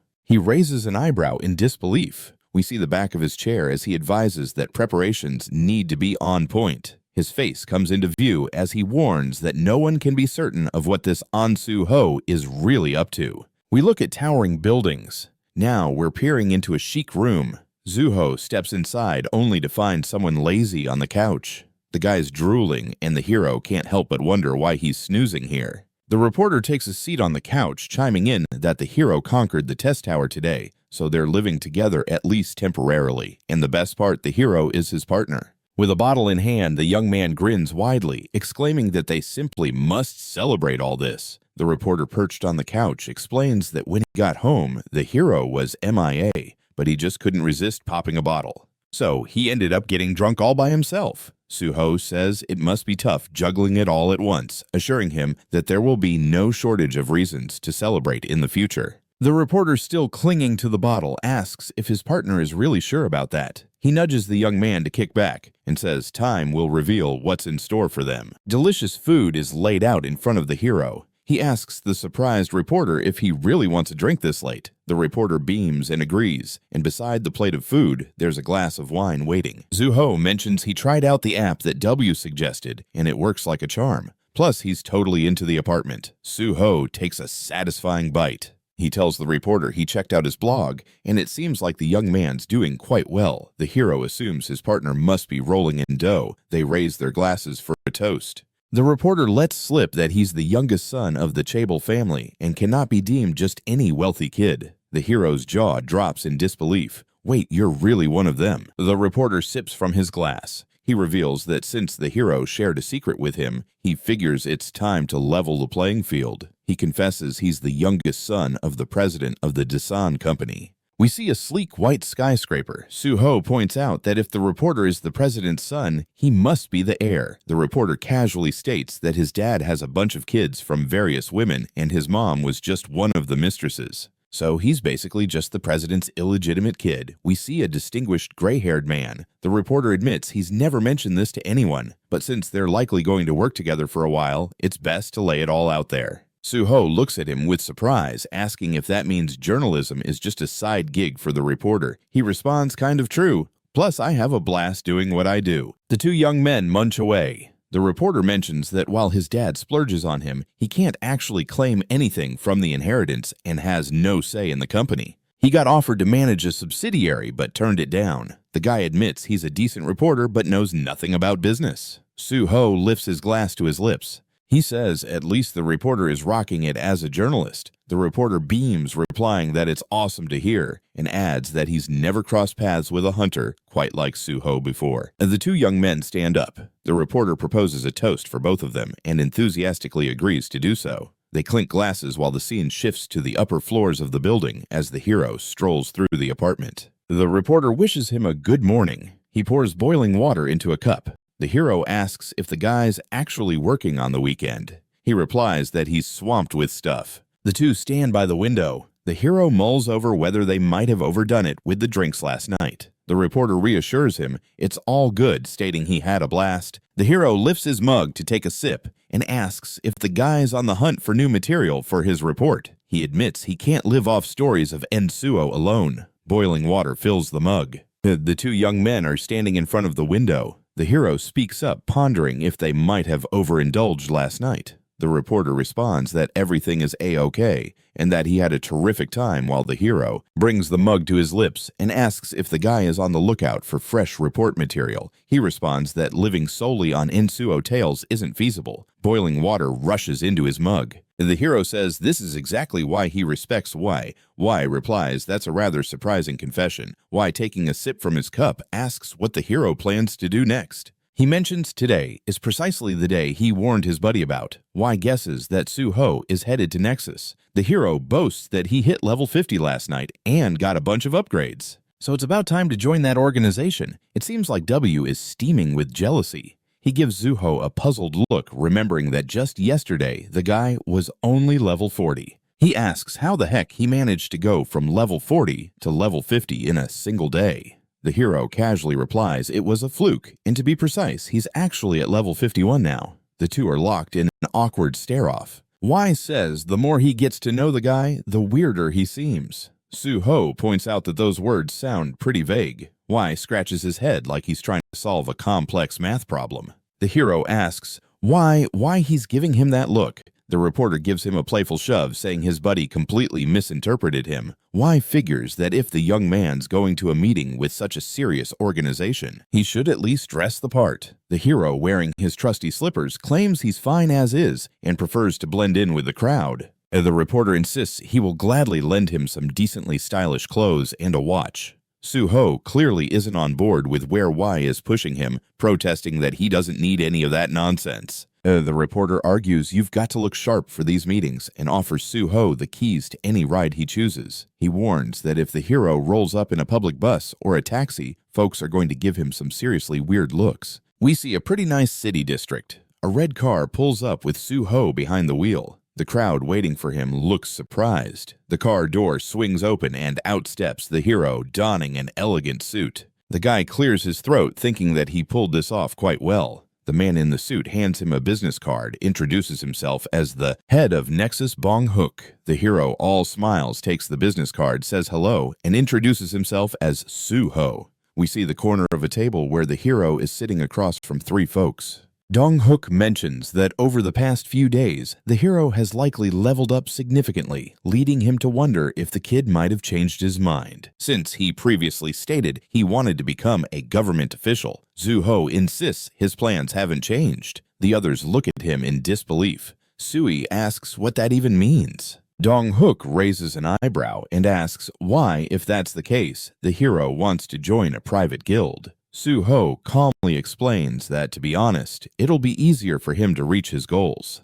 He mentions he's taking the exam for the 5th rank this year. We find ourselves at a building where a business meeting is underway. He's asked if he needs this to snag some extra points. The guy replies that's fair to say, but it's all part of his grand strategy. He adds that if he only shows interest in the Hunter Association, they'll think he's stuck with them. Su-ho, hands placed firmly on the table, states that's why he wants to join the Nexus Guild. When the association sees someone who can offer better terms, they'll sweeten their deal. The guy assures them that by working for Nexus, he'll be entirely at their disposal, and that this partnership seems perfect for everyone involved. Dong Hook studies the young man thoughtfully, who promises to give it his all, 100%. The head of Nexus, smiling, says he gets what the kid's saying, but has one question for him. He recalls the moment during the hero's interview with Sui. Dong Hook reminds everyone that earlier, the hero proposed a deal based on the fact that Nexus was in desperate need of help, and at that time, his identity and skills were one big mystery. Su-ho and Sui exchange glances. Dong Hook continues that Nexus's recent track record has been rather dismal, and just a couple of days ago, he thought hiring the hero would be a gamble, yet still a smart move. We see the group sitting around the table. Dong Hook asserts that now everything has shifted, and any guild would be thrilled to welcome Su-ho aboard. He asks why then the kid is only chatting with Nexus. The hero looks calmly at him while admitting that the guy has incredible talent. But the guild leader is still unclear on the hero's actual motives. Dong Hook, with hands clasped, states that if Su-ho doesn't answer his question, their future partnership will be off the table. Su-ho, smiling, gazes at Dong Hook, who insists that despite the hero being impressive, they'll have to pass on him. With his eyes closed, the guy says he has personal reasons. We see Dong Hook standing behind a podium. The leader of Nexus looks serious. The hero declares he heard Dong Hook's speech, who then indicated that his organization would do everything possible to eliminate all the gates in Korea. People stand in shock as disaster unfolds before their eyes. Su-ho states that additionally, the Nexus Guild has been the most active in aiding the victims of the destruction caused by the gates and is most invested in eradicating these portals. Dong Hook looks at him as Su-ho asserts he has no doubt that all this was said with genuine intent. The meeting participants are gathered around the table. The hero states that for all the above reasons, he will work in the guild's best interests and do everything possible to be of service. Su-ho grins and clasps his hands together, saying it would be awesome if they keep working together even after he joins the Korean Hunters Association. Dong Hook glances down and replies that everything sounds great to him. We catch a glimpse of a photo badge in Hunters. Dong Hook asks the fellow if he seriously thinks he should join the association, since the guild is already doing plenty to wipe out all the portals and is doing way more to support hunters. We see the meeting participants from the ceiling of the room. Su-ho chimes in saying that Dong-hook is spot on, but if they're really determined to end the gates, they need to venture where others absolutely won't go. In front of us is a ruined castle and eerie black cubes. Su-ho clarifies he means, for instance, those locations marked by the government as high-risk zones like sealed gates. There are chains stretched across the portal. The guy adds that they'll also government labels certain places as high-risk areas like sealed gates. Chains are stretched across the portal. The guy goes on to say that in addition to the mid-level gates, they're also eyeing the big 5 gates. We see folks in a meeting, and Su-ho explains that this is exactly why he's dying to join the Korean Hunters Association. But until that moment when the name of the guild Nexus will be buzzing in the messages about all the gates they clear together, in front of us is a hero's personal card. The young man declares that if this goes down, the world of hunter guilds will undergo some serious shifts. With his hands clasped in front of his face, Su-ho proclaims that Nexus will rise to become the #1 guild in the country.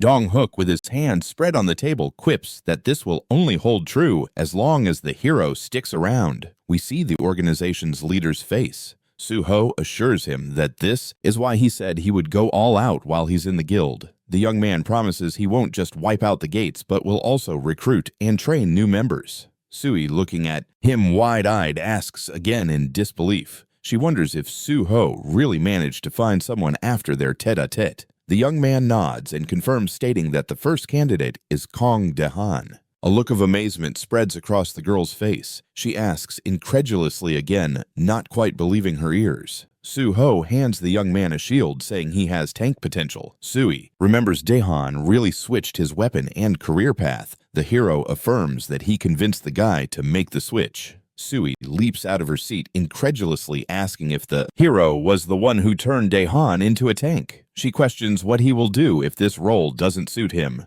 Su-ho extends his right hand calmly, urging the girl to chill out and saying he assessed everything thoroughly. As a result, the guy aced the exam. Sui gives him a serious look. She adjusts her glasses and recalls that it indeed happened just like that. The hero smirks. Before us is Kong Dehan's personal card. Sui exclaims that they hadn't expected this guy to pull off such a feat this year, but he turned in an outstanding performance, snagging second place. The girl says that's simply remarkable and expresses her gratitude to the hero. He spreads his arms wide and says it was no big deal. The girl's annoyance bubbles over at his nonchalant reaction. Su-ho and Sui turn to a meeting participant who declares that the young man's proposal sounds fantastic. In front of us stands the third representative of Nexus. He remarks that if the hero is to be believed, even while in their guild, he plans to tackle the sealed gates. Armed guards stand nearby. The guild leader's secretary states that those gates are under special state protection and access is limited to individuals and private guilds, as civilian safety is non-negotiable. The guy asks how the hero plans on breaching these portals. Su-ho, staring at the young man, questions if he doubts his capabilities. The guy quickly clarifies he didn't mean it like that at all. In front of us lies a document with 2 seals. Su-ho asserts that they'll sign the contract once he brings his counterpart that his words are solid. The hero and the head secretary exchange glances. Su-ho changes tactics, suggesting he'll clear one of the sealed gates as proof, and the contract will ink itself afterward. A bead of sweat trickles down the secretary's cheek. He exclaims that the hero has set forth some truly princely terms. We lay eyes on a delegation from Nexus. The hero insists that these terms are only fair. The secretary nods, remarking that the hero stands out, but they must keep in mind he isn't even at the 100th level, and many still view him as just some novice hunter. We catch a glimpse of the lower part of the hero's face. He states that this is exactly why he aims to speed through this phase. He convinces them that the terms are just. The secretary gazes at the hero, noting that he's quite the visible newcomer. However, they must remember he's not even at 100 level yet, and his peers still see him as a rookie. We see the lower portion of the hero's face as he states that this is precisely why he's eager to sprint through this phase and prove himself as a genuine pro to others. Dong-hook regards the young man. He insists that he will undoubtedly prove his worth. The guild leader smiles, saying he appreciates the agreement struck today, and they'll delve into more details soon. When the young man clears the gate, Dong-hook and his secretary watch as the car vanishes from sight. The leader calls out to his subordinate, who responds promptly. The guy looks at the guild leader astonished as he commands them to prepare all necessary documents and assemble a special team to support Su-ho. The secretary, arms wide, wonders if it might be smarter to hold off until this guy fulfills his promise. Dong-hook beams confidently, stating that the hero will follow through. For sure, stepping up and giving him some genuine support ahead of time will definitely not be a waste. The guild leader, pleased with himself, closes his eyes and confidently declares that he believes Su-ho will keep his promise. The secretary pipes up, asking what this hunch is based on. The two men are standing side by side. The head of Nexus insists this isn't just a wild guess, and his assistant totally gets that. He points out that it's highly likely that everything will go just as he thinks. They both recall the hero who's ready to show his worth. The secretary reflects on how there was never a trace of doubt in that young man's eyes. We find ourselves in front of the grand building of the Great Hunters Association in South Korea. Inside, we spot an office space where a young guy is sitting at a computer rubbing his temples. This is Min, who is trying to figure out how to convince Suo to join the organization, even though the guy seems dead set against it. Over there, we see Su-ho chatting with the head of the association. Min thinks that maybe he could dangle a reward for completing the test tower in front of him, but quickly realizes the higher-ups will never go for that. Min's mind starts pondering up a different angle. He figures out that his bosses don't want a photo of Su-ho accepting thanks. They want one where the hero is all buddy-buddy with the head of the association, while Min is definitely not thrilled about being aggressive. He remembers his chat with Pyongyo, who basically suggested dragging the hero in by force. Min slumps his head down onto the table. He's stumped on how to lure Su-ho in and curses himself for being part of this organization. Suddenly, his phone buzzes next to his head. He doesn't recognize the number. He picks up and announces Young Chu-lin here, trying to figure out who on earth is calling from an unknown number. By the joyful expression blooming on his face, Min realizes who it is. The young man slaps his hand on the table and, in disbelief, asks if he's hearing things. We catch sight of a sign for a place that serves gutap. Su-ho and Min are seated at a table, and the hero comments that it's been ages since he's been here and proclaims they have the best boiled pork. The civil servant raises an eyebrow, shocked by how the guy knows about this spot. Su-ho, with a cheeky grin, says he used to come here all the time when he worked nearby. Min nods, saying he gets it. He grabs a spoon and mentions how he definitely didn't expect the guy to suggest meeting up first. Then he curiously asks why he changed his phone number. The hero replies that his previous number was getting bombarded with calls, so he decided to get a second number. The duo is now sitting together at the table. Su-ho quips the guys can now reach him at this new number. He adds that it seems like the hero is truly fed up with all the unwanted attention. Min lowers his gaze. He expresses gratitude to the hero for finally reaching out, admitting he had nearly given up hope of seeing him again. Su-ho shoots back, asking how he could even think such a thing. The hero, holding on to his chopsticks, inquires whether Min's superiors have been bothering him and if they wanted him to persuade Su-ho to join the association. Min, startled, instinctively covers his face. He questions why the hero would ask that. Su-ho, chopsticks poised near his face, muses about why the association president suddenly wanted to meet with him after he cleared the test tower. The guy narrows his eyes at Min and comments that regardless of how tricky the gate is, the association usually just processes paperwork and doesn't drag people in to join their ranks. Min, wearing a smile, looks down. The hero states that he decided to look into things himself, realizing that the top brass of the association often invites people just to snap a few pics. Min glances at the hero a bit wide-eyed. He assures him that everything is fine. Seen from above the ceiling of the restaurant, the hero declares that it should have all been laid out on the table, because there's nothing dreadful about it. Min apologizes profusely. Su-ho raises his hands in a no-worries gesture, saying there's no need for apologies here, especially since he got it all figured out. The young man even goes as far as expressing gratitude to his conversation partner. He points at himself, bewildered. Min remembers how Pyongyo had him in a headlock. The hero states that sometimes in such situations, one might resort to blackmail or forceful measures to get things done, and the guy handled it like a pro. Min, rubbing his neck, comments that he still feels this is a tad off. The two are having their lunch. The hero mentions that this is why he chose to visit the association. Min asks if Su-ho is being serious. The hero takes his time picking his food and thanks Min once again, suggesting that a meeting with the association's management could be beneficial. Min agrees, saying that it could really be the case. We see the food laid out in front of the two. The hero asks when he needs to swing by the association. Min suggests they should discuss that after they finish their meal. Min abruptly jumps up from his seat, realizing the golden opportunity in front of him, declaring he's going to set up a meeting right this minute. Suho remarks that the guy is pretty quick on his feet. We're back in front of the building of the Korean Hunters Association. The hero poses for a photo with the leaders of the organization. The president of the Korean Hunters Association, Jang Kyung-hwan, smiling as wide as a kid in a candy store, says he's thrilled to meet Suho. The man mentions that the hero must have a packed schedule, and he's incredibly grateful that he accepted their invitation. The vice president Park Human chimes in that it's not every day they get to meet such a promising newcomer. Suho, grinning ear to ear, says it's a massive honor for him to meet the association's leadership. The hero himself. A guy Park Human mentions that it's not every day he meets such an up-and-coming newcomer.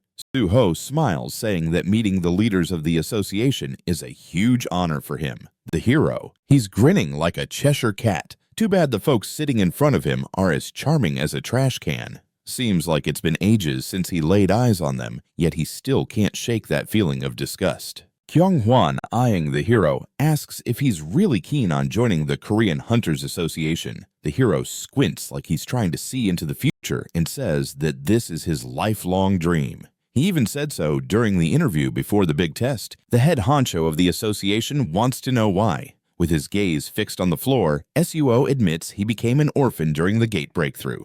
So, his plan is to vaporize all those portals pronto to keep humanity safe and sound. But in his head, he's also thinking about how he can't stand watching the president and his goons ruin the association. Kyung-hwan, grinning like a fool, thinks how brilliant this young man is. He figures this rascal will cling to his seat like it's a lifeboat until they toss him out. Suo and Kyung-hwan exchange goofy smiles. The hero ponders how he'll ensure his chat buddy gets booted out before the clock runs out. He is definitely curious to see how the old pig will react. Then he spots some red and white spots, suddenly realizing that Kyung-hwan isn't the only thorn in the association's side. Kuman narrows his eyes at the hero and says he really knows how to make an entrance. The guy, crossing his arms like a bouncer, says the kid doesn't need material stuff and wants to join the average Joe, which deserves a round of applause. Kuman puts his fingers together like he's about to pray and declares that this young man has grown into someone strong and noble, and his parents would be bursting with pride.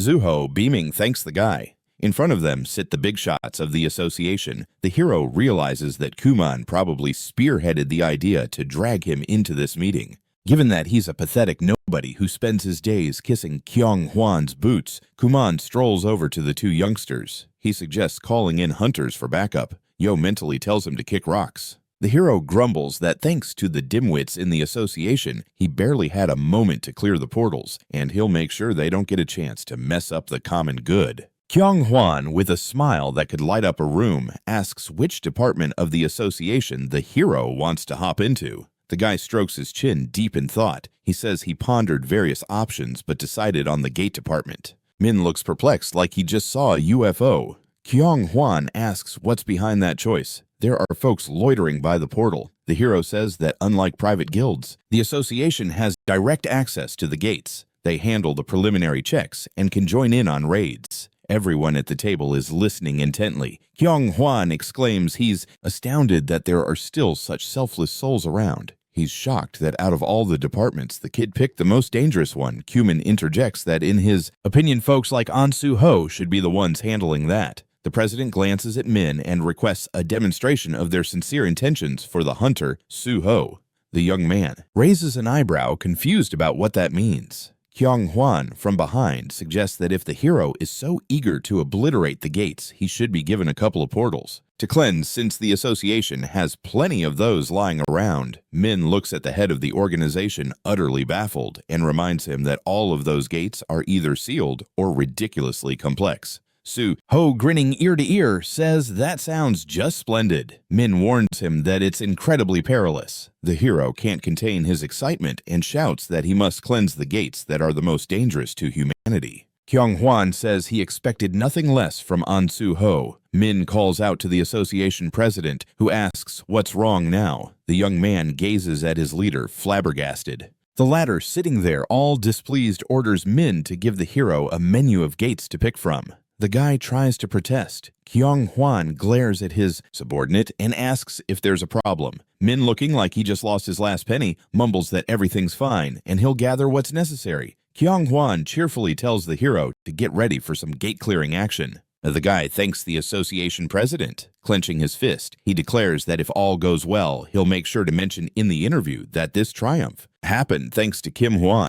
The president instructs the vice president that since the kid is going to tackle the particularly dangerous sealed gates, he should be given all imaginable support. He notes that this is the essence of the association's mission. Min frowns deeply. He knows that for his higher-ups, the most challenging gates are child's play, and that's exactly why he detests oblivious superiors who can't grasp how dangerous it gets. We see a weapon jabbed into the ground. Min reflects on the countless lives lost trying to clear such gates. Hence, they are overseen directly by the government, and these two clowns are ready to shove the hero into a death trap. Min clenches his teeth in fury. Zuho chuckles, feeling a smidge sorry for the guy sitting next to him. At least he knows exactly what kind of mess is waiting for him inside that sealed gate.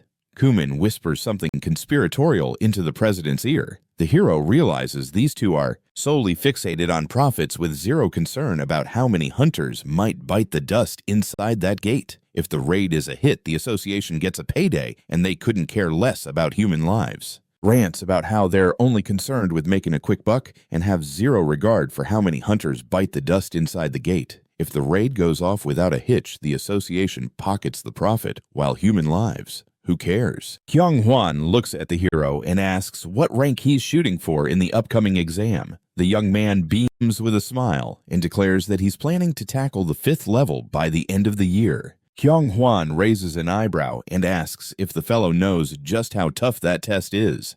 We see some attendees peering down from the ceiling of the room. Zuho chimes in, saying that at this level, he'll have way more opportunities, and to gear up for it, he's thinking of jumping into one of the guilds to rack up some experience. Kyung-hwan, lifting his right hand, points out that's a brilliant plan because the guilds love candidates with experience. Then he questions how long private guilds typically lock down contracts. We catch a glimpse of the corner of the table. The hero admits that he's been pondering this dilemma, but he's really eager to dive into practical work, and the length of the contract isn't his primary concern. Looming in front of us is the magnificent Nexus building. Zuho states that if a guild meets all his criteria, he'll stick around there until the exam time rolls around and the association calls. Kyung-hwan yawns and glances up, saying he'll only be thrilled if the guy actually manages to score such a spot. Suho grins, thinking that if the president is on board with those conditions, then he could be looking at joining the Nexus Guild. We see the logos of the two organizations. Suho realizes he has a golden opportunity to weave a connection between the Hunters Association and the Guild. The crowd gathered at the table turns toward the door, where they hear that Pyongi has arrived to see the president. The hero's expression shifts to confusion. The door swings open. The president exclaims that Pyongi has arrived right on cue. From behind the door, there's a surprised murmur. Yo strolls into the room and quips if his two big bosses are snacking on something scrumptious without him. A look of surprise lights up Yell's face as he spots the hero lounged on the couch. Yo beams. The young folks exchange glances. The head of the special department notes that his bosses seem to be entertaining a guest. Yo, bewildered, exclaims that his bosses have already got a guest lined up. The young man makes to exit, saying he'll come back later. Kyung-hwan stops him and encourages him to come on in anyway. He tells the special department head to make sure to greet him. Yo, grinning, agrees. Kyung-hwan motions at the hero and introduces him as An Soo-ho, the one who just conquered the test tower. Yell tries to latch onto that name. He perks up, exclaiming that he knows exactly who they're talking about. We zoom in on the ceiling of the room. Yell exclaims that it's simply incredible. The guy extends his hand and mentions that thanks to the president of the association, he had the chance to meet a real legend. He introduces himself as the head of the special department, Pyong-il. The hero shakes his hand and responds that he's An Soo-ho.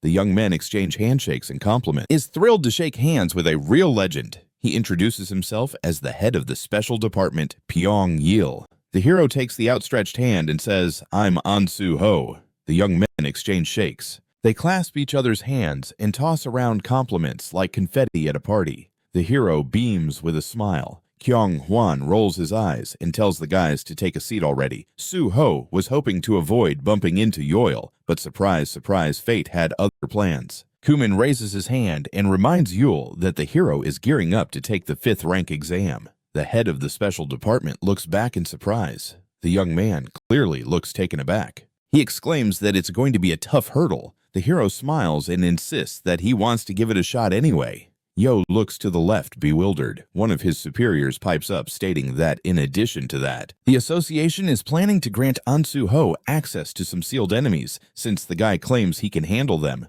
Yo repeats the info again, practically unable to believe his ears. Covering his mouth with his hand, he mutters something incoherent. The guy glances at Su-ho anxiously and asks if he's really sure everything will be all right, since those portals can be downright deadly. The hero gives a quirky smile. Noticing that Yo looks a little anxious, he replies that he's well aware of the risks. The head of the special department stands with his arms crossed, saying he's not in any position to stop the guy and hopes it all works out. Zu-ho watches the young man's back, thinking that Yo is a hunter and he's always been on the lookout for The young man's face falls. The hero interprets that he's probably worried that a bright talent could bite the dust for no good reason. Yo raises his hands and declares that he too wishes the guy luck on his exam. He adds that if Su-ho wants to join the special department, he'll do his utmost to help him out. Kuman, grinning, raises a finger and tells Yil not to tempt the hero into his department, since Ansu-ho has already made up his mind to join the gate department. The young man reacts in surprise, questioning why he wishes the guy good luck on the exam like it's a heartfelt prayer. He adds that if Su-ho's keen on joining the special department, he'll help him out like a best buddy on a sugar rush. Kuman grins and raises a finger as if about to impart some deep wisdom.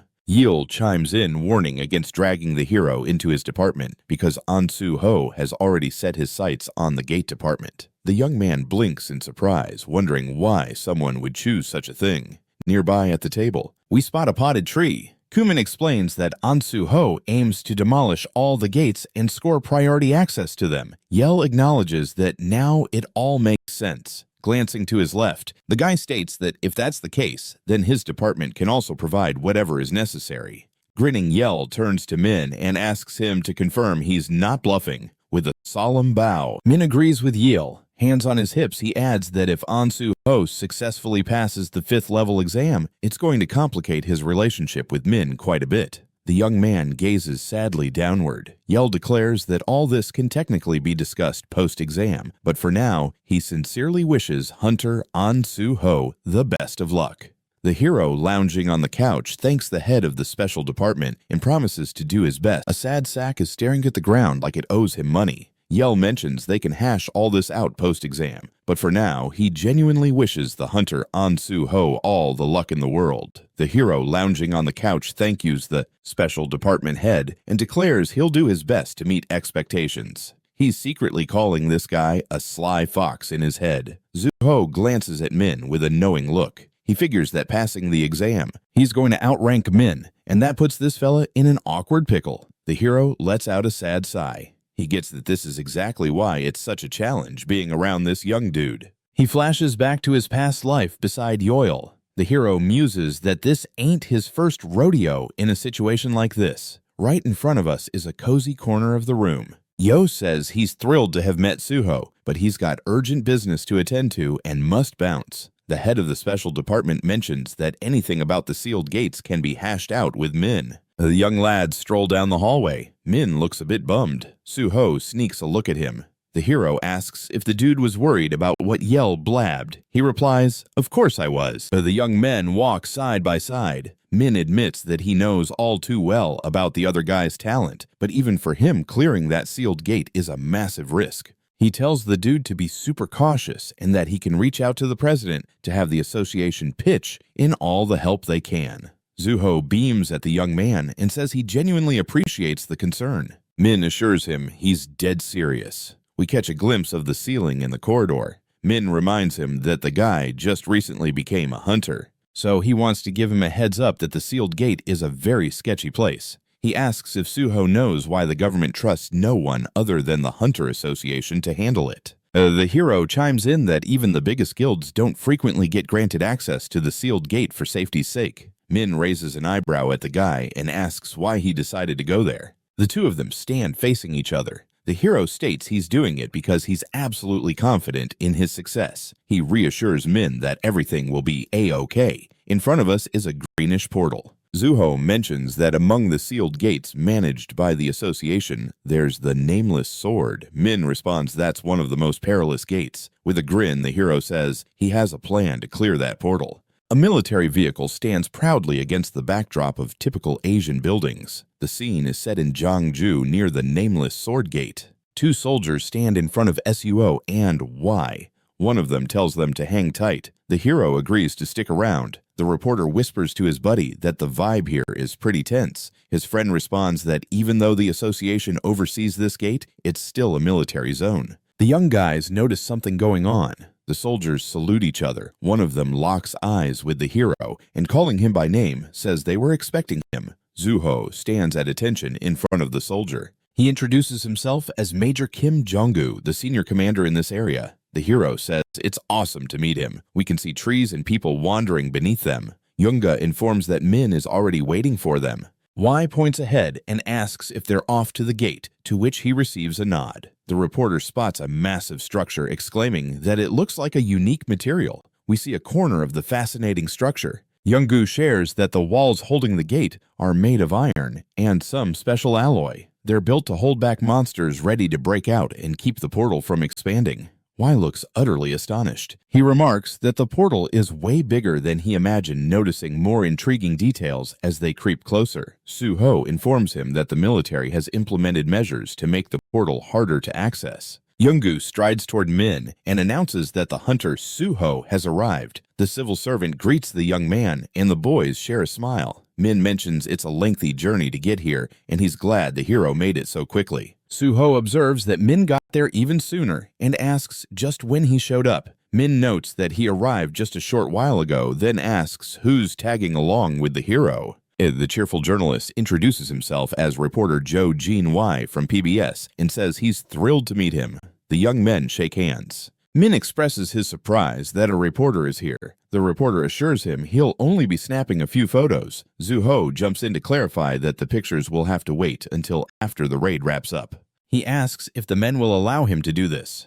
The reporter replies that this isn't a classified operation, so he sees no reason to turn him down. Min, looking confused, says he's just shocked that Zuho brought his own reporter along. Y, with a grin, thanks the official for the green light. He cheerfully mentions that Min will be seeing him fairly often, so he should remember his face. The civil servant replies that he'll make sure to do just that. Younggu approaches the hero. The soldier notes that he was informed the raid leader would be a hunter named An Su-ho. The guy confirms that's spot on. The major, gripping a machine gun, apologizes and asks what level the hero is. He replies that he's at 51. Yoonga looks at the young man baffled. He looks away and remarks that he gets it now. We see the door handle. Yoonga mentions that the inner perimeter of the portal has been readied so the hero can step in right away. He warns that the door will be sealed as soon as the young man enters. The hero, with a smile, thanks the military guy. Someone calls out to him.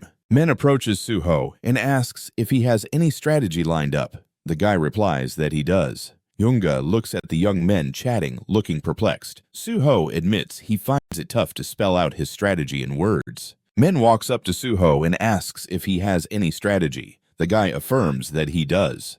Yoonga observes the young men conversing, looking bewildered. Suho admits he struggles to articulate his strategy verbally. But it's like trying to pass a wicked exam. Right in front of us is a wall shutting the portal. The hero confidently declares that if he can conquer this gate, Min's got to keep his promise to help with the other portals. The door swings open. The official wishes the young man a safe return. He tells him not to stress about it and confidently adds that 1 hour should be plenty of time. Min's jaw drops in shock and he asks again. Zuho, grinning, glances back at the young man and assures him they'll be seeing each other soon. The door slams shut. Min announces that the hero has officially gone inside. He closes his eyes and mutters that now all he can do is wait. Yanggu asks if the hero is going to be okay. The military dude next to the official pipes up that a high-level hunter can't just waltz in and clear a place like this. He wonders if Hunter An Su-ho is. The young man asks again in disbelief. Why is that? With a big old grin, he declares that An Su-ho is a healer, in name only. Jung-gu can't help but ask him to elaborate. Min raises his right hand and insists he's never seen anyone swing a sword as well as Su-ho. Younga inquires if the guy is really that talented. We catch a glimpse of the capsules. Min explains that he was just an observer for An Su-ho's exam, and of course he was taking the healer's test. We see monsters going boom. Min exclaims that this guy wiped out all the monsters with his sword instead and still passed the exam. Why? Someone gripping their bag strap says this is the first they've heard of this and questions if that's even a legit way to take an exam. Min admits he was surprised at first too, but the guy protected his patient from the monsters, so it all worked out. Yang-gu and Y stare at Min in disbelief. The dude hanging onto his bag like it's a lifeline mentions it's the first time he's heard of this and wonders if it's even legit to take the exam that way. Min replies, surprised at first too, but the soldier comments that Su-ho probably has an incredible grasp of swordplay. It seems like the soldier has figured out why the hero decided to take on this particular gate. 3 young men are standing together. Min agrees, saying Jung-gu is spot on. Facing us is an iron box housing the gate. Min claims that the Sword Emperor is here. In view is the nameless sword portal built for solo passage. We spot some serious cliffs. The system announces that the hero has stepped through the gate. The guy strolls through the forest, sword in hand. He surveys the surroundings, pondering that it's been ages since he's been here. The path ahead is clearly marked between the trees. Su-ho thinks about how he had a tough time clearing this area and barely managed to survive every time. Suddenly, a ringing sound echoes nearby. The hero spots a dark figure lurking behind the trees. We see an armored leg. The system reports a boss has appeared. Standing in front of us is a knight clad in armor. The system identifies him as the nameless swordsman of an unknown level. This warrior wields a sword. The hero faces the knight. A bright yellow glow envelops the warrior. It's announced that the nameless swordsman has activated the battlefield. The knight points his weapon menacingly at the hero. The system says that while the battlefield is active, the nameless swordsman's status will mirror that of the user. The combatants prepare for battle. The system informs us that on the nameless swordsman's field, no one can use anything apart from sword and sword skills. Su-ho, grinning from ear to ear, mentions it's been ages since they've seen the Sword Emperor. The knight lunges in for an attack. The 2 adversaries meet in a fierce clash. The hero deflects the knight's weapon with his sword. White flashes stream in front of the knight. The combatants position themselves far apart, showing the hero's profile. Su-ho recognizes that the Sword Emperor is quite nimble on his feet and has positioned himself to minimize any rebound from his strikes. The knight readies his sword to swing. The hero realizes that no one at this time could take down such an opponent with mere swordsmanship alone. The knight grips his weapon with both hands. Su-ho thinks the enemy crossed swords with him, but instantly shifts his stance. In other words, he's trying to throw him off with a different fighting style. On top of that, he attacks in unpredictable ways, constantly altering direction. The Sword Emperor closes in on the hero. He concludes that the scariest thing about this foe is how he adjusts his tactics based on who he's up against. The knight strikes, but the hero nimbly dodges. The guy realizes his opponent is incredibly crafty, but that's exactly why he's picked up so much in his past life. Su-ho can't help but grin. A mark from the blow hovers above his head, prominently displaying bright red and white stripes. The Sword Emperor skillfully dodges the hero's attempt. The warrior retreats quickly. A small dent is visible on his armor. The hero asks if he managed to catch the enemy off guard. The Sword Emperor silently gazes at the hero standing before him, who states that he clearly remembers this character doesn't say a peep until the very end. The knight stands firm, arms crossed, still gripping his sword. The hero swings and lands a hit. A deep gash is etched onto the Sword Emperor's helmet. Su-ho prepares for another strike, declaring that this is the 7th time he's challenged his opponent. The hero strikes with ferocity. The knight's counterattack whizzes harmlessly above his head. The guy slices off one of the enemy's limbs and then delivers a kick to the Sword Emperor's chest. Leaves scatter as they fly into the air. The hero stands before a tangle of bushes. He muses that many folks were curious about who was hiding under that armor. Positioned in front of us are some plants.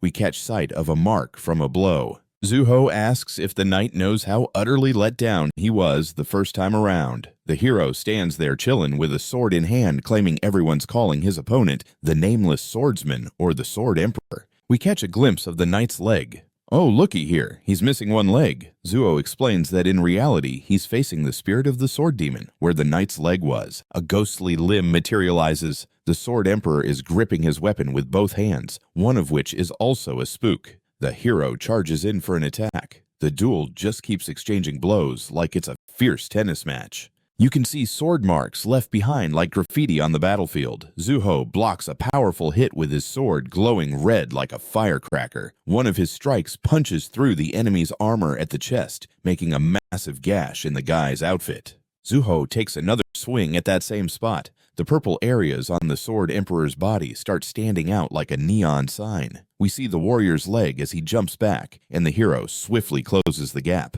The guy squints at the enemy and remarks that his fighting style seems tailor-made to counter all the knight's tricks.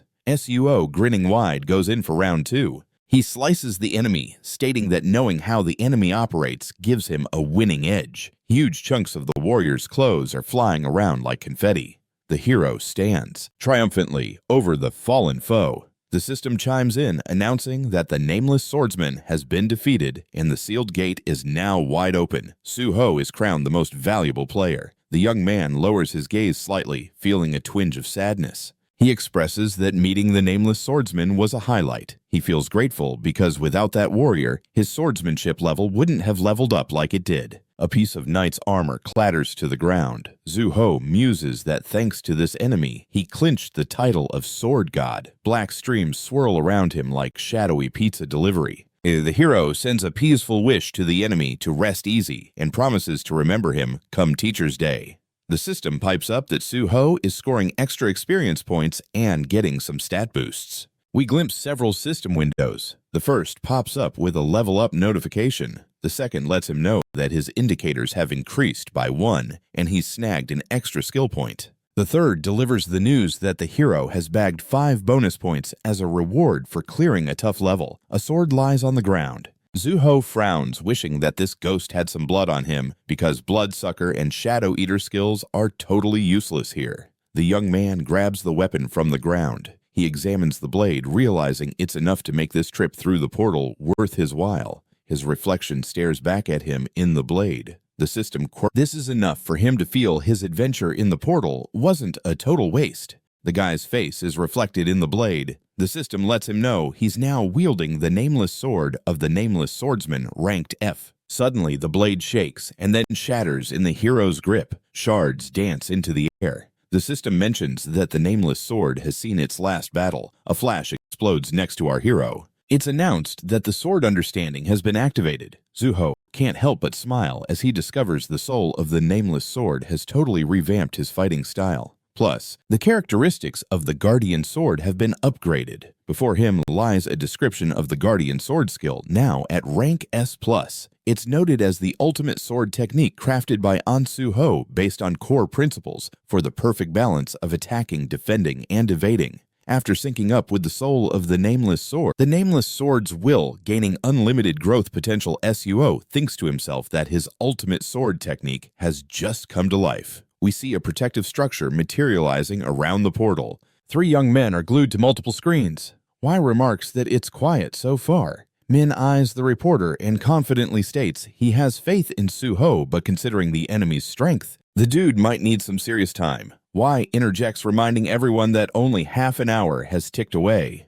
Yunga looks at Min, asking if he can go check on the situation. He grants the Solider permission to head out. Yunga gazes at the reporter in confusion as he's told to hang on a sec. The major inquires what's going on. Sweat trickles down the journalist's face as he shouts for them to look at the portal. Yunga stares at the bewildered reporter, who's asking him to hang on a sec. The major inquires what's going on. Sweat beads down the journalist's cheeks as he begs for attention to the portal. The hero's figure pops up on the screen. Wai calls out that the gate is clear. The protective structure is shown again. Zuho steps out of the open door, greeted by cheers. Wai hoists the camera overhead like a trophy. The hero tries to get his pals to chill out. The journalist's face lights up like a Christmas tree. He wonders how they can cool their jets when Zuho busted through that sealed gate in under an hour. He shouts that it's simply mind-blowing. Min's fist is pumped in pure joy. He mentions that the guy just took down that nameless swordsman who no one could beat in over 200 tries. He checks if the hero's doing okay. Suho, grinning like a Cheshire cat, says he's doing just fine and that it was a walk in the park.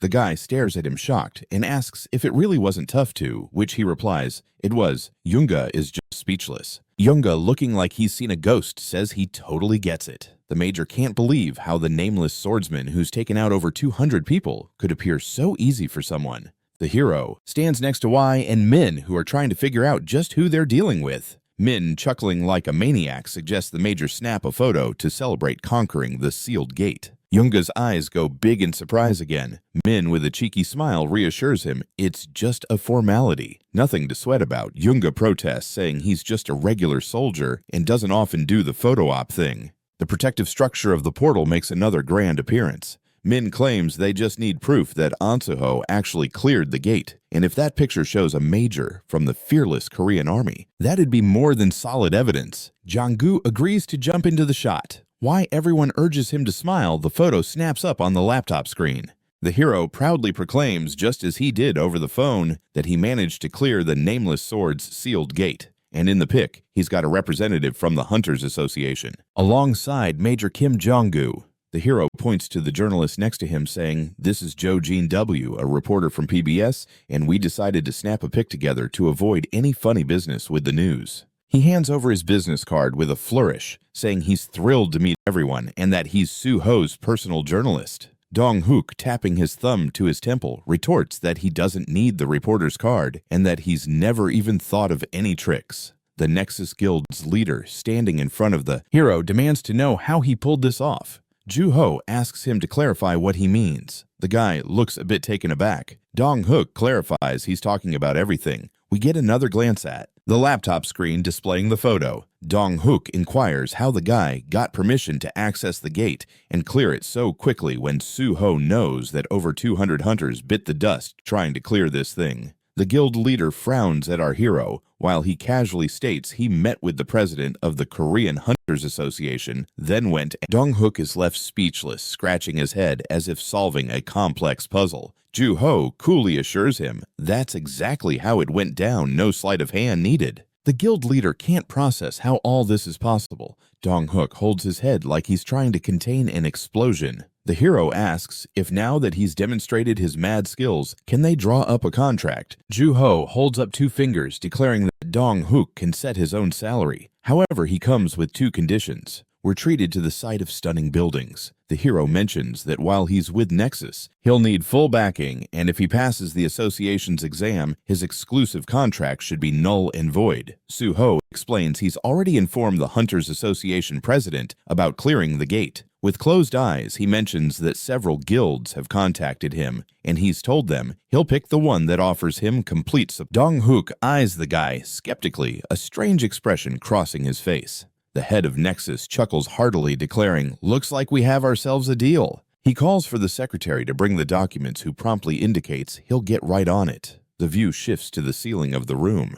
Dong-hook points out that the hero validated his qualifications just when doubts crept in. The man exclaims he's shocked and utterly speechless. Dong-hook extends his hand, stating that An Su-ho must be ready for some heavy lifting. There's going to be plenty of work. The young man shakes Dong-hook's hand. Su-ho notes he has no doubt it's going to be a lot of hard work ahead. The road hums with traffic. The hero, grinning, mentions his friend brought him here, and if Y's interested, he'll take him back. The reporter, beaming, replies that all's good, and he's just doing his job as a manager. The hero asks in surprise why the guy calls himself that. The two young men are cruising in the car now. Y mentions that thanks to the hero, he regularly scores exclusive material, so he's got to earn his keep somehow. We see the car rolling smoothly down the road. Y muses that the sedan doesn't bounce around as much as that minivan did, so he picked up another sedan. Su-ho raises an eyebrow, curious why the reporter made that choice. The hero looks at Y in disbelief. He replies that he snagged it especially for his pal. Su-ho realizes this dude was probably born with a silver spoon in his mouth. Y drives on, wearing a smile. The hero points out he hasn't shown up for work all day and wonders if the guy will get in trouble for it. The reporter laughs, saying several of his exclusive pieces dropped today, so it's unlikely anyone in the office will be mad at him. He adds that besides that, he promised the editorial team he'd bring the hero along. Suho starts to get that Why isn't about to miss this opportunity. Why sprawls on the ground in front of 3 young men who advise him not to spill too much info. The reporter proposes they can kick things off with a scoop about clearing the sealed gate. And if they roll out the news, gradually starting with work for the Nexus Guild, there shouldn't be any hiccups. Although to be real, no one knows how long they'll keep the public's interest. Suho, eyes closed, reassured. The reporter reveals he had a question for the hero. We zoom in on the young man's serious face. He suddenly gets serious and asks how Suho figured out the strategy that the nameless swordsman used. The 2 guys are still in the car. The hero thoughtfully states that the monster had some pretty predictable moves. His recent opponent looms large over Suho's head in the memory. The guy shares he was well aware of. The hero asks if they'll be in trouble for not showing up for work today. The reporter smoothly replies that he dropped several exclusive articles today, so it's unlikely anyone will be ticked off at the office. Plus, he promised the editorial team he'd bring the hero along. Why he won't let this chance slip by. Why's flat on the ground in front of the 3 young men, and they're warning him not to spill too much. The reporter says they can kick things off with a scoop about clearing the sealed gate. Why won't Mrs. Chance? He's sprawled on the ground in front of the 3 young men who advise him not to spill too much tea. The reporter suggests they kick things off with a scoop about clearing the sealed gate. And if they pace themselves starting with working for the Nexus Guild, there shouldn't be any hiccups. But honestly, no one can say how long the public's attention will hold. Suho, shutting his eyes confidently, replies, everything will be just fine, and W can do as he likes. The reporter's curious. If they do it right, they'll definitely grab the public's attention. Suho, eyes shut, reassures them that everything's going to be just fine, and W can do whatever floats his boat. The reporter mentions he wanted to ask the hero something. We zoom in on the young man's face. The reporter suddenly gets all serious and asks how Suho figured out the nameless swordsman's strategy. The 2 are sitting in a car now. The hero, in a thoughtful mood, mentions that this monster had super predictable moves. His latest adversary is above Suho's head. The guy says they're sitting in the car. The hero ponders aloud that this monster's behavior was pretty predictable. His recent foe is visible above Suho's head. The guy knows exactly what he's dealing with. The Sword Emperor's rep, and that the only way to take him on was with cold steel. He admits it might sound a bit cocky, but he really believed he swung a sword better than that monster. Y looks confused and asks again, glancing at the dude. He mentions how during the scrap experience was key, but he's pretty good with a sword if he says so himself. Zuho gazes ahead. Y's hands are on the wheel. He proclaims that the hero's rival is the Sword Emperor, who's unbreakable by more than 200 warriors. Hold your horses, they're all the top sword fighters of the realm. He wonders if his buddies heard about that. We catch a glimpse of an impressive sword and some warriors ready for action. The hero informs us that the nameless swordsman just mirrors the enemy's stats and adapts his combat style accordingly. In this arena, only the swordsman's skill counts, and no fancy items or extras will make a dent here. A reporter pops the question if the hero's got swordsman skills. He replies that indeed he does, and it's a shiny rank S, but surprise, surprise, it's a no-show in his status window. Y thwaps his noggin on the steering wheel. Suho asks what's going on. The reporter's jaw drops in shock and queries how he scored rank S and when it happened. A blaze is flickering behind the lad. The hero casually says he just got it recently. He urges his buddy to take a chill pill since he's practically bubbling over with excitement. Zuho states that info should be served in small bites, not dumped all over someone's head like a ton of bricks. Y gives the hero a curious look and says if he's itching to know something, just ask and boom, he'll have all the deets. Y slams on the brakes. The ride slows down. He notes that An Suho truly has a knack for leaving folks flabbergasted. He admits he'd never have imagined someone could make him do their bidding. The hero starts soothing his mate. They're both chilling in the car. Y thanks the hero for giving him a heads up first and sheepishly apologizes for doubting him earlier. Suho chuckles and assures him everything's cool. Ahead of them tower some high-rise buildings. Y asks if this means they're done for the day. Suho replies that he could use a breather. The reporter chimes in that case, he'll drive him home. The hero thanks him with a smile. The tall buildings glow with many bright windows. Su-ho plops down on something cushy, pleased with his results. The guy towels off his sweaty head, realizing he's hardly worn out, despite all the important stuff he smashed through today. Su-ho tosses the towel away and pulls up his status window. We peek at the boy's right eye. The system pipes up about him having 7 extra points. The hero thinks that should do the trick and decides to see what these unified stats are all about. There it is, the hero's personal card. The system informs that all but one stat must match in rank, and all those jiving at the same level must have identical scores. The hero's finger glides over the magic stat. The system warns that if the users got at least 1 bonus point, then the weaker stat will get promoted. Su-ho grins at the system window, looking quite pleased. He finds out that all of this works only if all the ducks are in a row. Then the system congratulates the hero, everything's lined up, and the skill is now activated. Su-ho's eyebrows shoot up in surprise. The system announces that the leftover bonus points will be employed to unify all the stats. Once again, the hero's personal card is on display. The standout thing here is that all the stats are identical, flaunting a fiery red level and the rank of 14. Suo lets out a joyful cheer, pumping his fists in the air. He thinks he finally hit the jackpot. The guy rubs the back of his head. He couldn't fathom this before, so he never even tried. A blue window hangs in front of the hero. Su-ho beams with delight. He's over the moon. The young man crashes onto the bed, pondering that he needs to keep this momentum going.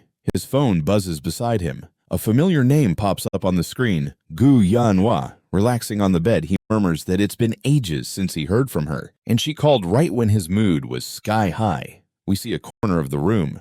The girl remarks that it seems like Su-ho's swimming in free time. The hero, taken aback, asks what she means and requests she drop the formalities. The girl replies that she checked out the article. With a grin, Su-ho presses the phone closer to his ear. He's shocked that the article was published so quickly. He admits he hasn't peeked at the comments yet and asks her to fill him in on the reactions. Calling him sir, she suggests they meet up first. We zoom in on their faces. Suo states that he just wants to hear the answer to the question he tossed her way. The girl asserts that the hero knows they haven't given his offer the green light yet. He responds that if Hwa and her crew aren't on board with something, he won't push it. The girl is taken aback. Su-ho presses for what the answer to his question might be. Hwa, with her eyes squeezed shut, wonders what their next move should be. The hero rises from the bed and declares he'll spill all tomorrow after they meet. He suggests they all show up at Nexus Academy at 1 o'clock. W chimes in, that's a bit tricky.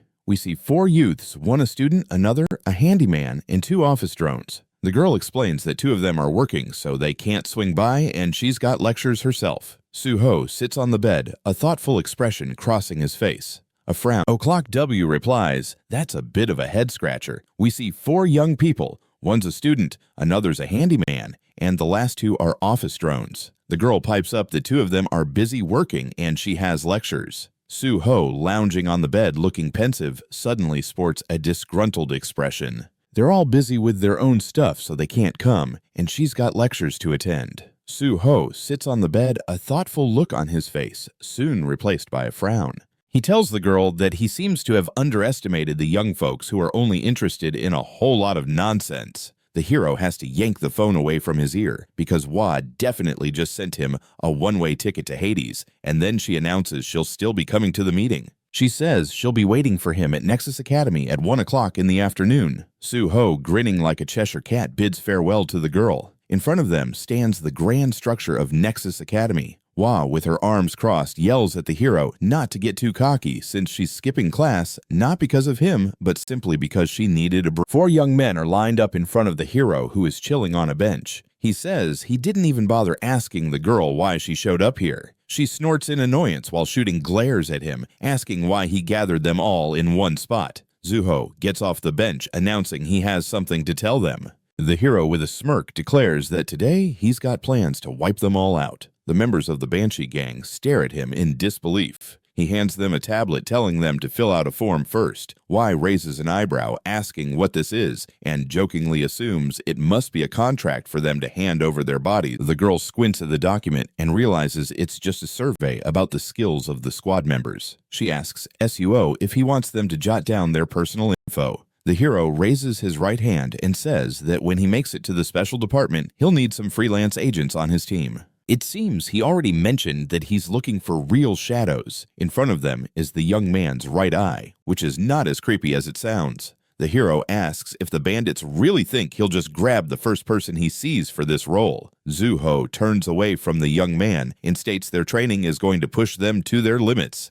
So they better answer all questions honestly. He insists their relationship needs to be founded on trust since he's opened up his secrets to them. Now it's the squad's turn. The young men exchange glances looking a mix of uncertain and curious. In front of them sprawls the training hall. The hero, still smiling, announces it's time to get this show on the road. He's holding a key card close to his chest. The guy reminisces about how he snagged this item. He remembers being told that this black card gives him access to anywhere in Nexus Academy. Turns out Sui was the one. The girl mentions that this training hall is exclusive to S-rank hunters, so they can dodge unnecessary interruptions. She adds that the guest cards are all set, just like the hero asked. Finally, she informs him that Khan Dehan would like a word with him. Zuho inspects the key card. He thinks he was way too wrapped up in his own drama and completely forgot about Dehan. He suggested a meetup in the training hall, so now this rendezvous needs to be arranged. In front of them lies the lid of the capsule with members of the Banshee squad chilling inside. The hero thinks he'll handle issues as they pop up. We're treated to a view of steep cliffs. It is said these are the Kun Mountains. Suho stands before the Banshee squad and welcomes them to Kunglun, telling them they'll be training here whenever they find a moment. The young men carefully study him. He figures since they're all below level 50, he can whip them into shape however he sees fit while asking what they'll be doing here. SUO responds that they'll kick things off with their training and combat skills because with their current skill levels, there's no way the special department won't catch up to them eventually. He asks if the bandits seriously thought such cheap tricks could fool the organization. W, with a fiery glare, insists they've got an amazing battle plan and no one will ever catch them. Suho grins, crossing his arms in triumph. He reminds the girl that he's personally caught them already, and she should really understand that perfect crimes aren't a thing, especially in a world where people with superpowers lurk around every corner. Suho looks closely at the young men, emphasizing that for this reason, they should at least learn to defend themselves and ideally be able to protect. The guy snaps his fingers. He suggests the bandits choose a weapon because the main focus right now is to sharpen their basic skills and conquer their fears. Swords hover above W's head like she's in a weird sword fountain. The girl clutches a weapon, asking if there's anything else around here. Suho asks if the girl remembers his title. She ponders and recalls that he's known as the God of the Sword. The hero's right hand begins glowing, and he proudly declares that's indeed what they call him. Suho leans casually against the sword. He states that in front of the young men stands a true swordsman, and it'd be foolish to expect him to teach them how to use anything else. The guy mentions that to really elevate swordsmanship in this place, they shouldn't be using any of the other skills they might possess. Although he can't outright ban it, he warns that down the road all those other skills could turn against them. The bandits frown at their mentor. He proposes they give it a shot. Why not try to take him down? Suho swings his sword, declaring this is their primary target now. The hero lunges into action, announcing the training has commenced. Suho lands a flurry of strikes, and suddenly the heads of two guys go flying. One of them even sails over the hero. He asks if the surviving members actually have time to be amazed by what just happened. The hero finishes off the remaining bandits who are struggling to recover. Suho, whose leg is all we can see at this point, announces that next time they definitely won't slack off. The young folks gear up, taking their defensive stances. Yo, in a huff, insists they've got a stellar plan, and no one's ever going to catch them. Suho beams arms crossed as he recollects that he's already nabbed them, and that perfect crimes just don't happen, especially in a world teeming with superpowered individuals. Suho zeroes in on the young men and emphasizes that they must at least learn to shield themselves, and ideally be able to watch each other's backs. The guy snaps his fingers and suggests they pick a weapon since they need to hone their fundamental skills and crush their fears. Swords dance over W's head like the girl holds a weapon, asking if there's anything else on the menu here. Suho inquires if she remembers his name. She reminisces that he's known as the God of the Sword. The hero's right hand lights up like a Christmas tree, affirming that's indeed what they call him. Suho leans back against the sword. He explains that in front of the young men stands a bona fide master of swordsmanship, and it'd be ludicrous to think he'll teach them how to wield some other weapon. The guy adds that for optimizing sword skills in this arena, they really shouldn't dip into their other talents. He can't outright forbid it, but he does caution that in the long run, all of this could come back to bite them. The bandits scowl at their mentor, who proposes they try to take him out. Suho swings his sword, proclaiming this is their main mission from now on. The hero charges in to kick off the training. Suho delivers hard blows left and right, and boom, 2 heads just popped off. One of those noggins even flies right over the hero's head. He asks if the ones still standing really have a moment to be dumbfounded about any. The hero wraps up by finishing off the last of the bandits. The Banshee squad members struggle to get back on their feet. Suho, whose leg we can only see, announces that next time they won't dare to doze off. The young guns take up their defensive formations. The bandits scowl at their mentor, who suggests they tango with him. Suho brandishes his sword, declaring that it's time to get down to business. The hero charges in, announcing that training is kicking off. Suho unleashes a storm of blows. The heads of 2 guys go flying. One even soars right over the hero. He asks if the few survivors really have time to be surprised by anything now. The hero wraps up the rest of the bandits. The Banshee squad is left trying to shake it off. Suho, whose leg we can see, quips that next time they better not be snoozing. The young folks take defensive stances. The hero, grinning like a kid in a candy store, suggests starting fresh because things are looking pretty good. The bandits glance up confused. That's when Suho decides to strike again. He smacks his opponents around like they're piñatas, asking if they actually believe they can take him down. The hero takes a swing and tells the injured bandit that even his grandma would move faster than him. Suho then gives one of the guys an elbow to the chest, quipping if this dude really worked in deliveries, guessing that's why he got fired after leaving a customer to starve without their food. The young man goes flying back, colliding with his buddy. Suho can't help but laugh, asking how this guy can call himself a teacher when he can't even dodge a simple blow. He wonders how he's going to explain to the students that they're so much quicker than him. The young man retorts that he didn't purposely take the hit. Suho shoots back that he's making excuses worse than a kid caught red-handed. The bandits grip their swords, trembling like leaves in a windstorm. One of them pipes up, asking when this annoying punk is finally going to zip it. The young men charge in all rage. The hero figures their level of self-control should help them avoid going full-on panic mode when they finally face the real deal. A mighty impact mark is left in their wake. Suho announces that the bandits will now be his shadows, but that doesn't mean they'll be running mindless errands for him. Up next, we see Kim Hyan-min and Hwa looking intrigued. Now we get a glimpse of Gwaku-ho and Seo-kan. The hero lets them know they've got several gates to clear. Suho, stepping on an opponent's sword like it's a bug, sternly informs them that there's no shortcut to becoming a top-notch warrior. The hero's eyes light up like fireworks. He tells them the only way to become one is to realize there's no way back. We see the marks of battle and splatters of blood oops in the ground, looking like it just lost a rumble. The members of the Banshee squad try to muster their strength again. Suho, raising his right hand, triumphantly declares he loves the view, but he's got other important things to do.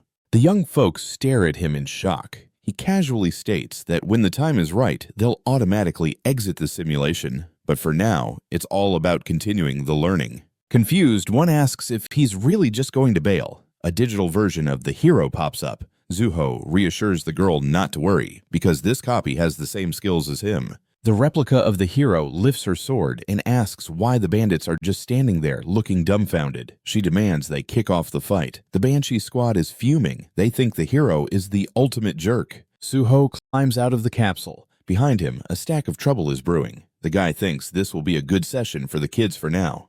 He presses his phone to his ear and tells Sui he's all ears. The girl says there's an article about Suho joining the Nexus Guild, and she's calling to confirm the scoop. The hero asks if the article is from the illustrious reporter Jo Jin-wai. Sui confirms that this journalist is the one who dropped the hot scoop and that the guild's PR peeps want to publish more info. The hero glances out the window, saying this is just fantastic from his perspective. Another article needs to be worked on. Sui looks doubtful it can be done so quickly. We see their faces, and Suho says that reactions are going to be a bit rough, since he once said he dreamed of working in the government, but suddenly switched to a private guild. So negativity galore, Sui responds that if they stick to the hero's game plan, the public outcry will cool down soon enough, so no need for stress. Suo presses the phone to his ear, musing that he hasn't told anyone about his plans to tackle the Rank 5 exam at the end of the year, but he's not going to keep it under wraps forever. The guy tells Sui he'll explain everything later and switches gears to make another call. Happily, he greets the hero. The guy is busy typing away on his laptop. He asks how he can assist.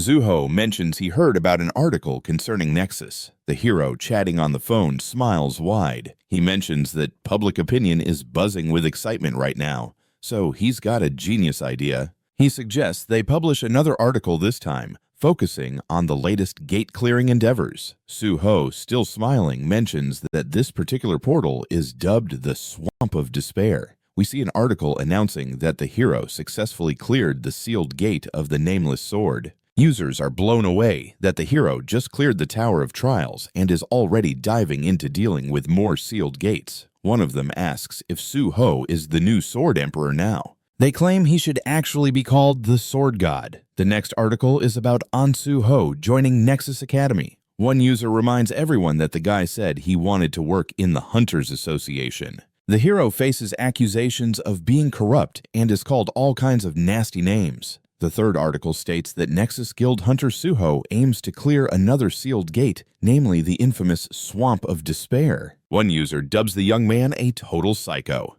Another questions why the people who claimed Suho joined Nexus for money look so shocked. A third one says he believed in this kid from day one, and the fourth writes that he's now his idol. Anyone who insults the guy will have to deal with him personally. Zuho scrolls through the comments on his phone. The majority are glowing reviews. The hero can't help but beam with pride, thinking everything is unfolding perfectly. Just then, a sharply dressed young man appears next to him, and Min is holding his noggin like he's got a headache. Suho asks if he got the green light for access to the Swamp of Despair. The official says he was just about to inquire about that. The young man remembers the face of Kyung Hwan. The head of the association suddenly yells about believing in this young man from the very start, and he's now the idol of many. Zuho checks the comments on his phone. All mostly positive vibes. The hero smirks, thinking his master plan is working out smoothly. A young man in a sharp suit appears beside him, and Min is there holding his head like it's about to explode.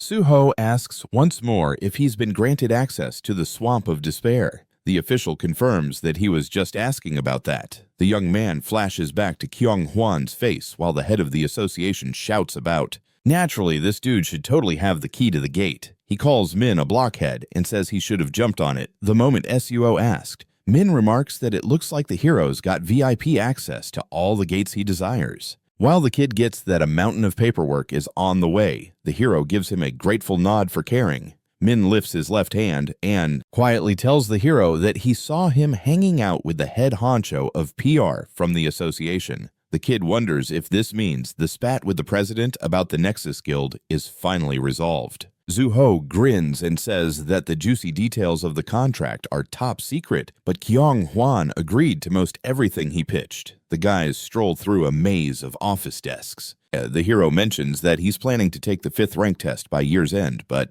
shh, it's a secret and fellas shouldn't spill the beans. He runs his fingers over his lips and expresses that he'll totally be as tight-lipped as a clam. The hero gleefully states he's really glad he can trust his buddy. Zuho thinks he's just kidding around, but the dude's reaction is downright priceless. Then he suggests it's time to tackle the gate. Ahead lies a pretty big city. Word has it the sealed entrance to the Swamp of Despair is chilling on Yongjong Island in Incheon. Suho stands in front of the portal. The kid glances around. Someone mentions that not a single hunter has come back from this portal alive, and while Anu Ho is one of a kind when it comes to hunters, it's still anyone's guess whether he can handle this one. Why someone standing in front of a slew of screens tells the previous guy to chill and suggests placing a wager. The reporter sporting a grin throws down a bet of 1,000,000 won that Zhu Ho will clear the gate. His buddy, clearly frazzled, says he's crossing his fingers for the dude, but he'll take that bet. Looks like this guy believes there's no way to clear this gate. Min is simply floored. He exclaims that the gate is beginning to fade away.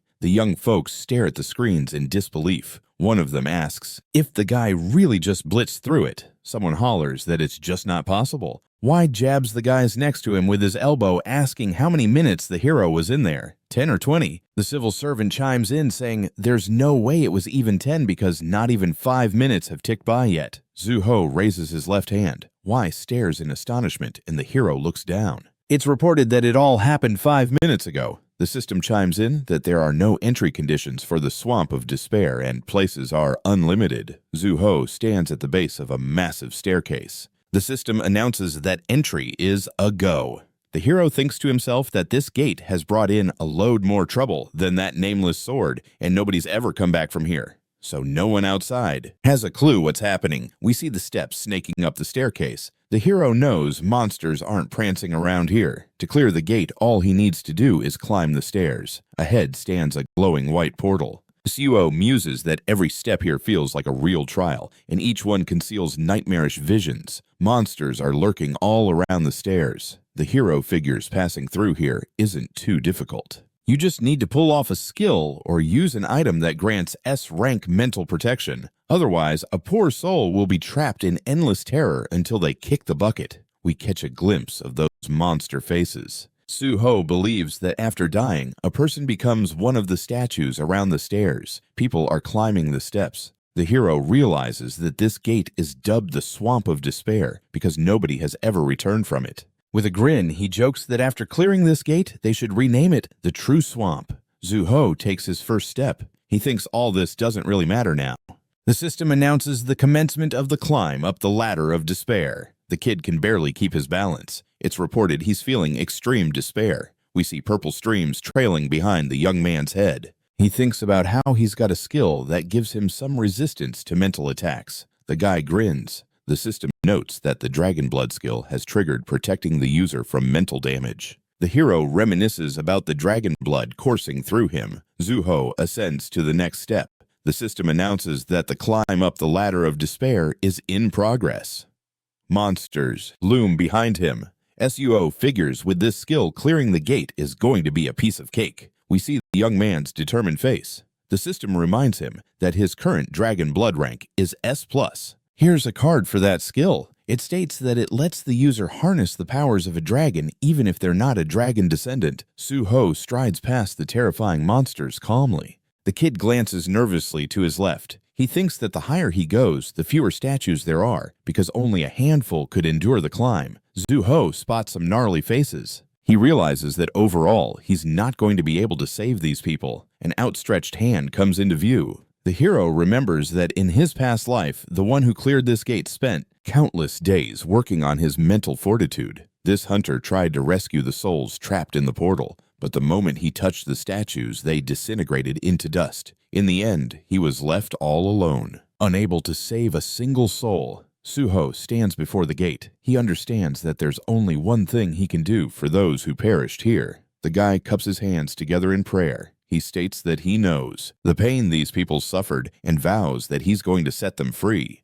Suho realizes that he can only release the souls stuck here. The hero gazes upward at the staircase. The system reports that the most valuable player was Suho, who snagged some extra experience points and a bonus skill point. The system declares that our hero was the first to conquer this portal, and because of this one-of-a-kind achievement, he gets 5 extra skill points. It also announces a level up, handing out a special reward, boosting all stats and granting another skill point. With a grin, Zuho says it's time to claim the final reward. The system reveals that the hero has received the Ring of Emotions. We can see the item card in question. It's reported to be S rank and only obtainable in the Swamp of Despair. The ring lets the wearer see a target's emotions as a colorful aura, can soak up white or black energy and transform it however the owner desires. The duration of the effect? No clue. The Ring of Emotions sparkles brightly on the wearer's hand. Zuho recalls that the only person who ever snagged this item in his past life was the player who cleared the gate. That player used the ring to help folks suffering from emotional pain, but in the end, it got snatched away by his enemies. The hero raises his left hand, pondering that this time things will be different. He slips the ring on his finger. Suho stands at the staircase summit. The system announces that the descent down the stairs of despair has commenced. Black streams pour out from the ring. It confirms that the hero is facing extreme despair. Right after this, the system takes note of the activation of the Dragon Blood skill, which helps our hero dodge any mental damage. Black streams now hover alongside the guy's head. SUO touches down on the ground.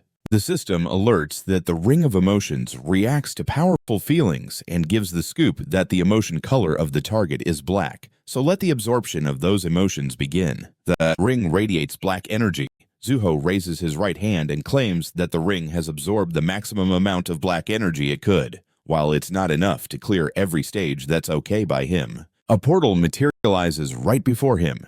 SUO declares that it's time to roll out. We catch a glimpse of reporters. The hero covers his face with his hand. The journalists beg him to look into their camera lenses. His buddies hustle over. Min, joyfully pumping his fist, asks how the young man managed to clear the portal in just 4 minutes and 17 seconds. And what is the secret sauce? Because this place is even more dangerous than the nameless sword. Why joyfully exclaims that they need to write an article about this like right now. Suho kindly asks them to chill. With a smile, the hero suggests a group photo, and his comrades cheerfully agree. The excitement plays out on a computer screen. Someone inquires if Suho really tackled the Swamp of Despair Gate, the one that had remained unbeaten until now. The answer comes in that yes, it's absolutely true. Dong-hook stares at the tablet, disbelief etched on his face. He exclaims that this is simply mind-blowing, especially since the passage time was less than 5 minutes. Dong-hook covers his face with his hand in disbelief. He's asked what comes next.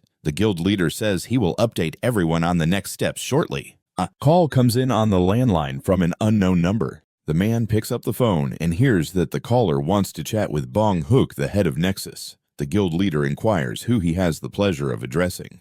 Jeng Kyung-hwan, bubbling with joy, introduces himself as the president of the Korean Hunters Association. The man adjusts his tie nervously. He asks if Bong-hook has a moment to discuss something. Dong-hook holds the phone to his ear, thinking the question is likely about the hunter Suho. The guild leader asks if he can meet with the association president. He says that would be splendid. Dong-hook muses that Suho has already cleared 2 sealed gates, so it's no wonder the association is in a tizzy. And unfortunately, he has no excuse to say no to this meeting. The man drums his fingers on the desk, saying that if the association president is okay with it, they might as well grab lunch together. He says he's all for it and awaits Dong-hook's call. The guild leader assures him he'll be in touch with Kyung-hwan soon.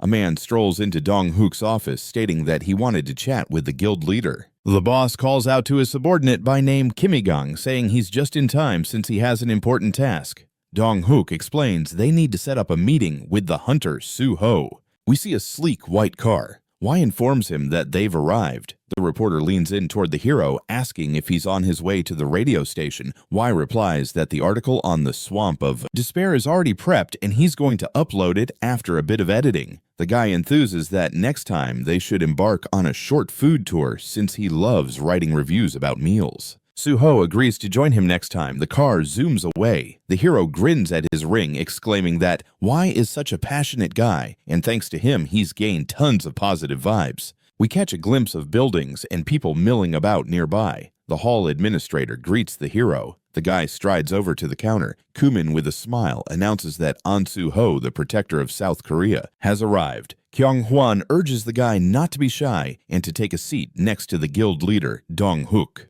Suho thanks the association leaders, sitting in a chair. The hero notices that Kyung-hwan, Kumin, Dong-hook, and the head of the special department, Yo, are all present. The last guy looks to his right. The hero tries to get a grip on what's happening here. Kyung-hwan beams with delight. He starts off by congratulating the guy because nobody has ever breezed through the sealed gates that quickly. He proclaims that An Su-ho is their diamond in the rough and the true future of their nation. Kuman, throwing his hands up in excitement, suggests that this calls for a toast to Suho. The guy is holding a cup in his hand. Kuman insists that the hero who's stealing the show today should make the toast. Suho jumps in and says he'd like to toast to their shared success. Everyone clinks their glasses at the table. We catch a glimpse of the delicious food they're all munching on. One of them mentions that he heard Zuho's contract with the guild doesn't have a time limit. Dong-hook, grinning, states that usually contracts last 3 years, but Mr. An Su-ho is clearly something special and can do a lot for the country, so he's not about to put him in any box. Instead, he's planning to back him up in every way possible. Kyung-hwan chuckles joyfully. He expresses his happiness that Mr. Dong-hook's intentions align with the goals of the association. Then he turns to the hero and asks if he agrees with that. Zuho replies that he truly values Mr. Dong-hook's decision. Yo, with a cup poised to his lips, chimes in that he can't wait for the guy to join the Hunters Association because they'll be ramping up the prestige, not just of the organization, but for the entire country. Q-Man, sporting a quirky grin, announces that on this celebratory occasion, the president wants to present Hunter An Su-ho with a special thank you letter. The hero bubbles with excitement inside. He knows this letter practically guarantees passing the 5th rank exam. Out loud, he says he's absolutely flattered and that it's a huge honor for him. Kyung-hwan couldn't be happier. He shares that initially they'd just intended to celebrate their win over the nameless swordsman, but didn't foresee Su-ho clearing another gate in such good time. He's shocked that the guy managed to fit all this in. Placing a hand to his chest, the hero responds that it was all made possible thanks to the president of the association who granted access to the sealed gate. The guy thanks Kyung-hwan for the trust placed in him. The leaders of the organization are practically glowing at his words. Yo, still clutching his cup, asks how An Su-ho managed to conquer the swamp of despair. He clasps his hands and mentions that as an ordinary awakened, he's really curious about this, since nobody who attempted to go through that portal ever made it back, leaving practically no info on the gate itself. He tells the hero that if he spills the beans, it would be massively beneficial for the state. The hero glances at the head of the special department, thinking this guy has a knack for digging up the info he needs. In his previous life, this guy also wondered what was lurking inside that gate, so all these questions were totally predictable. Su-ho smiles, pondering that it's not yet time to show his whole hand. There's the ladder that the guy climbed. Su-ho explains that there are no monsters inside the gate, just a really ordinary ladder. He reveals that after his first step, he sensed the danger, so he opted to work around it. Instead of just pushing up the ladder, he found a successful approach and cleared the gate. The association members are staring at him, mouths agape. Yo, absent-mindedly stroking his beard, muses that other hunters generally leaned on their mental toughness. But An Su-ho took the easier route. Clenching his eyes shut, the hero says he decided to keep things super simple, and luckily it worked out for him. Kuman raises his hand and asks what level the guy is currently at. He says that from what he heard, An Su-ho isn't even level 100 yet. Su-ho replies that he's currently sitting at level 53. Yo, grinning, widely asks again, followed by questioning what ability the guy picked. The ring on the hero's finger bursts out with streams of white energy. Su-ho realizes from the artifact's reaction that the association wants to mold him into their little compliant order taker. Yo studies the hero closely. He admits he chose the healer class, but since he's accustomed to wielding a sword, he made the way of the sword his ability. Yo turns away and remarks that there's nothing out of the ordinary about the way of the sword. But for a healer, that's quite an unexpected skill choice. Su-ho thinks he's said everything he intended to. Both Su-ho and Yo drift into contemplation. The hero ponders that there are a lot of members in the special department with peculiar abilities, so the way of the sword doesn't grab the association members' attention too much. Plus, the thought of being treated like some kind of hunting dog is a bitter pill to swallow. Yo gazes thoughtfully at the guy. The hero sitting next to Dong-hook states that his primary skill is swordsmanship, yet he believes that the healing skills could also come in handy, so he wants assistance in developing them.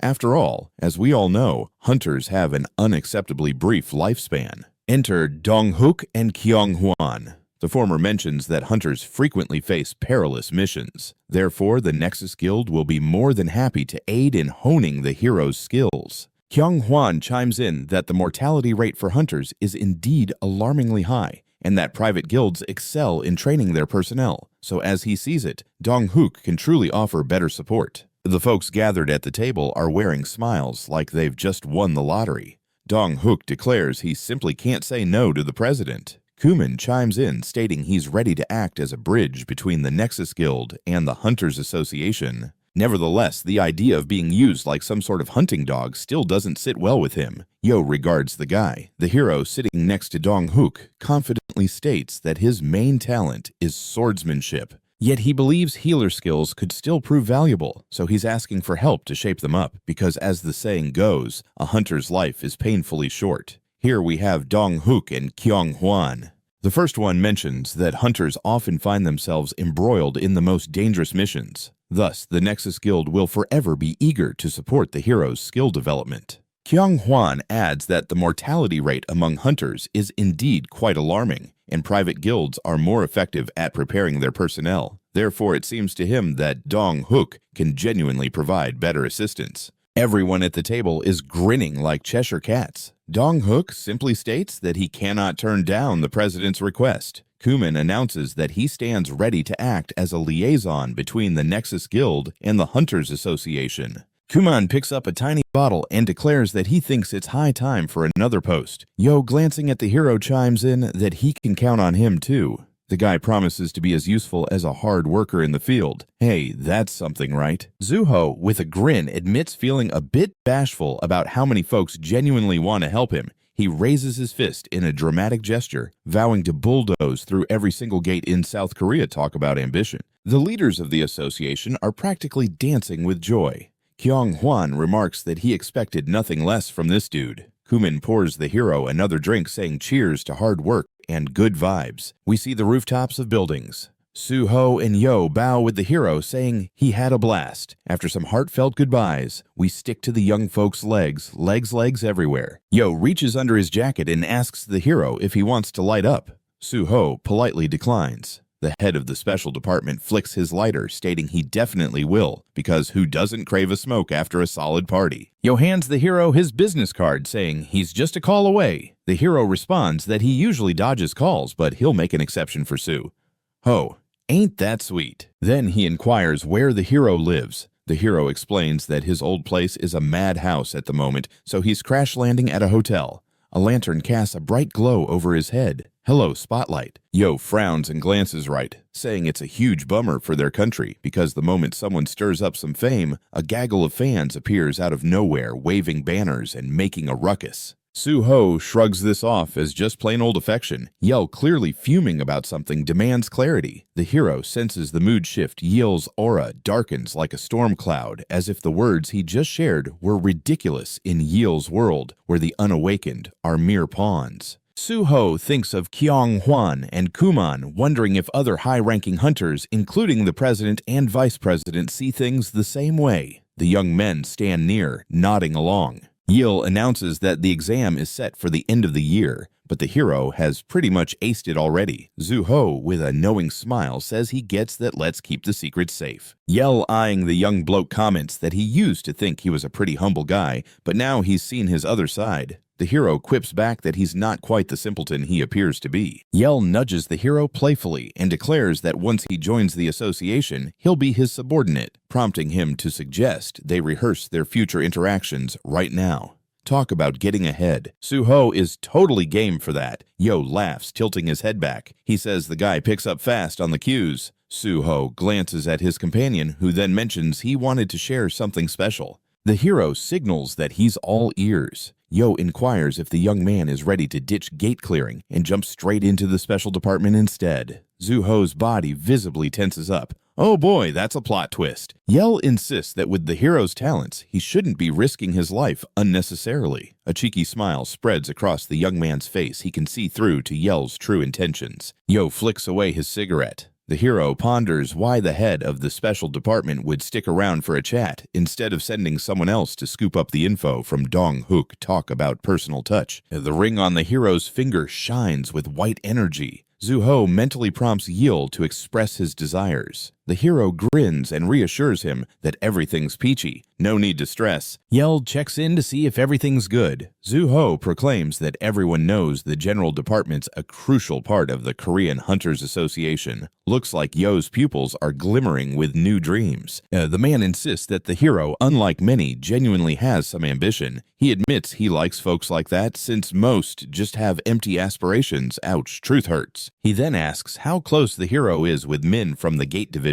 We catch a glimpse of the hero's eye. Zhu-ho answers that Min is indeed a buddy, but he also grooms good relations with Yell and the president too. He emphasizes his hope for fruitful teaming up with the head of the special department. He asks why that is. The hero looks straight at Yell, asserting that it's important to keep close ties with his seasoned allies. However, the president of the association is just too important to engage with. Often, and long-term collaborations with guys can be a bit tricky. Yo sets a comforting hand on the young man's shoulder, complimenting his communication chops for someone his age. Suho beams back, thanking him for the kind words and expressing hope to snag a spot in the special department through the exclusive recruitment program. Stay tuned. Yo strokes his chin, thoughtfully recalling that they've already announced recruiting for rank 5 hunters at the end of the year, making separate recruitment for a newcomer quite unnecessary. We see the hero's expression as he reflects that now, thanks to the emotion ring, Yell's feelings have transcended mere interest and might soon blossom into something deeper. Cue the romantic music. The emotion ring pulses with streams of white energy, as Zhu-ho thinks that thanks to the ring's effect and his controlled white energy, he managed to transform the head of the special department's interest into a stronger feeling. Smooth operator over here. And though this effect isn't permanent, it's just enough to sway the situation in his favor. For a while, Suho and Yil are standing side by side, plotting their next moves.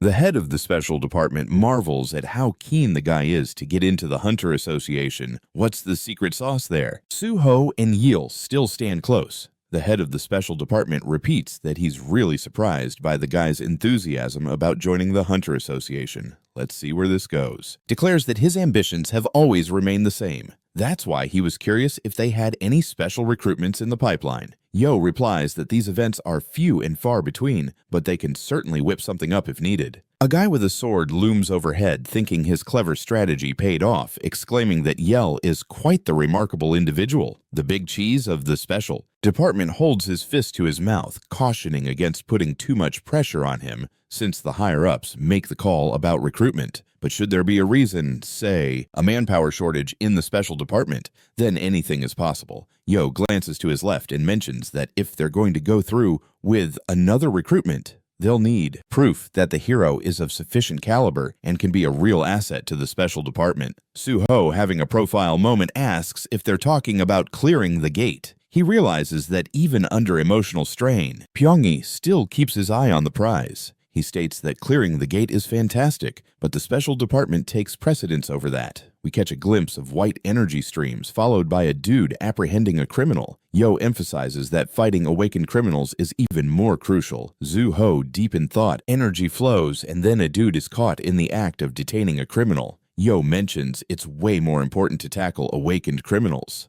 Zhu-ho, lost in thought, remarks he kind of forgot about that. Special department is investigating gruesome cases involving awakened individuals. Yo replies that among them lurk some pretty scary criminals, raising his right hand. The head of the special department acknowledges the guy's exceptional skills, but clearing the gate and crime fighting are two distinct worlds. He suggests proving his worth in that realm as well. Yu turns his back on the guy, saying he isn't twisting any arms, because when it comes to tackling tricky cases, you need some heavyweight friends backing you up. Suho inquires if Yo has something significant on his mind.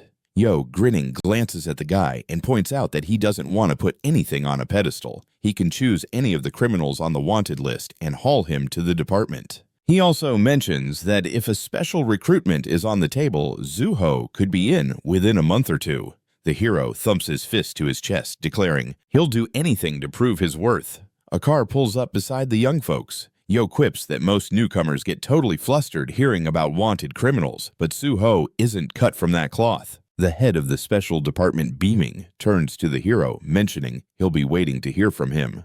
Currently, there's no grin on Yell's face as he simply addresses someone as you. Suo grips his sword with a rather grim expression. He recalls that in his past life, Yell merely called him a swordsman and couldn't even remember his name. Before us is something resembling white foam. The hero reminisces that this situation persisted until the victory over the nameless swordsman, after which Yell started calling him by name and showed a bit more buddy-buddy behavior. Zhu-ho watches the car drive off. Lanterns flicker in the background. He ponders that thanks to the emotional ring's aid, he was able to twist Yol's arm to assist him in joining the Hunter Association, albeit not entirely without hiccups. The hero thinks things are lining up quite nicely as his future sidekick is currently being held hostage by villains he wants to deal with. Ahead, some pretty snazzy buildings come into view. We see the hero's shadow. White energy jets playfully dance around the windows. Suho remarks that he has stumbled upon a nest of snakes. Spotting some sketchy characters, the system chimes in that the mana detector is activated. We see the back of the hero's head. The guy states he's found the right place. The hero's hand crashes through the window of the room where the criminals are lounging.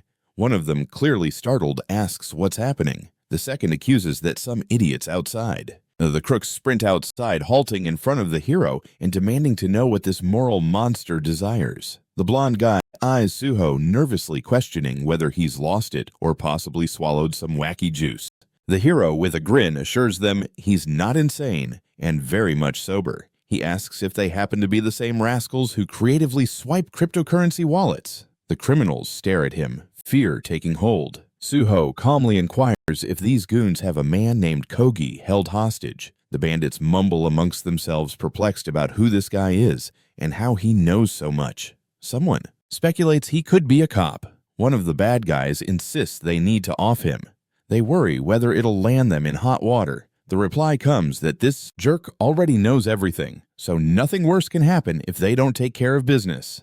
Suo smirks wearily, thinking his opponents are a sad spectacle. He mentally encourages them to try and catch him. Streams of purple energy swirl beneath the hero's palm. He contemplates that if they can catch him, they might even prove useful before conjuring the ghost spear.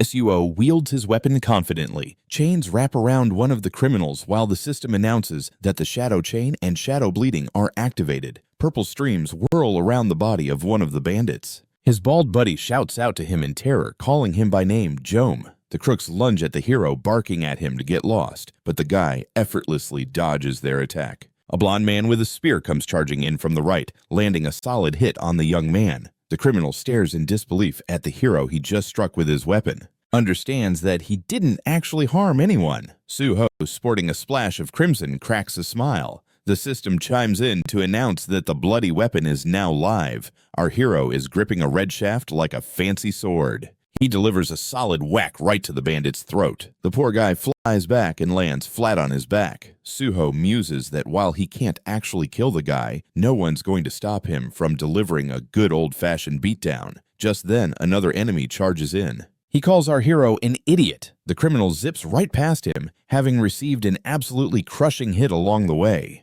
Only the bald bandit is still standing, looking terrified, muttering something about this being total madness. The criminal makes a break for it, but our hero's spear pierces his leg, asking him where he thinks he's off to. Defeated foes are scattered at the hero's feet like discarded soda cans. He demands they pipe down if they don't want to be treated like premium beef. Suho strides forward, shaking off his hands like he's just finished a workout. He casually mentions that he locked the bandits in the basement, and now all that's left is to find Koji-1. Ahead is a kitchen that looks like a disaster zone. The hero soon spots what he's been searching for. There, the guy snoozes in front of a laptop. Suho calls out his name. We catch a glimpse of the hostage's hand and face. Suho, pulling his gaze from the glowing screen, asks if the guy has finally regained his senses. The guy, still sitting on the floor, looks up at the hero in shock, asking what on earth has happened. He greets him with a calm smile. Suho expresses his pleasure in finally meeting him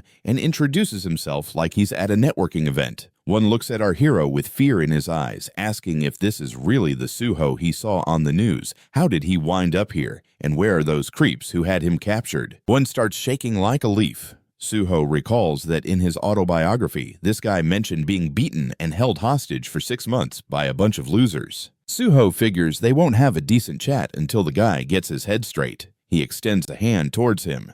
The system pipes up, stating that the ring is reacting to the target's most intense emotion, and it's coming through as black. Our hero places his hand on the guy's chest. It reports that a complete absorption of emotion is taking place. Suho asks one if he's feeling any better. The guy gazes at Suho, kneels in front of him, declaring that he noticed the guy was in rough shape and figured he'd lend a hand using one of his skills. One gasps, genuinely surprised. The young man squints, asking what's going to happen to him now, and if he'll be sent to jail. The two stare at each other. Our hero asks why in the world he would go to jail. He admits he's done a few shady things. Suho counters that the young man was forced into it, and it seems to him that people don't go to jail for that. One nods in agreement. Suho, grinning, looks at the guy. He didn't expect to find him in such a state. One studies Suho, suspiciously asking how he knew he was here, since Suho hasn't even joined the Hunters Association yet. The hero replies that he tracked him down with a special skill he hasn't shared with anyone yet.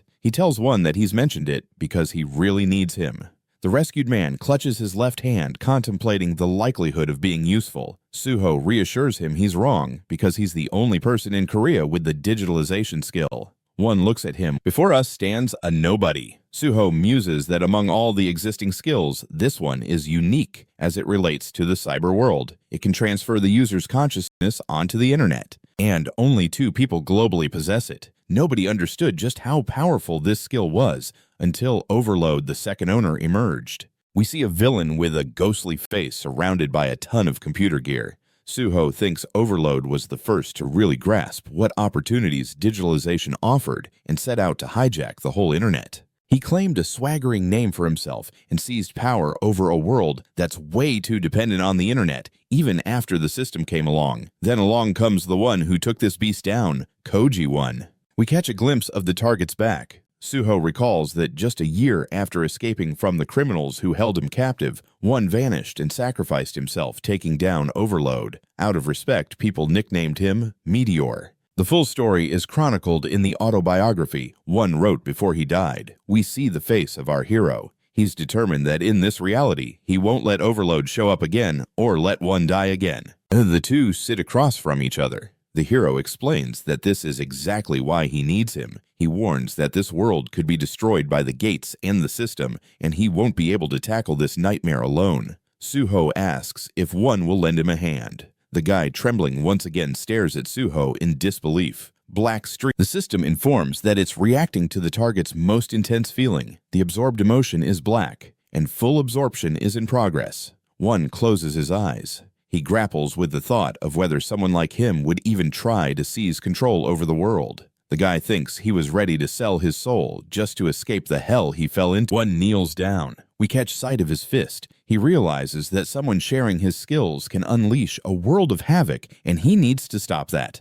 One lifts his gaze at the hero, admitting he's not sure if he can do it. One is on his knees praying for the strength. His fist is clenched tight. He understands that someone with skills like his could wreak unimaginable harm, and he must find a way to thwart such chaos. He looks up and tells the hero he's uncertain about whether he can follow through. The system chimes in, saying it reacts to the target's strongest emotion. The collected emotion is pitch black, and complete absorption is taking place. One closes his eyes, pondering if someone like him would try to take over the world. The guy thinks he was ready to sell his soul just to escape the hell he found himself in. But now, guys like him would want to conquer the world. He muses that he was prepared to sell his soul just to escape the hell he's landed in, but now he has to aid the one who pulled him out of there. One is on his knees, and we catch a glimpse of the young man's fist. He realizes someone with skills like him could do an unreal amount of damage, and he needs to put a stop to it. One looks up and tells the hero that he isn't sure if he can pull it off. One's still on his knees, and we see that young man's fist again. He realizes that a fellow with the same talents can create absolute havoc, and he must intervene. One looks up and admits to the hero that he's not sure if he's got what it takes, but he'll definitely help the guy. We see Suho's face, and he's thinking, wow, this guy looks just like the tale I read in that autobiography. He's been through some serious stuff, but is still a total stand-up guy. The hero leans over to the man he saved and thanks him for agreeing to help. Then he adds that first things first, they need to eat. One pipes up, but I have no cash. Suho slides his slippers over to the guy and says, don't sweat it, I got the food covered. One raises an eyebrow in surprise, wondering how the hero knows everything. Suho, looking a bit quirky, replies, oh, it's all part of my special skills. The guy says, man, you must have been through a lot. Tears well up in the eyes of the guy who was saved. He bows his head and thanks the hero for all he's done. Meanwhile, the young folks chow down. One wipes his mouth with his fist, sheepishly apologizing for devouring the food like a beast. He explains that he hasn't eaten like this in ages. Suho assures him it's all good, saying he's super happy to see the guy enjoying a good meal. The hero orders another plate. One shovels in the soup, thanking the hero, then asks if he can shoot a question. Suho grins and says, "Hey, we're officially a team now. Ask away." And since the age gap isn't even a year, he says one can just call him by his first name. One, as his plate gets whisked away, jokingly says, "You can call me your old pal too."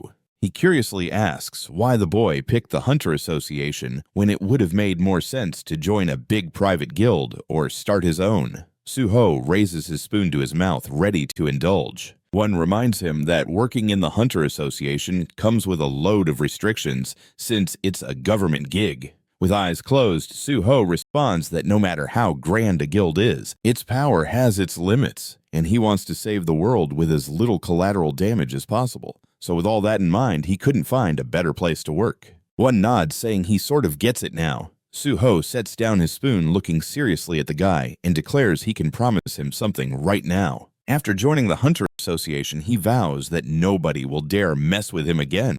One beams at the hero, thanking him again, and declaring he trusts him fully. Suho gets up and suggests they dig into the young man's past. One looks shocked and asks. Again, the hero throws on his jacket. He inquires if those rascals who held him hostage actually grew up with him in the same orphanage. Suho decides it's high time for a not-so-friendly visit to them. One gasps again in disbelief. He's punching the bandit, begging him to stop calling him bro, while saying he's about to send him to the great beyond. The guy's fist is a bloody mess. He tells the villain to pipe down and admits he might have made a mistake. The blonde is slumped unconscious against the wall. One tells Suho it's time to work his healing magic on the baddie. The hero chuckles as he glances at one of the bandits and asks how many times he's done this before. With a happy grin, one says, "I think it's the 7th Sue."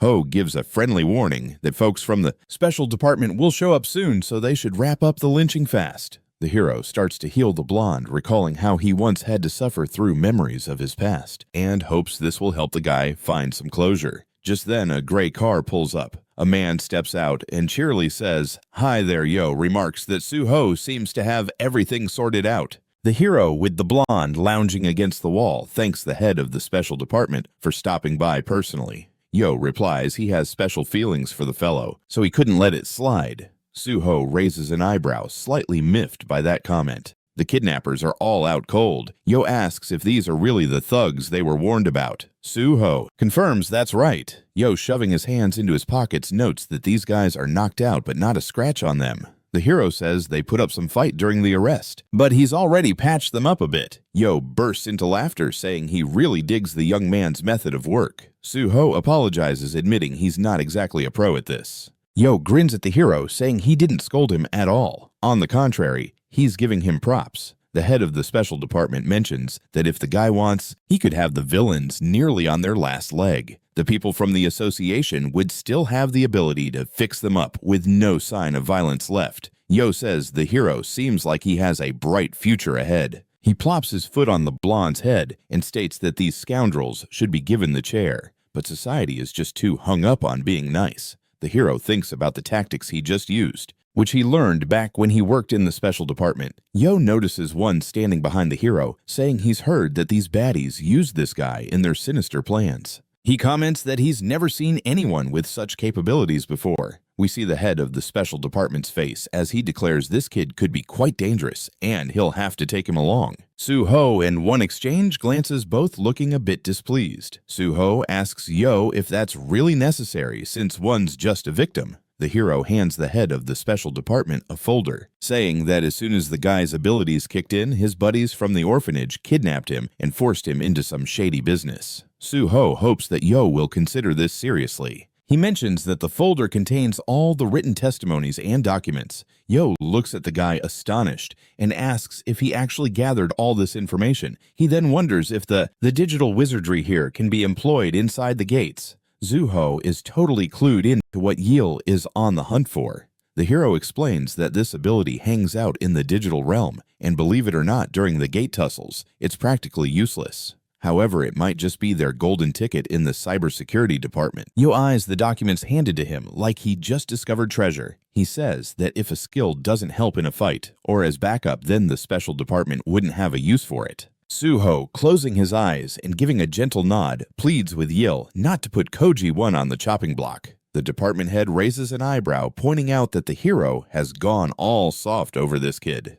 One crossing his arms like he's waiting for his turn on a school playground glances to his right. Yo spills the tea by mentioning that from what he gathered, this young lad had a rough time. The head of the special department swivels around to his crew behind him and admits SUO might be onto something. The poor kid shouldn't be in for any punishment. He proposes they close the Kojai 1 case and help him snag some compensation. The hero bows down like he just won an award, thanking Yo, who's all about serving up justice. The spotlight shifts to the hero's right eye. The special department head is burning with curiosity, asking how he uncovered this story. Zuho has been waiting for this question like it's the last piece of pizza at a party. He points with his index finger and declares that Kojai 1 put in a request for help, and he thought, hey, why not see if it's legit, so he set up a rescue mission. Yo raises an eyebrow, grinning. Did that really go down like that, Suho? Thinks to himself. Not even close. The head of the department tosses a folder to one of his underlings.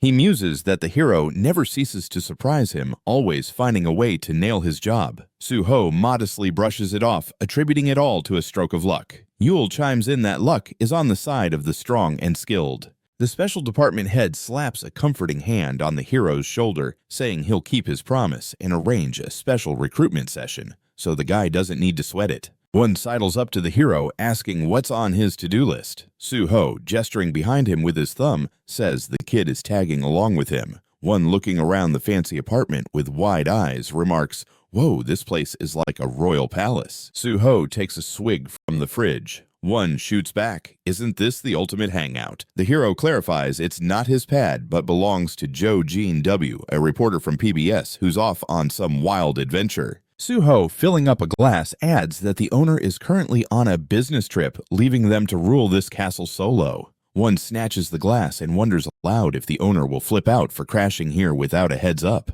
Suho chuckles and says it's no biggie, but the kid shouldn't get chatty. One beams, "I'll be as quiet as a mouse." Then he pivots and asks what the next step in their grand adventure is. Suho raises the glass to his face, asking if the kid seriously got nabbed right after hitting level 50 and activating his ability. One confirms that's exactly how it went down. The hero counters that soon enough, the kid will have to face some serious overload. Therefore, leveling up is crucial, and to prevent doomsday, he needs to reach similar heights as the hero. One gasps in disbelief. "Wait, does this mean I'm clearing the gate with you? SUO is busy with his laptop." He replies that they'll tweak the kid's skill differently to help him become an efficiency machine. The hero turns the laptop around grinning, asking what his thoughts are about going online together. One looks baffled. Is that even a thing? SUO nudges him to peek at his skills description, conveniently leaving out the detail that he's the only one who can zap his consciousness into the web. The hero suggests maybe he can reel in some other players too.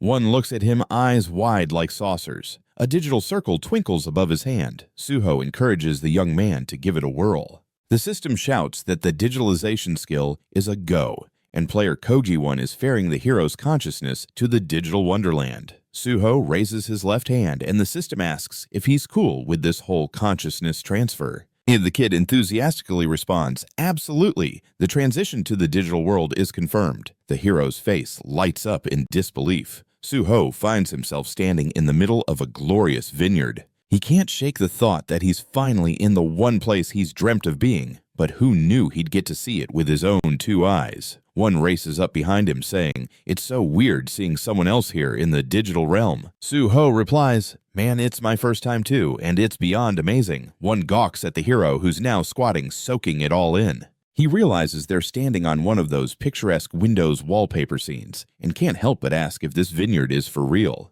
Suho affirms, "Yep, that's a winery shot." The hero starts munching on some grapes nonchalantly. One mentions sadly that it stinks the food here lacks both flavor and aroma. It's all about that visual appeal. Suho, having guessed as much, decided to test them out anyway. He stands up, leaving the grapes behind. One asks how they plan to bump up his level. Suho is surprised the kid isn't already in the know. He replies that leveling up generally happens when gathering enough experience points. Suho grins at his buddy, confirming that's exactly how it rolls and that the system is interactive no matter where you're at. The hero shares that he, for example, upped his sword skills during the hunter exam in virtual reality. The young duo strolls through the magnificent bushes. One asks if it's truly possible to power up in a virtual space. Suho clarifies that they can only improve skill levels there. One questions if this means it's totally different from a simulator. The hero beams back at him with a smile. He claims that in virtual reality, death doesn't mess with the real world. But here,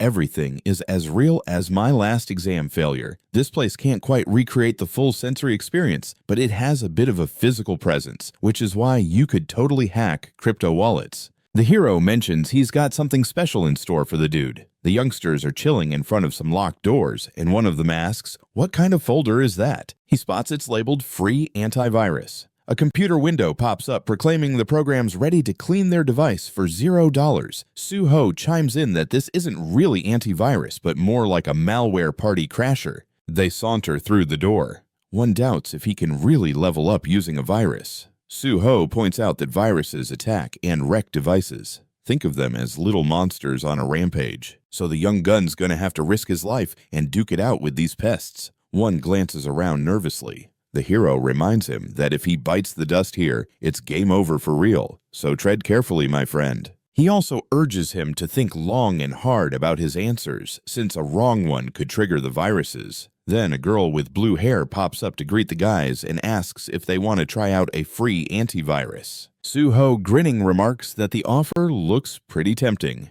One sheepishly admits he was actually dying to answer that question. The hero figures he's got a real magician on his hands and hands him a weapon. One gazes at the weapon that magically appeared in front of him, bewildered. He asks how Suho knew about his gig. The hero, warming up his hand like he's prepping for a pizza toss, says he's got some pretty vast knowledge. He asks the guy to use the weapon for self-defense while he plays tank, and one goes full-on sneak attack for some bonus points. The blue-haired girl pops up again, asking if they want to give that free antivirus a whirl. We see some mysterious legs, and behind the girl, a bunch of black monsters with glowing eyes start popping up. Instead of giving a detailed description, the system throws out a bunch of confusing symbols like it's a math test we didn't study for. One freaks out and asks if there are really this many monsters around. Blood splatters near the hero's hand. He tells one that they can skedaddle, but the monsters are stuck here for the long haul. The system joyfully announces the activation of a bloody weapon, and the young warriors are ready to rumble. The hero suggests if things go south, one can hightail it through the door they came from. We see a creepy skull with glowing eyes. Suho swings and knocks it right off the monster's body. We zoom in on the hero's face. He claims if one doesn't escape, he'll buy the farm, so he needs to pull out all the stops. He tells the guy to brace himself and get ready to release the spell. A digital circle appears in front of one's hand. The young man gives him a thumbs up that he's all set. They're surrounded by a horde of monsters. The sharp point of the sword pierces through a black skull. One drops to one knee, saying he's terrified he'll be done for here. Suho reassures him that he's still kicking. He boasts that he's hit level 59 and asks how his buddy's doing. He replies that he's sitting at level 55. One's lounging on the floor. The hero thinks this guy's got more potential than he thought, and if he can mold a proper magician out of him, he'll mesh perfectly with that girl from the Banshee crew. Suho approaches the trembling young warrior and says it's about time for a well-deserved break. One agrees wholeheartedly. The hero cracks open a drink can and plops down on the couch, saying it's nice to level up without having to clear out pesky gates. The guy decides to measure the crowd's reaction to an article about the Swamp of Despair. Suho glances at an article on his phone that states Anu Ho from the Nexus Guild has cleared yet another gate. The users are going wild for the hero. Someone's shouting for the government to hand the young man at least a pity medal. Another asks when they're dropping souvenirs of Suho and where they can reserve their own. The hero blissfully rubs his nose, beaming at all the comments filled with admiration. He thinks as long as the hunter keeps clearing those gates, he's basking in universal respect. And for that kind of glory, it's worth living the wildlife. Suho brings the phone close, thinking everything's rolling according to plan, and it's time to transition to the next phase. A car comes into view, and a man in it waves at Suho, asking how he can assist. The hero greets the director and declares it's time for a chat. The man, grinning, leans out the car window and asks what Suho's after. The hero says that from what he hears, there are S-rank gates under the Nexus Guild's watch. Min nods, curious why the guy's interested. Suho, with a cheeky grin, states it's high time to clear them. And of course, all the shiny trophies he collects will be handed over to the guild. Ahead lies the entrance to the portal. It's announced as an S-rank dungeon under the Nexus Guild's control. The mole mine, where both mana stones and moles are plentiful. We glimpse the critters in question. The hero thinks there are so many moles that he's going to have to fight tooth and nail just to snag a single stone from this portal. Suho, grinning like a kid in a candy store, declares he's going to clear this gate. Now, let's meet Min. There are so many of them that he literally has to fight to snag even one stone from this portal. Suho, smiling boldly, proclaims he's going to clear this gate. Min is right in front of us. He thinks that even if the gate is the guild's property, if the mortality rate skyrockets during the clearing, the state might just seize the portal for safety's sake. So it'd be great if Suho can handle it. The guild leader remarks that the guy's idea is solid, but wonders where the sudden urgency is coming from. Suho, lounging on the couch, replies that he figures he might join the Korean Hunters Association sooner than he thought, and since he won't get to finish his contract, it would be the least he could do for the guild. The Hunters Association is earlier than he thought, and since he won't have time to fulfill the contract completely, it'll only be fair to do at least a bit for the guild. Min nods in understanding. We catch sight of our conversationalists. Suho confidently declares that he's assembling his own squad to tackle the moles, which means the guild only needs miners, and there's no rush. These guys can take their sweet time. The guild leader admits that he'd be fibbing if he said he wasn't a bit disappointed, but he thanks Suho for being upfront and not keeping the news of his guild membership a last-minute secret. The guy assures the hero that he'll reach out as soon as he wraps up his preparations. We're standing in front of the restroom at Nexus Academy. Han reaches out for a handshake and greets the hero. Suho shakes his hand, exclaiming, "It's been ages." He introduces the guy next to him, saying this is Kong Dehan, who took the exam in the same cohort. The young man sheepishly rubs the back of his head, admitting he only passed the exam thanks to the hero's sage advice. A group of young folks gathers around a round table. Suho asks if Han has managed to join a squad yet. Han replies that he's still training and passing through the gates for more experience. The hero watches the guy with a thoughtful look. He reflects that typically a newcomer joins a guild, gains experience, and then joins a squad to level up their skills. And that's how guilds boost the survival odds for hunters. With a grin, Suho asks Han if he'd like to gain experience in his squad. He mentions clearing the gates and suggests it'd be great if Han helped out. Han, a bit taken aback, responds in disbelief, but if the hero's keen on him, he's all in. The guy joyfully proclaims he's always ready to lend a hand to the hero. Suho chuckles and says they're starting right now. Han looks at him surprised, asking again. Meanwhile, members of the Banshee squad are engaged in a spar with a digital version of the hero. One of them yells to flank the opponent. The battle is full-on crazy. Orders and groans echo around. W stands there, fists clenched. The ghostly Suho charges in for an attack. He zeroes in on the girl. With a single swipe, he sends her head flying. The young folks are trying to compose themselves. Beauteeth gritted in rage vows that one day she'll personally take out Suho, who's smugly standing behind her, declaring she's already doing much better. The bandits glance at the hero, who popped up out of nowhere with wide-eyed disbelief. He waves them off, insisting there's no need to gawk like they've seen a ghost. The youngsters can hardly believe their eyes, thinking they must be caught in some kind of prank. Suho, fiddling with the system window, notes that the Banshee squad seems downbeat, complaining they've already met their demise at least 100 times today, and let's just say, their spirits aren't soaring. The hero, sporting a grin, comments that, judging by their eyes, the younglings seem to have become accustomed to death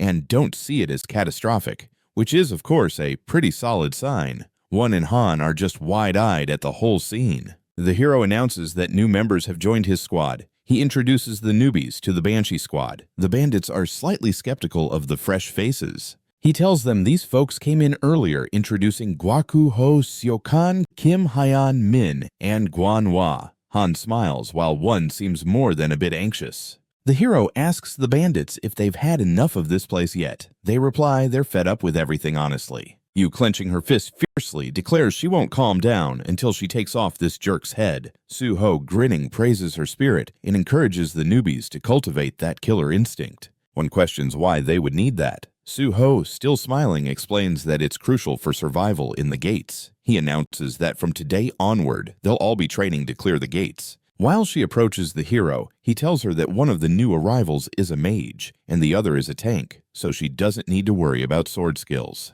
Therefore, the girl ought to effectively form the squad-managed clones and hit the training hard. W responds that she'll do just that, but requests more details about the gates. The hero is busy with the system window. He mentions he might have to tweak the clone settings. Then he adds an apology and tells them soon enough his comrades will get the hang of things on their own, so they should be ready. Why? She asks, wanting at least a hint about what kind of gate this is. Zuho, glancing over at her, explains that it will be a completely ordinary gate and it will be a hassle to address each other with random exclamations. So they need to come up with a proper way to address one another. W admits she has no clue what to call the hero, but would rather bite the bullet than call him brother. Suho, standing in front of the system window, suggests they're all on the same team now, so she can call him the leader. The girl concedes this idea. The hero mentions he has to step out for some business and asks her to inform him once they've finished preparing. Han and One exchange puzzled looks.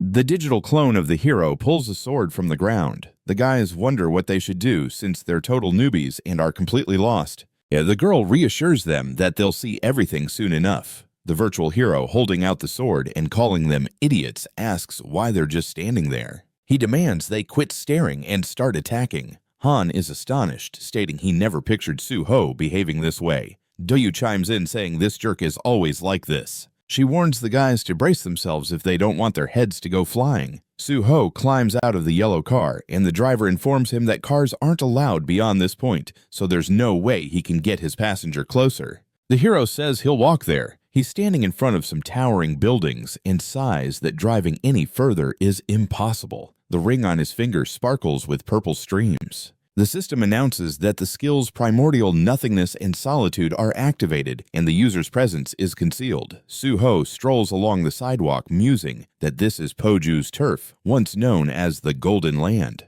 We spot two homeless folks. Zuho recalls that this place used to thrive, but then a ton of gates popped up and the lack of hunters to clear them turned it into a wasteland. And if it weren't from these portals, it wouldn't have devolved into such a dump. The guy strolls past those down-and-out souls, thinking that now it's all about drugs gangs, crime, and hunger. And sadly, saving all the folks around here isn't gonna happen. Just by looking at his face, you can tell Zuho's got some serious determination. He thinks it's high time to clear out the gate pronto. We catch a glimpse of our hero's legs. He quips that when the moment arrives, this place could come in pretty handy. Zuho glances up, realizing that this abandoned spot has somehow drawn in a quirky little crowd that might be just what he needs. The fella mentions that he's almost there. A man peeks out from behind a viewing window and wonders who he's dealing with. Suo chimes in saying he'd like to buy the mine. A system alert sounds off, notifying the deactivation of Primordial Nothingness and Solitude skills. The guy across from him comments that it seems like the hunter Suho is right there in front of him.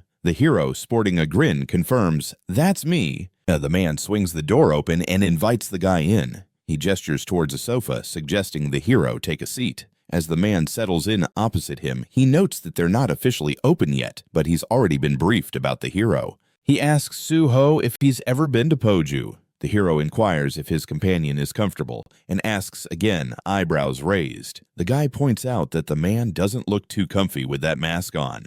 The interlocutor stares at Suho in disbelief, asking again how he figured that out. The hero reassures him that nothing's going wrong, and he doesn't need to freak out since it's just the two of them here. The man whips off his mask, declaring that it's astonishing how Zuho can distinguish between the different masks. Turns out there's a girl under that mask. She quips that one could have guessed that someone who took down 2 portals solo must have some special skills. The hero realizes he's in the presence of Tro Yun, one of the most renowned gatebrokers in the country. In his previous life, she often helped him access portals, but these days, she's basically off the radar. The girl is sitting with her legs crossed, asking how the guy caught wind of this place, then comments that it's interesting he used the slang word mine instead of the more common gate. Suho thinks that Tro Yun only started getting famous after she joined the Union, the largest underground guild in Korea. The hero raises his left hand, stating that he always digs up what he wants, suggesting they chat about the gates. The girl asks what kind he needs. He queries if she has access to the Twisted Forest. Choi Yun looks at him eyes wide. He rests his hand on his briefcase, mentioning he needs a pass for that and plans to tackle it solo. The two are seated at the table. Chun mentions that the Twisted Forest showed up on the market less than 3 days ago and that not many know about this gate. The girl wonders how the hero learned about the price and that she has access to the portal. Suho replies that he doesn't reckon there's a need to explain anything on the black market. He glances at Tro Yun, noting that during gate transactions, not talking too much is customary. We see documents adorned with seals. Suho ponders that there are 2 types of gate deals. You can buy the gate itself, or just a basic entry, right? Which is basically a one-time ticket. We spot 4 hands. Naturally, owning the gate costs a pretty penny, but even entry into a popular gate isn't cheap. Chun apologizes, looking a bit scared, saying that a single entry into the Twisted Forest will set you back 100 million, and clearing that gate alone is no easy feat. She asks the guy if he's certain he wants access to this portal. The hero flashes a wad of cash in his hands, assuring the girl there's no need for her to stress out. This is all on him. He proposes leaving a deposit, stating he'll fork over the rest when they reach the gate. Choi Yun smiles, saying that the boy has surprised her, which is why she's firing away with questions. The girl agrees to take the hero to the gate. The car rolls over a bridge, and an emblem glows on the vehicle's electronic panel. Zuho realizes that Cho Yun has officially joined the Union. He thinks that's great, as the reputation of this organization will shield him from unnecessary drama. A sign comes into view above the car, and the hero peers out the window. The girl asks if he's surprised they've crossed into North Korea. The guy replies that it is a bit odd. Horrifying monsters come into view. The hero recalls that after the gate popped up, North Korea spiraled into chaos. China wanted to take control, but the monstrous creatures on the border made that a no-go. Meanwhile, hunters from South Korea could cross the border with less hassle. The car's front comes into focus. Cho Yun remarks that Zhu Ho is quite straightforward. She confesses that after reading articles about him, she couldn't. The girl asks if he's surprised they've crossed into North Korea. The guy replies that it is indeed odd. Terrifying monsters are visible. The hero remembers that after the gate appeared, North Korea fell into anarchy. China aimed to seize control, but the dreadful creatures loitering at the borders made that impossible. On the flip side, hunters from South Korea could pass the border more easily. The car's front reappears. Cho Yun states that Suho is quite the straightforward character. She admits that she couldn't stop.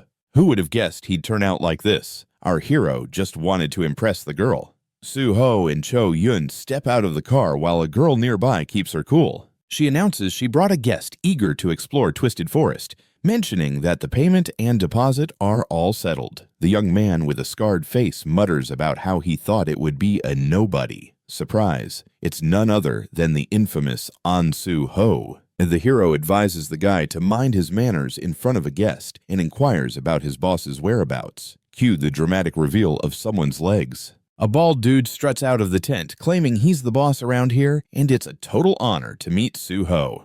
The hero gives him a contemplative look. He knows he's facing the head honcho of a human trafficking ring, Bang Duke aka Woodsman. The reflection of that dodgy face shines in the axe blade. Suho remembers the long history where traders called their victims logs, with the organization's head being the Woodsman. This guy was notorious for stirring up chaos that could even topple governments. In the end, a special squad nabbed him and he got a life sentence. The back of Bang Duke. The hero can't fathom that this scoundrel once collaborated with the Union and owned one of the gates. They're all parked in front of a white car when Chun pipes up asking if they can head in. Bang Duke replies that the girl can, but a hunter who cleared 2 portals solo, nah, not allowed. Chun raises an eyebrow in disbelief. Bang Duke removes his glasses and shrugs, saying they only sell access to those who absolutely can't clear a portal. Apparently Suho doesn't fit that bill at all. The hero scowls at Bang Duke, inferring that it's not surprising a trafficker would dream up such a scheme. Chun, unimpressed, questions if Bang Duke truly thinks she'll swallow such an insult. With a grin, Bang Duke turns away from the hero, saying he was just joking. A good one. Suho thinks about how Cho Yun, being an experienced broker, knows how to handle this whole situation, and that even Bang Duke wouldn't dare disagree with a Union member. A black spot shows up on the guy's palm, and he realizes he's been cut out of the convo. Bang-duk grumbles about how he can't even joke around anymore and motions for everyone to follow him. Cho-yun gestures for Suho to go ahead. The girl assures the hero she'll keep an eye on him, so there's nothing to stress about. Unpleasant young men cast predatory looks at the hero. He has an inkling that if he clears the gate successfully, he might be on the receiving end of an ambush at the exit. That's why brokers have to keep clients safe, which explains why their ranks are so thin. Behind Bang-duk, a glowing portal looms, and the guy questions what made Suho think he could handle this alone. Does he really believe he's invincible? Suho calmly stares at the villain, who's only curious if our hero can tackle the gate. We catch a glimpse of a blue portal as the system announces their entry. Level 99 hunters or lower can access this realm, and the squad can't exceed 8 people. Suho strolls through the forest, glancing up. He never expected to find himself in this forest. In his previous life, he hadn't been here either, but he'd heard whispers about its treasures, so he knows a thing or two. A purple spear's in hand, and he thinks maybe he'll scrounge up something useful. Surrounded by trees, our hero closes his eyes. The system chimed in, saying the mana detector's on. Purple streams of energy erupt skyward. Surprise revelation, the trees are lurking monsters. The system warns these twisted ends are level 90 to 93. The spear lands just shy of the monster's eye. Suho, who just tossed his weapon, reflects on how having an axe would have been great if only he had one. The tree bellows a thunderous roar, splashes of blood dancing near his hand. The guy ponders that the mole mine boss was an absolute nightmare compared to these ants. Zoom in on his right eye. Suho realizes, like with the nameless swordsman, to take this monster down, he needs some serious leveling up under his belt. With sword in hand, he strikes. The system announces decapitation activated. Suho grips the weapon tightly, aware there's a 30-level gap between him and this foe. It's no wonder he can't take it out in one swing. He thinks he'll lean on his swordsman skills for a win. The sword slices, leaving a trail of crimson behind. A shrill screech pierces the air once more. Suho stands before a felled tree, his sword trembling in his grip. He remarks that taking out even one of these beasts is a tall order, yet he senses his level rising. The hero charges ahead, grateful for the plentiful training material nearby. A toothy maw opens beneath the ant's eye, and Suho darts forward with purpose. He leaps high into the air and declares he will turn this foe into firewood. The next moment reveals yet another chopped tree. Trunks litter the ground as the hero stands triumphantly on top of them, confidently declaring he will succeed. The young man brings up his status window, realizing that while it's a slow process, he's getting closer to his goal. Before us is a personal hero card showcasing his stats. Suho stands before a chopped-down tree, his sword trembling in his grip. He mutters that taking down even one of these monsters is a hefty challenge, but deep down he feels his level is on the rise. The hero charges in for an attack, thinking it's pretty awesome to have so much training fodder lying around. A toothy maw opens beneath the ant's eye. Suho dashed forward at lightning speed. He soars into the air. The guy swings down, proclaiming he'll turn this foe into kindling. We see the chopped tree again, now surrounded by fallen trunks. The hero stands on the trees, determined to succeed. The young man summons up the status window. He realizes that even if it's at a snail's pace, he's making progress toward his goal. In front of him lies a personal hero card showcasing his stats. The dude's face lights up with surprise. The system chimes in, giving him a thumbs up for leveling up his healing skills to the max. It mentions that honesty in healing means better mana savings and quicker regeneration times. Numbers flash on the screen, jumping from 50 to 100. Suho's pumped, thinking he's nailed this skill upgrade. He remembers back when he was still below level 40, he could only pull off one class skill. Once he hit level 50, class skills got a promotion, and after level 60, the ranking party starts back up again. Come level 100, he could even switch up the class. Suho leaps to the ground, hands stuffed in his pockets, strutting ahead, mentally preparing for the boss pop-up any second now. Wisps of energy dance through the air. In the center sits a dude with horns sprouting from his head. His eyes are shut, but we can see them flicker open. And bam! It's a horned creature staring back at us. The system breaks the news. Meet Malayan, the Twisted Forest's kingpin, the boss of level 100. Suho stands in front of this horned bad guy, thinking he's finally face-to-face with the starry boss. It's a monster mash.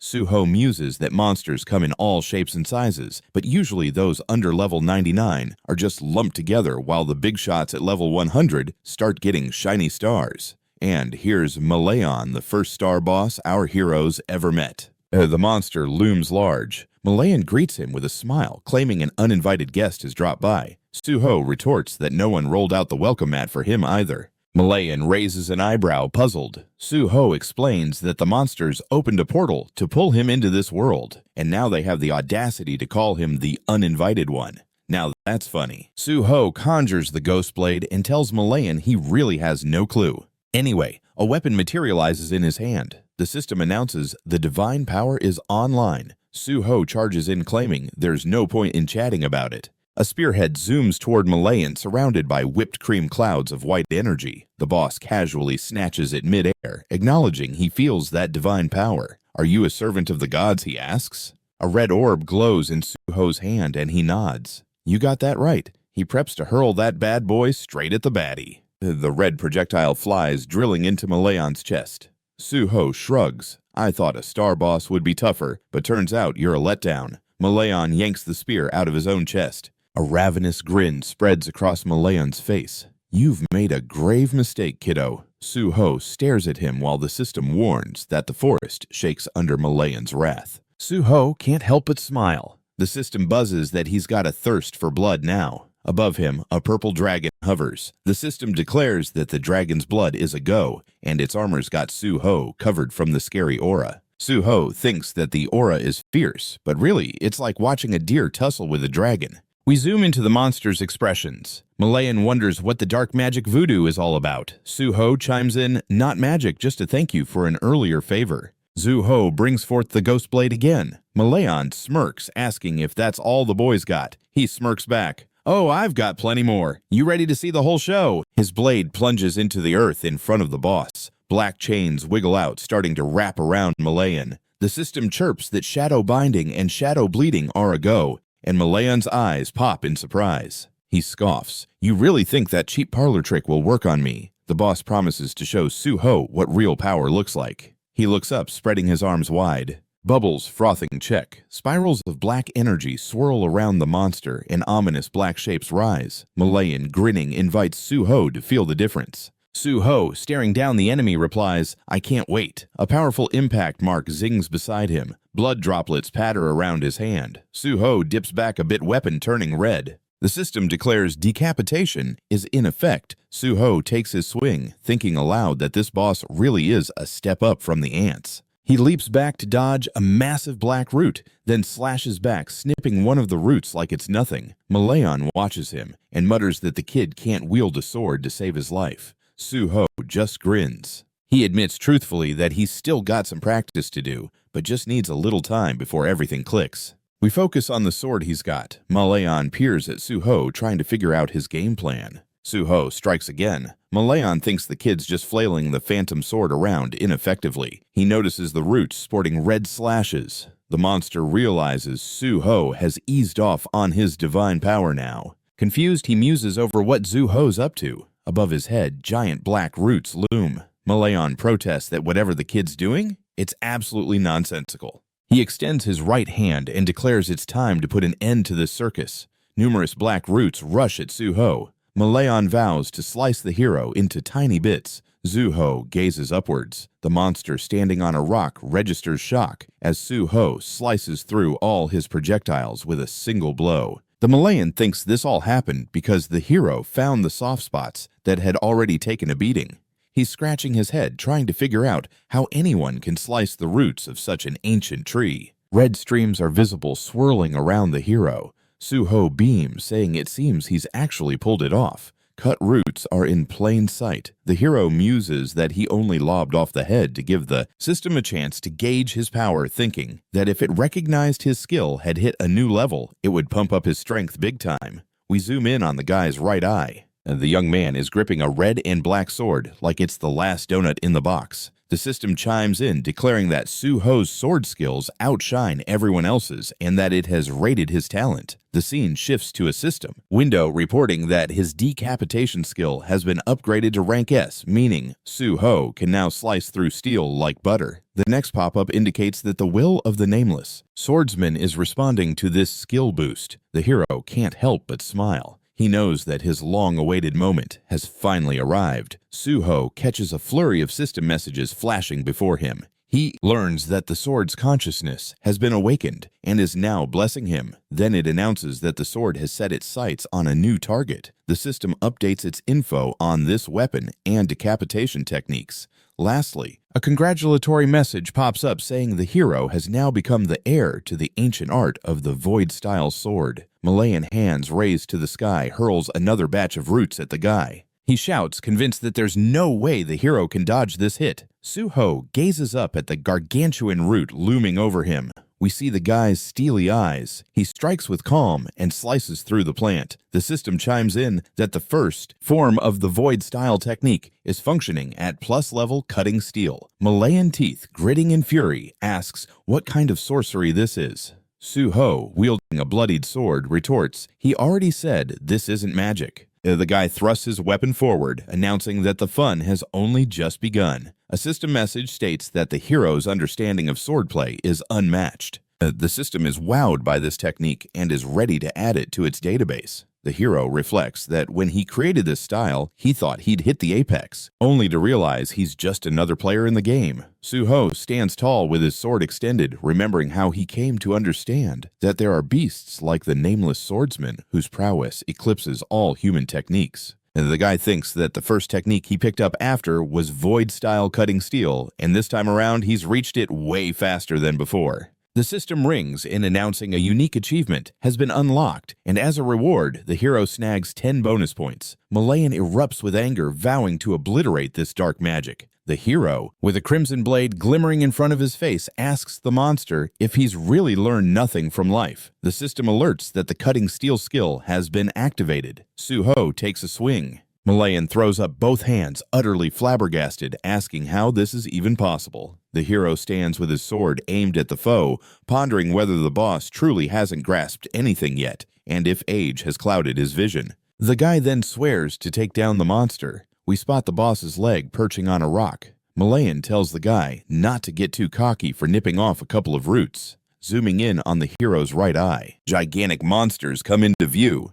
The report states these are twisted forest golems ranging from levels 96 to 98. Suho scoffs, claiming Malayan has summoned the most pathetic creatures imaginable. We see the boss grinning, flanked by the summoned creatures. Malayan declares that now they'll see if the hero can defeat his little minions. He commands the golems to destroy the little punk. Suho goes for it. The monster unleashes a blood-curdling shout. The red blade now steadies in front of the guy's face. The hero raises it primed to strike the gigantic enemy. Blood splatters nearby. The system chimes in again, saying cutting steel is a go. Suho lands a crushing blow. It's reported that he has taken down the golem. Malayan looks on in shock. Green stones litter the ground. The hero stands amidst the fallen foes. The system announces the destruction of 2 more golems. Suho taunts the boss, affirming that he can slice even through steel, and the creatures he summoned are unlikely to halt him. The hero grins, asking if this is all Malayan has in his arsenal. He unleashes another strike. We see water gushing between the stones. Malayan, bewildered, asks what in the world is going on. Suho chimes in that it seems the monster boss has run out of tricks.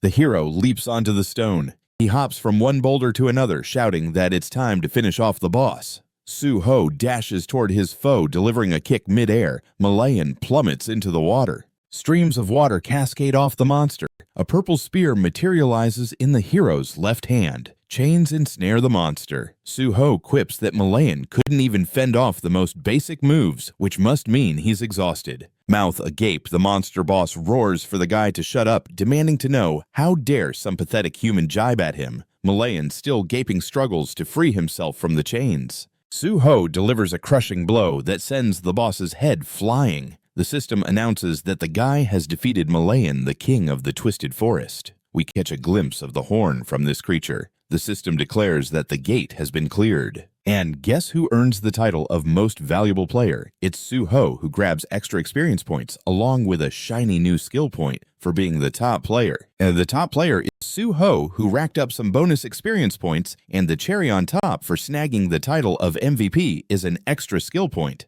The hero finds out his level just went up. Suho grabs the monster's horn like it's the latest trendy accessory.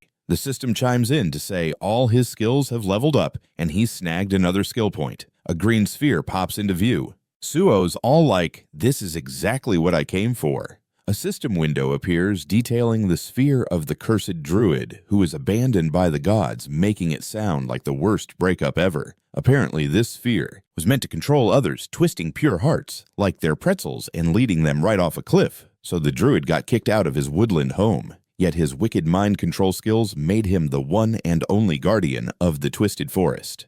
The hero takes a closer look at the green orb. He thinks that while the void-style technique is this shiny thing was his real prize. He declares it's time to head back. The crowd by the portal notices the gates are clear. Chun can't believe his eyes. Did that dude actually pull it off? Bang Duke, who's hanging around, is lost for words like a parrot that just saw a cat. He's grinding his teeth, steaming with anger, reliving his not-so-pleasant chat with the hero. He thinks this gate is top-tier rated S and could fit up to 8 party members. Clearing it was like climbing Everest, a gold mine just waiting to be tapped. Bang Duke recalls the blood, sweat, and tears he put into grabbing this gate. And then, here comes a kiddo swiping everything he worked his tail off, for Bang Duke is seething. He turns to Joy Yun. Bang Duke orders them to take the hero apart. Chun, lurking behind the villains, pipes up, asking if they really want to go there and if they understand the mess they're stepping into. Bang Duke, gaping like a fish, curses and demands to know what the Union ever did for him.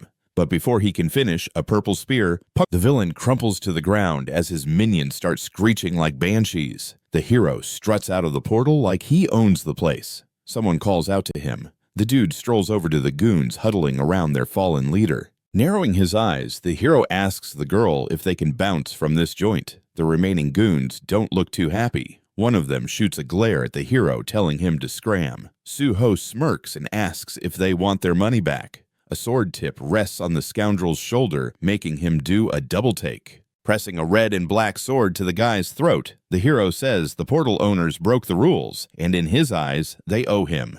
He demands the cash. The villain grumbles he'll pay up. A car door slams shut and zoom, the car peels away. Chun behind the wheel thanks the hero, working his magic. He adds that naturally the girl should be grateful too. Glancing sideways at his companion, the young man quips that thanks don't really fit in a wallet, and he wouldn't mind a more substantial token of gratitude. The girl focused on the road admits Suho has that sharp edge. He proudly states that's because he's a swordsman. Suho hands the girl his phone, asking for her number to keep in touch. Tro Yun counters that she'd rather be the one to call him first. Suho replies that he'd be thrilled if they find a suitable gate. The hero waves goodbye and steps away from the car. The girl watches him leave, thinking he's way cooler than she expected. Up ahead, there's a car parked in front of a building. The date is set for a few days later at Nexus Academy, 9 a.m.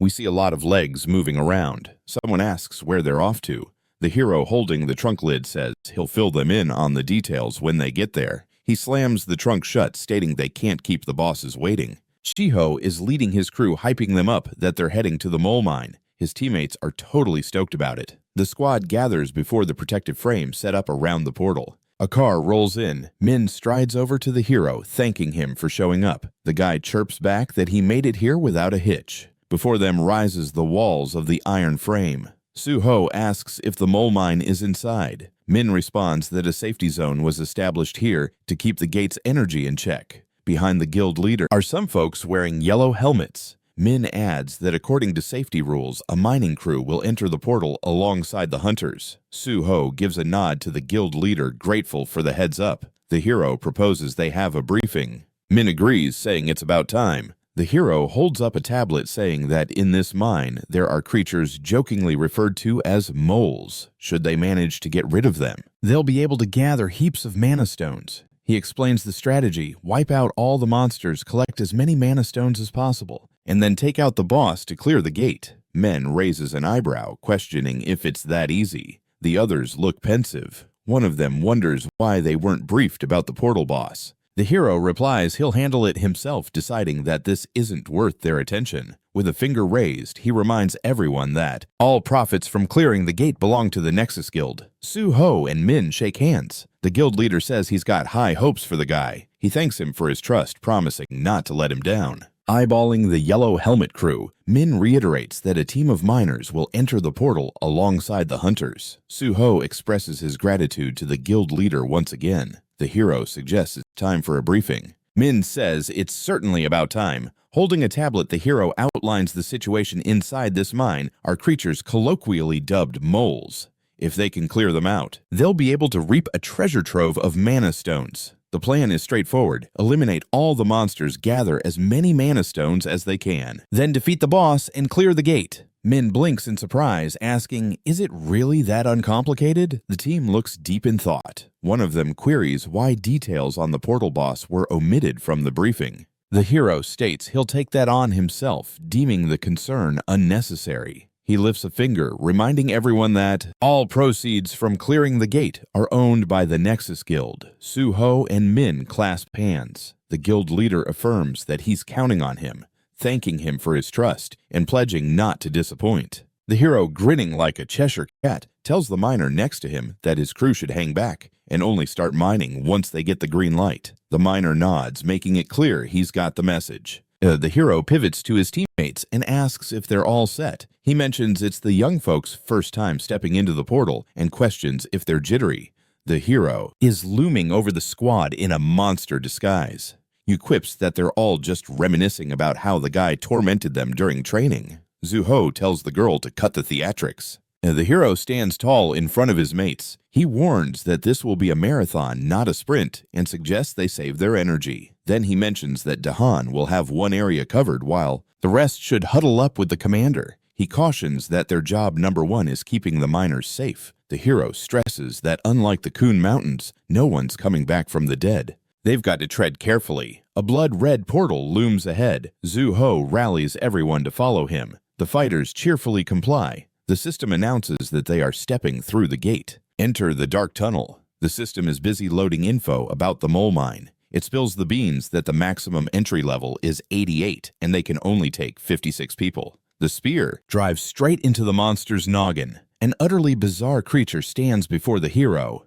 Suo brandishes a red shaft, taking out another foe. Blue blood gushed from the creature's mouth. A sphere of blood hovers by the guy's head. The hero marvels at the fact that there aren't too many guards lurking around. He's got time even to scoop up some of that blood. One miner can't believe his eyes, exclaiming that the hero wiped out all the enemies with one swing, which is just unbelievable. Kilwan standing nearby agrees wholeheartedly with the miner. The miner turns to Kilwan surprised and asks if he's really never seen Suho fight. Kilwan sheepishly admits that it's the absolute truth. Their leader usually only delivers on promises, not action. Why does he always ask his buddies to keep pace? The squad members scramble to catch up with the hero. They dive into battle, receiving orders to wipe out all the goblins and guard the miners. Magical formation flickers before one's hands. He promises he'll have his comrades' backs. Dehan swiftly decapitates a goblin. Duyu urges the fighters to slow down and hold their formation. The hero glances back and smirks, thinking that everyone's following his orders to a T, so there's no need for him to stress out just yet. W turns to the miners, saying it's time to start digging. As the hunters push forward, the miners kick into gear. Massive crystals sparkle next to them. One miner announces they've uncovered almost all the stones and orders they be hauled to the surface. He instructs them to check if they've left anything valuable behind. Plus, there's a slight demand to clear out the bodies that are in the way. One miner spots something to his left. His buddy queries where he's looking. He says he's just blown away by the spectacle before his eyes. The monster oozes blue blood. Suo strikes once more. The guy glances left and shoves his weapon into the goblin. The hero clenches his fist. The system chimes in, announcing that the bloody weapon has been activated. The guy's eyes flash white. Dead foes lie scattered at his feet. Suho rests his sword on his shoulder. The miners and his comrades gaze at him in shock and admiration. They all silently respect the prowess of this man. The workers throw their hands in the air, ecstatic. One of them calls out that working with Ansu Ho is a grand honor for them all. The young man senses something and orders everyone to regroup. Bu declares he's ready. Ahead of them lies a vein of the mine. The hero asks if his mates see a branch. They all respond affirmatively. Zuho stands before his crew and states that the Nexus Guild has given up on clearing this gate since they ran into endless waves of goblins. Someone wonders if this means they'll have to split up. The young man's hand raises. He says he's heading in there solo. They react in surprise again. The hero lifts his weapon high. He declares there's a boss lurking within Su. Ho delivers a strike, sending stones flying everywhere. The system announces the activation of cutting steel. Hyan Min is in awe, questioning how the guy sliced through rock with just one blow. While he's mulling it over, how on earth is that even possible? The young man stands before the newly cut passage, declaring that he purposely narrowed it so the monsters couldn't crawl out all at once. He instructs his comrades to hold the right entrance while he heads to the left. Someone asks if they're just supposed to take out any goblins that pop out of the passage. Zhu Ho turns to them, stating that initially he wanted to completely seal the passage, but then thought that would keep his fighters from gaining any experience. Turning away from his squad, he warns them not to look for him under any circumstances. And if he doesn't resurface in 12 hours, they should simply bail on the mine. W agrees to that plan. The scene shifts to the hero's profile. The young man reflects that he needs at least 12 hours to execute all he has in mind. He turns towards his buddies and says they'll meet again. Duho ponders whether Zhu Ho blocking the entrance is a stroke of genius or sheer madness. Hyan Min responds that even though the hero is their leader, it's going to be tough for him to pull this off alone. He's worried the guy might struggle. Koan chimes in, insisting that the hero will be just fine. They say everyone is fully aware that Zhu Ho can handle this because their leader has managed to bust through 2 sealed gates and tackle several incredibly tricky portals all by himself. Abu gives a grin and reminds them all that of course they remember that, so all they need to do is trust the hero and get on with their jobs. One of the fighters chimes in saying, those are some wise words and they have to make sure that the dude is going to be blown away by how much they've leveled up by the time he comes back.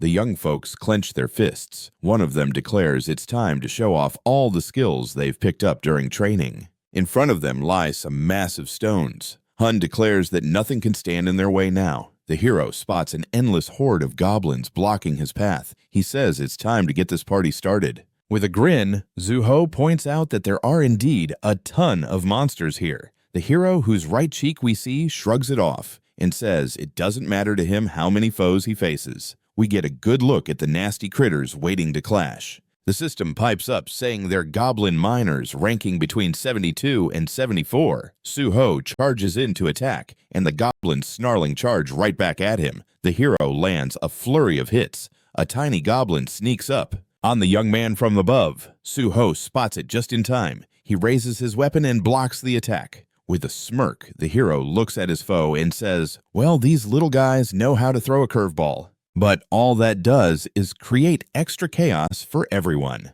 The system announces that the guy has taken out the goblin miners. Dehan delivers a decisive blow to the enemy. He's grinning, turns to a buddy and says that they've taken care of all the monsters. His friend responds that as long as they stay on their toes, everything will be just peachy. One of the miners suggests they take a breather and whip up some grub. The miners plop down, exhausted, next to the crystals. One of them says they can finally grab some lunch. The second one blinks in surprise, realizing half their workday has already flown by. A miner saunters over to the squad asking if the youngsters are feeling wiped out and complimenting them on a job well done. One replies that it got tough at times, but now it's all chill. Oyu stands behind one of them, hearing the miner showering praise on the blonde for wiping out a whole goblin horde. The young man explains that it's all thanks to Zhu Ho creating a narrow path that the monsters crawled out from. If those goblins had come at them all at once, they wouldn't have survived an hour. While she thoughtfully observes a goblin corpse, she has this hunch that Zhu Ho has been through this portal before.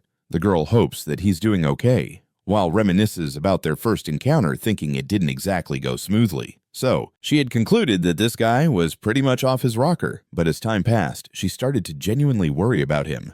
W smiles. She realizes she can't help the hero right now, and then has this epiphany that it's still a mystery who should really be worrying about whom in this mess. We see the hero's back. The girl mentally sends him a message that she'll wait and believe in him. In front of us lies a red sword and a chomping hero. The guy is perched on a stone holding his sword and giving the goblins a hard time for not coming at him while he's just munching on snacks. Zhu Ho slowly rises from the boulder, looking tired. The monsters glare at him all mad. The hero strolls past them with a smile, asking if the goblins have finally started to fear him. Then he adds that he doesn't care anymore since they've lost their charm. SUO stands atop a high cliff contemplating that right now his singular goal is to find the boss of this portal. Grinning, he peers down. It's pitch black down here. A glimpse of a starting pistol is shown. The system reveals that this beauty casts a light over a good distance. SUO fires the weapon, illuminating the cave with a burst of bright lights. Suddenly, we spot a bizarre monster with an elephant's head. The system starts blaring that it's Bulgasari, level 99. Zuho thinks to himself that Bulgasari is known to be nearly impossible to take down since it munches on ore, and its frame is tougher than most of the other creatures. The hero makes his way toward the enemy, aware that Bulgasari is ranked among the 3 most dangerous critters that don't have star power. Zuho, wielding a purple spear, declares it's showtime. He hurls his weapon at the enemy. It smacks right into Bulgasari's head. The monster doesn't even bat an eye. The guy wears a peculiar grin, realizing that his spear just bounced off like it was hitting a rock. Bulgasari finally snaps awake. We catch a glimpse of its deadly clawed paw. The beast rises up, throwing its head back and unleashing a thunderous roar. The goblins cover their ears in terror. The miners look up, faces pale. One of them cries out that it feels like an earthquake has hit. Another miner declares he never thought he'd go out like this. W spots falling rocks overhead. She speculates that the earthquake's epicenter might be where Ansu Ho wandered off to. Beads of sweat roll down her cheeks. She's trying to figure out what the heck is going on. The hero looks up with a smile, quipping that the monster's not a fan of being roused from its slumber. We see the monster's sharp teeth. The system chirps that Bulgasari is executing an advanced intimidation tactic. Before us is the colossal maw of the creature still roaring its head off. Suho stands there with a wide stance. The system notifies that the dragon's blood is activated, and the dragon spirit in the blood gives him a fighting chance against the monster's trickery. Suho beams. Bulgasari's eyes glare ominously. We see that giant mouth again. The young man holding a red and black sword before him invites the foe to take a whack at him. Bulgasari slams its trunk against the ground. Suho is convinced that this steel-spitting monster totally lives up to its name. It transforms those hunks of steel stored inside into lethal projectiles and hurls them at its enemies. That dude realizes this might be a basic skill, but the sheer force behind it is downright spooky. With both hands on his sword, Zuho swings away, convinced that steel is steel, and there's not much that can top its toughness. A sheer trace of an astonishingly powerful blow zips through the air. The system chimes in, declaring that the steel-cutting move is live. Blood droplets are spotted next to him. The hero grins and says it's high time to wrangle that monster. With his sword looking all bloody, Zuho thinks he timed his blood collection just right. Bulgasari lets out a deafening roar. White streams billow from the beast, revealing its massive paw. The monster opens its maw wide, and the hero can't help but be blown away. He's baffled at how such a gigantic creature can move so quickly. Puffs of smoke billow up into the atmosphere. The hero quips that it feels like some kind of dirty trick. A powerful strike's trail winds in front of Bulgasari's noggin. The hero stands up tall in front of that beast, arms spread wide. Suho is shaken. He figures there's no time to dawdle since that cave could collapse at any moment. The system announces the boost in tonus. The hero extends his left hand to the side. The system notes the activation of the bloody weapon. The guy grips his beloved sword tightly. Zuho realizes he's got to unleash all the blood he's gathered for one epic strike. He lashes out and cleaves a chunk off the monster. The system confirms that the steel-cutting skill is triggered. Bulgasari roars in agony. Our hero drops to one knee.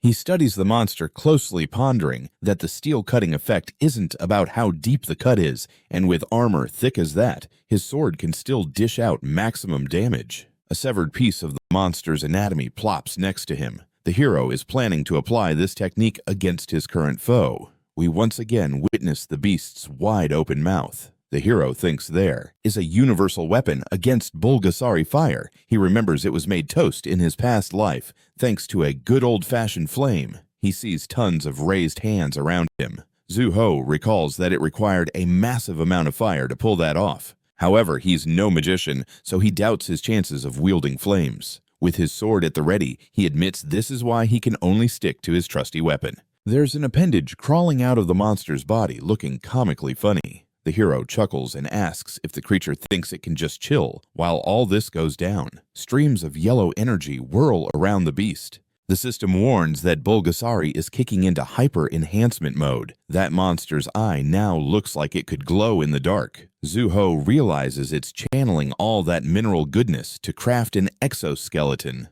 The two adversaries square off. The hero gets that Bulgasari's throwing every trick in the book to take him down, and apparently this creature believes it needs every shred of power it's got. With a playful grin, Suho declares he's up for the challenge anyway. Bulgasari launches itself into the air. It's coming for him. The system reports that the monster is using hyper-rotation. Zuho stands firm, red sword in hand. That guy can't help but smile. He's curious about what Bulgasari, one of the ultimate monsters, is capable of. The hero lays in wait, preparing to strike, as the monster barreled towards him, also wondering if his sword can even land a hit on this beast. The two competitors clash. The sword collides with Bulgasari's torso. We catch a glimpse of the hero's legs. The monster's eyes beam with ferocity. Zuho looks serenely at the foe. The lower part of his face comes into view.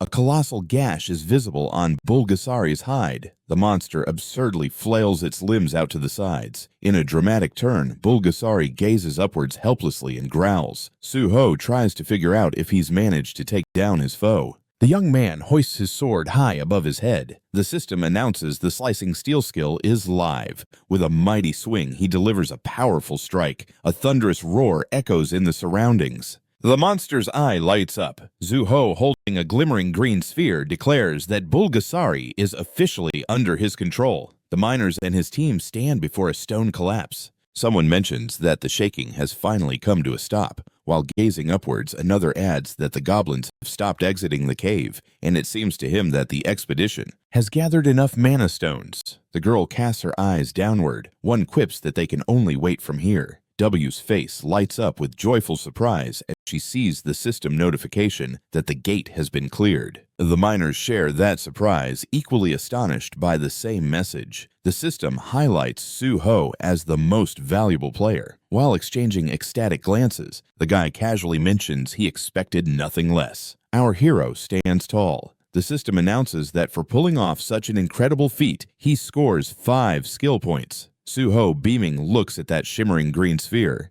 The system rewards him with a few more skill points. It also announces a level up and a boost to all his stats by 1. The hero clutches the shiny sphere in his palm, and the miners are left flabbergasted as they read the exact same message. The system announces that the star of the show is Suho. Joyful glances are exchanged all around. One fella raises his eyebrows and says he saw this coming. We've got a hero in our midst. The system lets him know that for this stellar performance, he earns 5 skill points. Suho, with a grin, sets his sights on the sparkling green sphere. The system generously throws in a couple more skill points. It also drops the news about leveling up and boosting all stats by 1. The hero proudly holds the shiny sphere in his hand. He spots it and excitedly declares that he's hit the jackpot zoo.